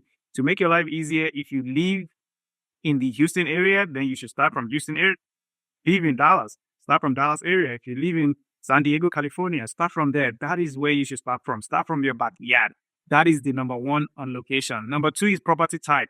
What kind of property do you want to buy? Are you going to be going after single family or multifamily? I have a modules about, single family and multifamily, comparing them together for you, so you know which one you want to go for. So, major things that stop people is the funds. If you know you have the money, then go for multifamily. If you don't have so much money, start with single family. Just start somewhere and make a decision. Now, it is more important to decide than what you decide on. Because some people will waste a lot of time trying to decide on something, and before you know it, they've lost 3, 4, 5 months. So decide something today, stick to it. As you continue to learn and continue to try to implement stuff, if you run into roadblocks, you change your strategy. You can always change whatever decision you've made. Making decision is not final. It just means let's get started. That's what it is. Now, number 3 is the price range. You need to decide what price range you want to buy. Again, this is always determined by the amount of down payment you have. If you're buying a property of $1 million and you only have $40,000, obviously that you probably cannot buy that $1 million property. You might need to go buy, a single family home. Or if you're going to be living in one of the units, maybe that $1 million property is a duplex, it's a fiveplex, it's a duplex or X of fourplexes, then you can live in one side, get out the other side. So, but money is very important to know how much you actually have as a down payment. That will tell you how much your price range needs to be. Now, what condition do you want to buy the property at? If you notice, this is the 3C I was talking about. The 3C, what does that mean? The crystal clear criteria. So you have to decide the condition. Do you want to buy something new, like a new construction? You want to buy something relatively new, maybe built from year 2015 till date, or you want to go buy something that is distressed, start up a house that needed siding, foundation, roof, new flooring, new paint, all those stuff. You have to, what condition do you want to buy in? Now, the buying condition is majorly determined by your risk appetite. How much risk are you willing to take? If you are someone that doesn't like to take so much risk, you might want to play it safe, buy something relatively new to get started, or even a new construction. I've personally been buying a lot of new construction recently because it's just easier and I don't have the time to, manage contractors. So if you want to do something like that, absolutely think through it and take action from there. Now, profitability. How profitable do you want that your investment property to be? Now, this is where a lot of people always, get it wrong. They want to make $500 on a property that is renting for $1,000 or $1,200. This is not realistic. So you have to decide what is the profitability you're expecting from that that property. So what is the deal to you? What is the profit looks like to you? Some people will say $200 per door is fine. Some people, I don't get $500, I'm not going to do it. Some people will say, hey, I just want to break even because I know that it is more important to get started than to waste so much time and never still do anything, because they know that the rents do go up every year. So in year 2, the rent will have gone up. Now, if they are only cash flowing $100 from year 1, it should become, $200 from year 3, $300, year 4, and like that. So number 6, you need to get pre-approval letter if you'll be financed. If you're not buying with cash, you need to get pre-approval letter. Nobody will take you serious. Don't have a pre-approval letter. Matter of fact, most rockstar real estate agents will not even make an offer for you without a pre-approval letter. So get a pre-approval letter ASAP. Your real estate agent should be able to connect you with a lender they trust to get you pre-approved. And I'll be dropping my vendors list in the link below, so you can download it and see the property managers, the appraiser, the inspector, the lenders, even insurance agent I have. You can talk to them and get this relationship started. So now, number 7 is you need to now start analyzing property. Please do this in the order I'm telling you. There's a reason why I put them in this order. If you don't put them in this order, then you will be wasting a lot of time and be running through issues. So don't forget, you need to model what works. If everything is working for somebody, simply copy and make it work for you too. So don't try to figure things out. Something that a lot of people has already figured out several years ago. Don't try to figure it out on your own. So you need to start analyzing property, which is my number 7. Analyzing property will help you perfect your skills. It will help you smell a good deal from a bad deal, and it will help you make decision very fast. You make decision very fast because you know what you're looking for. You can know, hey, this is not a deal for me. I'm moving on. Or this is a deal. Let me pursue it further. Number 8, you need to tour any property you are very serious about. Now, don't waste your realtor's time. If you know you're not going to be pursuing that property, don't bother to call them and be wasting their time. Only see a property that you really, really like and you know you're going to be putting an offer on. If you know you will not be submitting an offer, you are not sure, just simply do a Google search and walk on the street, and see what it looks like from your computer. You don't need to drive down there. And by the way, that's what I normally do before I analyze any property. I simply copy the address, paste it on a Google map, and drop the little guy, the yellow guy, and walk the street to see what does the neighborhood even look like. If I don't like the neighborhood, I don't see myself investing there, I don't even waste my time analyzing it. I just move on to the next one. Now, after you've toured the property and everything still look good to you, let's say you're a little bit distressed and you are comfortable with the amount of work needed to be done, then you submit an offer. Submitting an offer, I also have a module that talk about how to structure your offer and make sure your offer get accepted. You can definitely watch that module again in case you forgot about how to structure an offer. Now, your real estate agent will be putting the offer together. They will write the contract, they will negotiate it. That is their job. But you have to make sure your offer is reasonable. Don't try to insult send a low ball offer. If you know your offer will be extremely low, then just walk away from that property because you'll be a waste of everybody's time. And be aware, you don't want to waste your real estate agent time and your other real estate professional as well because they are working to get paid. You don't want to waste their time, please. If you're not serious about that property, scratch it, move on to the next one. Now, you're not going to submit all the paperwork to your lender after you made an offer, right? Most of the time when you are getting a pre-approval in number 6, they are not collecting all the documents needed from you. So once you submit an offer, that is when you start giving your lender all other documents to make sure they have everything they need from you, and you start locking in your rates and all those other stuff. Now, number 11 is you have to allow your agent to negotiate for you. Again, please follow this in the order. There's a reason. So once you go on, if your offer gets accepted, of course, then you have to allow your agent to negotiate because there will be, so when you do your inspection, right, there will be some things that may come up from that inspection report. If you are not totally comfortable with those things, agent, much they can get from the seller to compensate you for those repairs that you're going to be making. Definitely, this is something I do for people all the time. As a matter of fact, it's a default. We always negotiate repair on properties, except it's a new construction. If it's a new construction, I simply send the inspection reports to the builder and the builder will fix it because it's a new construction. If you made it through the whole process of the escrow and eventually you close, then you celebrate and you plan for the next one. So this is the order I want you to follow. If you're asking me, hey, Wale, I've watched all the modules, I don't even still know what I need to do next, come back to module 21. This will tell you what to do in the order to do them. I hope this is very valuable. Thank you. I will see you on the next one. All right, so we are in module 22. In this module, I want to show you other resources and tools and anything that you will need to make your life easier. So in this module, I am putting all the tools that you need that I know will definitely help you and make your life easier in this module. So if you're looking for any kind of, I don't know where to find the calculator, I don't know how to find the fix and flip analysis, I don't know what kind of tools I should be using to find a neighborhood or to find this kind of data. I'm putting all this in one module.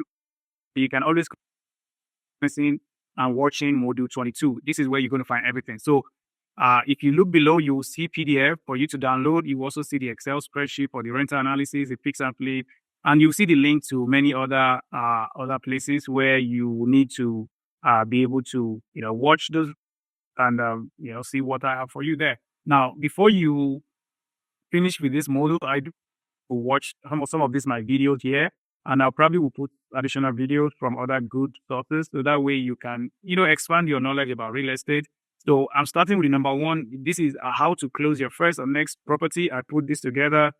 It's on my YouTube channel. You can see the link here. I've also seen people, not sure should they invest for cash flow or appreciation. I also put that here. You can watch it on house hacking. I think I have like 4 or 5 videos on house hacking on my YouTube. I put 3 of this here specifically on house hacking. Now, number 4, I put, why you need to define your buy box, your buying criteria. You need to define it. And I also put that video here. So I explain on fire agents because you're going to be working with a real estate agent. You need to know what is the quality of a real estate agent you should be working with. I explain that one here. And of course, you can see the link to Bigger Pockets, Investment Calculator, Deal Check, Bright Investor, Post Scouts, all those things. You're going to see them here. And many other resources. As I put them together, I'll be putting them here in Module 22 for you to download them and watch them and help them to help you. So that being said, I hope this is very helpful. Please watch all these videos. I have them here for you. Trust me, if I know it would be a waste of your time, I will not put it here. So I know it is not. It is not a waste of your time. These are valuable content I do want you to watch and pay attention to. That being said, I'll see you in the next one. Thank you. All right, so this is the official final modules. And in this module, I just want to quickly answer some of the frequently asked questions that I've received over the years of working with new investors and maybe mid-level investors, which I probably think you are probably one of those. So I want to answer this question up front so that way you have the correct answer based on my opinion, based on my experience. Now, you might see some additional information on this online, and you might see some conflicting information as well.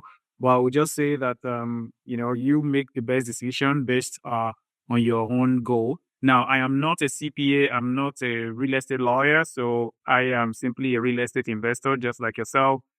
Any information I'm giving here is just for informational purpose. You should still consult with your attorney, talk to your CPA to make sure this is actually applicable to your own situation. Now, that being said, so I have this in the question and answer format and recommendations. If you want to call it, that's why I call it recommendation. It's not like you have to do this, but this is a recommendation. So let's start. Type of property. And these are the areas I normally receive a lot of questions. I may probably throw in additional one for you or say, digress a little bit, but you get the gist. Now, property type. What should I start with? Should I start with a single family or start with a multifamily? It's a very common question. Start with what you can afford and can handle. If you can afford a $300,000 property, start from there. If you know you have more money and you can handle a larger unit, start from there. There is no right or wrong way to start. Just start somewhere. For what? Now, the question on partnership. Should I partner with a family and friends? It's always going to be depends. It depends on your relationship with them. It depends on how well they trust you and you trust them. And it depends on what's everything to the table. So, but in my professional opinion, I would say do one deal successfully first before partnership. You want to do one transaction successfully on your own and risk your own money first before you start risking your family and friends' money. Every investment comes with some level of risk, and you want to take on people that like trust and know you for several years. Maybe you guys went to high school together, you guys went to college together, maybe you guys go to the same church, the same mosque. You don't want to ruin that relationship when you are still learning. So do one transaction, at least one. In my opinion, I would say do 5. But if you want to be very, very aggressive with partnership, you want to quickly leverage on that from the beginning of from the onset in your investment journey, I would say do at least one transaction successfully first. Make it profitable first before you start asking people to give you money to invest. Number 3, cash flow concerns. Somebody will ask me, hey, I saw this property is in a great neighborhood, but the cash flow is negative, or it doesn't even give me any cash flow, or very little cash flow, but it's in a great neighborhood, it's in a great school. What should I do? My answer is always going to be cash flow is only about 15% out of the 100% benefit of owning real estate. You see, like I mentioned to you, there is a lot of benefits of owning real estate or being a real estate investor. Cash flow is just one of them out of like 20 benefits. So if you look at that, in my opinion, it's around 15% out of the 100%. If you draw your pie, right, your pie chart, right, 15%, like a slice of a pizza, that is what cash flow is. So if you will not buy real estate because it doesn't cash flow, but you're not losing money, it's not bleeding you up every month, then you're losing other 85% benefit of owning real estate. So just don't forget that. Cash flow increases over time as well. From year one, you might be cash flowing $100. Year two, really go up. Year three, they should go up more. Year four, like that. You get the idea. So that's what always happens. Plus, it's very hard for you to have your cake and eat it. You want to buy in a great schools, great neighborhood, fed after property, and you still want it to cash flow. It's very difficult. There's a reason why it's highly sought after. We are competing with regular home buyers. So don't forget that. That is a very, very common question I receive. And this, trust me, it stops a lot of people from taking action. I know that they've been, on this journey for 1 or 2 years and they're yet to buy single property simply because they say, hey, it doesn't cash flow. Wale, I'm not going to buy it. Well, I will tell you that there is more benefit to owning real estate than cash flow. Now, should I buy in an LLC or should I buy in my personal name? This is one of the questions that it also depends. If you are a small landlord getting started, I would say buy in your personal name, make your life easier. You're going to be getting a better loan terms than going through an LLC. But if you want to start big, maybe you want to start with a 10-unit apartment complex, 20 units, 50 units, even a 5-unit, I would say, yes, start an LLC, form an LLC to start holding those properties. But again, this is not a professional advice. This is my own thinking. This is my opinion. You should definitely talk to your CPA, talk to your attorney on this to advise you on based on your own situation. Now, property management. Should I hire a property manager or self-manage? I did mention this in my property management model. You should definitely self-manage if this is your first one, because this will allow you to learn about the fundamentals of property management, fundamentals of tenant relationship, and fundamentals of how to manage the manager. If you never managed a property before, even when you're hiring a property manager, you don't have any experience to ask them question off.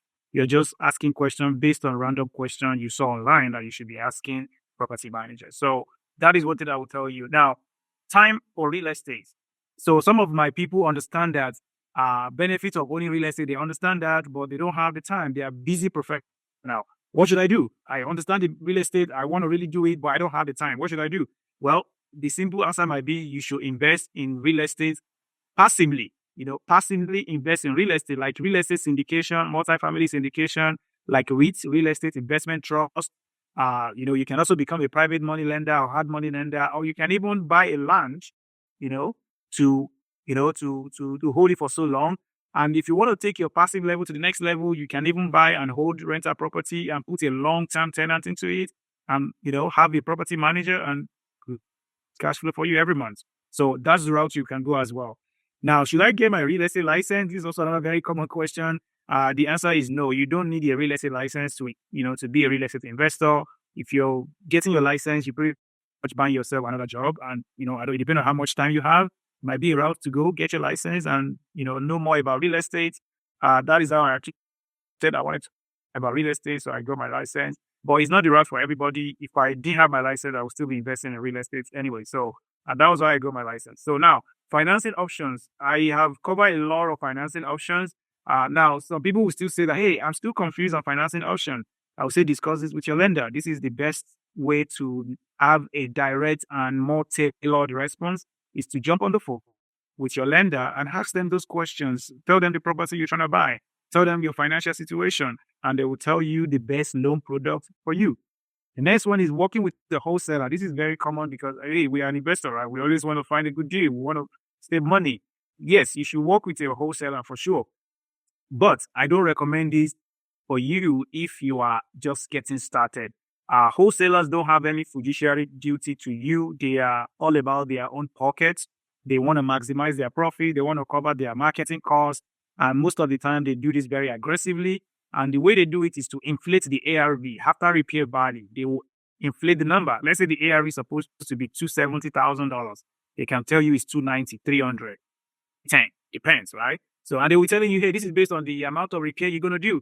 So, but you want to be always conservative, but wholesalers are not always conservative with their ARV, which is an important number that determines if that property is even a deal or not a deal for you.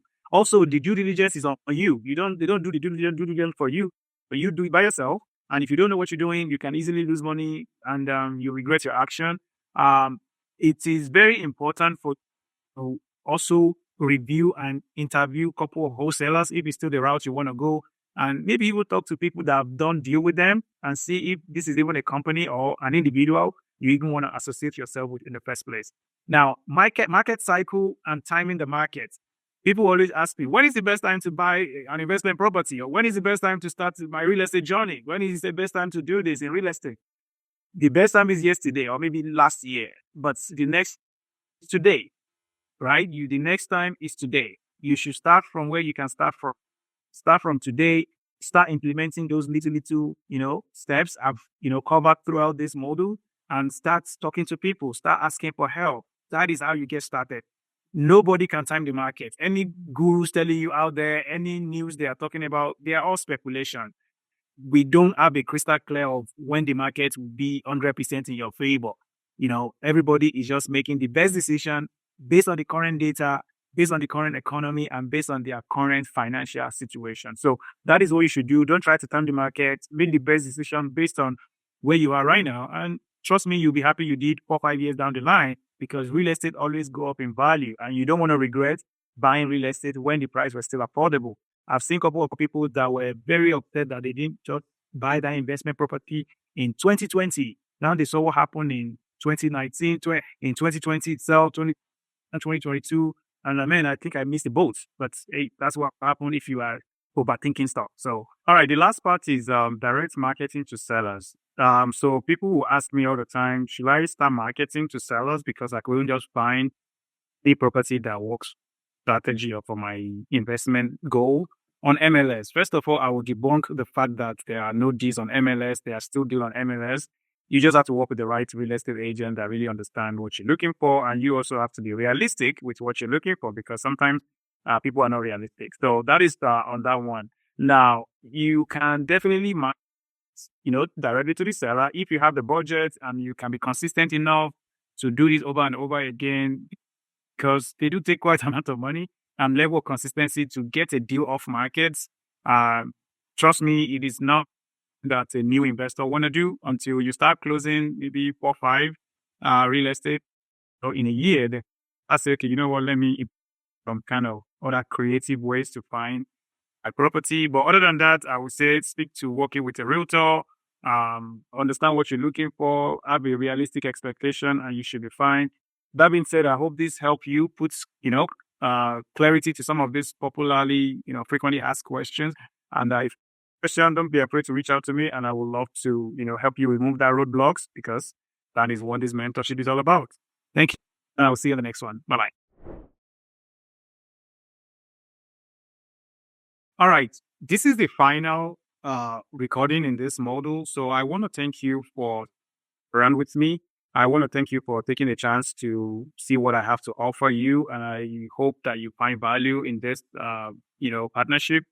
Now, if you are in the Houston or Dallas or Austin, San Antonio area, and you really want to work with me as your real estate investor agent, I welcome that opportunity to be able to process with. And if for whatever reason we cannot work together, I will definitely be happy to recommend other rockstar real estate investor agent to you that will be able to help you in any markets that you choose to in. I consider myself a very successful investor agent, and I'm well known in the Houston area because I live in. So if this is a route you want to explore, definitely don't be afraid to reach out and let me know that, hey, Wale, I really want to work with you. How can we get started? And I will, take you through the journey. Now, there's so many benefits of why you might want to do this. Obviously, I'm already your mentor. I'm already showing you the rope. It just makes your life way easier to work with your mentor that is already teaching you all the stuff to actually make it happen for you. So that's number one. Number two is I'm a problem. I have a lot of problem skills, because real estate is not easy, like I mentioned at the beginning. And there's a lot of problems to be solved. There's a lot of things we need to. So we definitely want to make sure that you are well taken care of. I do have the lot of network of people that will be able to help. I also, I've done this for myself, so it's very easy for me to do it for you. And I have the local market knowledge, of course, among other things. So if that's the route you want to explore, reach out. I will definitely be able to take it to the next level with you. Now, you can always reach out to me by email. Is probably the fastest way to reach out to me, followed by text message and followed by phone call.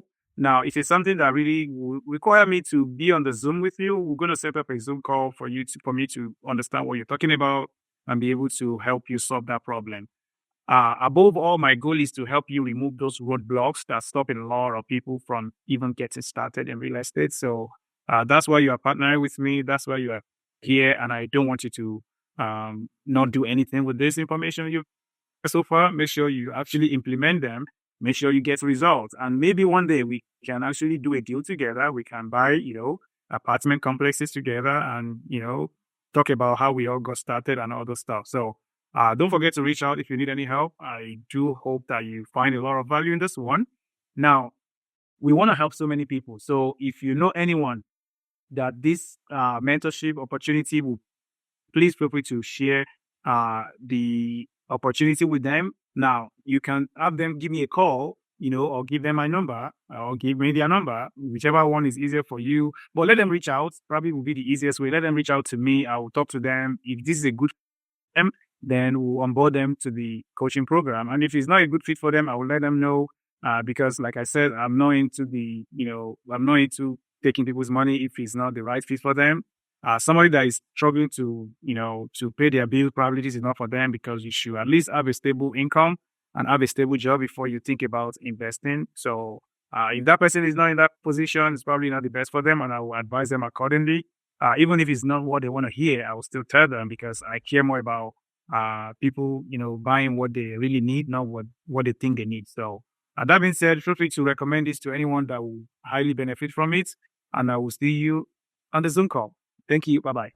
That was a lot of information. And if you're still here right now, I really want to congratulate you. That already tells me that you are somebody that like to take action, that you're not just here to just watch and just gather the information without doing anything. So you have done what 99% of people will not do. You've committed to hours and hours of your time to actually understand how real estate investing works. And you have invested your time, your attention, your energy into this program. Again, thank you. And I'm taking you because this one action you've taken has put you ahead of so many people. Now, if you take everything that you've just learned in this course and actually implement them, you should close your first or your next real estate deal in the next 30 to 60 days. This has worked for so many people, so this is not theory. So please do not doubt yourself, do not guess it, just implement them step by step as I have laid down for you. But here's the real reason most people still stay stuck even after going through a real estate course like this one you just did. It is not because they are lazy, it is not because they are not intelligent, it is because of so many noise and confusion in the real estate space. There are so many strategies, there are so many options, there are so many real estate educational platforms, and there are too much generic advice that is pulling them from different directions, even the advice that is not the best for them. So this is why you see so many people still get stuck even after they have all the education, and we call this they are trapped in the analysis paralysis phase. And they are trapped in the analysis paralysis phase because they are chasing so many strategies like the real estate flipping, bird strategy, wholesaling, Airbnb, syndication, among other things that might not be the best real estate investing strategy for them, or at least at that level they started with. And you see these people that because they keep learning but they are not executing and they are confused and they are overwhelmed. So this is why I put together the Net Worth Builders Academy. This is where we fix all your confusion and we replace your overwhelmness with clarity. We replace all the guessing with clear guidance, and we give you the one-on-one support that will help you to be on a fast track to real estate investing and build a long-term wealth through real estate, as I've done for myself and as I've done for hundreds of other people. So I am inviting you, if that's for you, I'm inviting you to join my online community of like-minded people. I've mentioned this before. You will find a lot of support here. Now, if you now want my one-on-one support, if you are a very serious, action-driven person that really want to build a long-term wealth through real estate, and you want to do the buy and hold strategy, and you want to avoid all the confusion, all the complication, I am inviting you to join my one-on-one private investing coaching program where I can personally support you one-on-one and give you all the guidance, all the help that you need to close your deal faster and be on the fast track to long-term wealth building through real estate. And again, this is only for serious action-driven person that already know what they want. They already know their limitation, but you really want that clear guidance, that one-on-one support to be able to call me, text me, and get one-on-one support from myself and my team. Because in the program, we start with clarity around your situation and we design your buy box based on your situation, based on the amount of money you have, based on the amount of time you have, based on other factors that is going on in your life that maybe I don't even know right now. But in this program, I'll be able to fully understand that and give you a tailored advice and give you a roadmap that will work for your situation, as I have done for several other people. And more importantly, you're going to stay in contact with me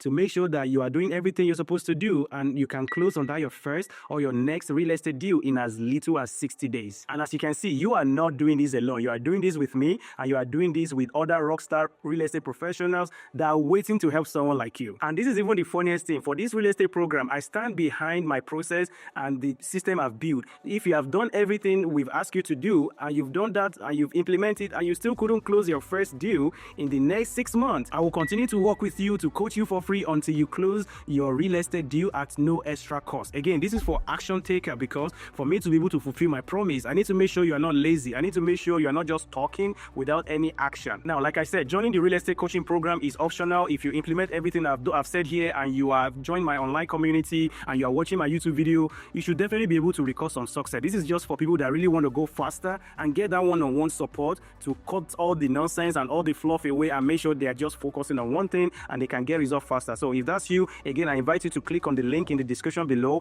You will find the link for you to apply for the coaching program. We are very picky with people who will choose to work with, because again, we really want to make sure we're a good fit, because if you're not a good fit, it's not going to work, and I just don't want to take your money for nothing. So if you want accountability, you want clarity, and you want direct guidance, the link again is in the description below. Make sure to click on it and join the Network Builders Academy coaching program, where I will be able to help you one-on-one.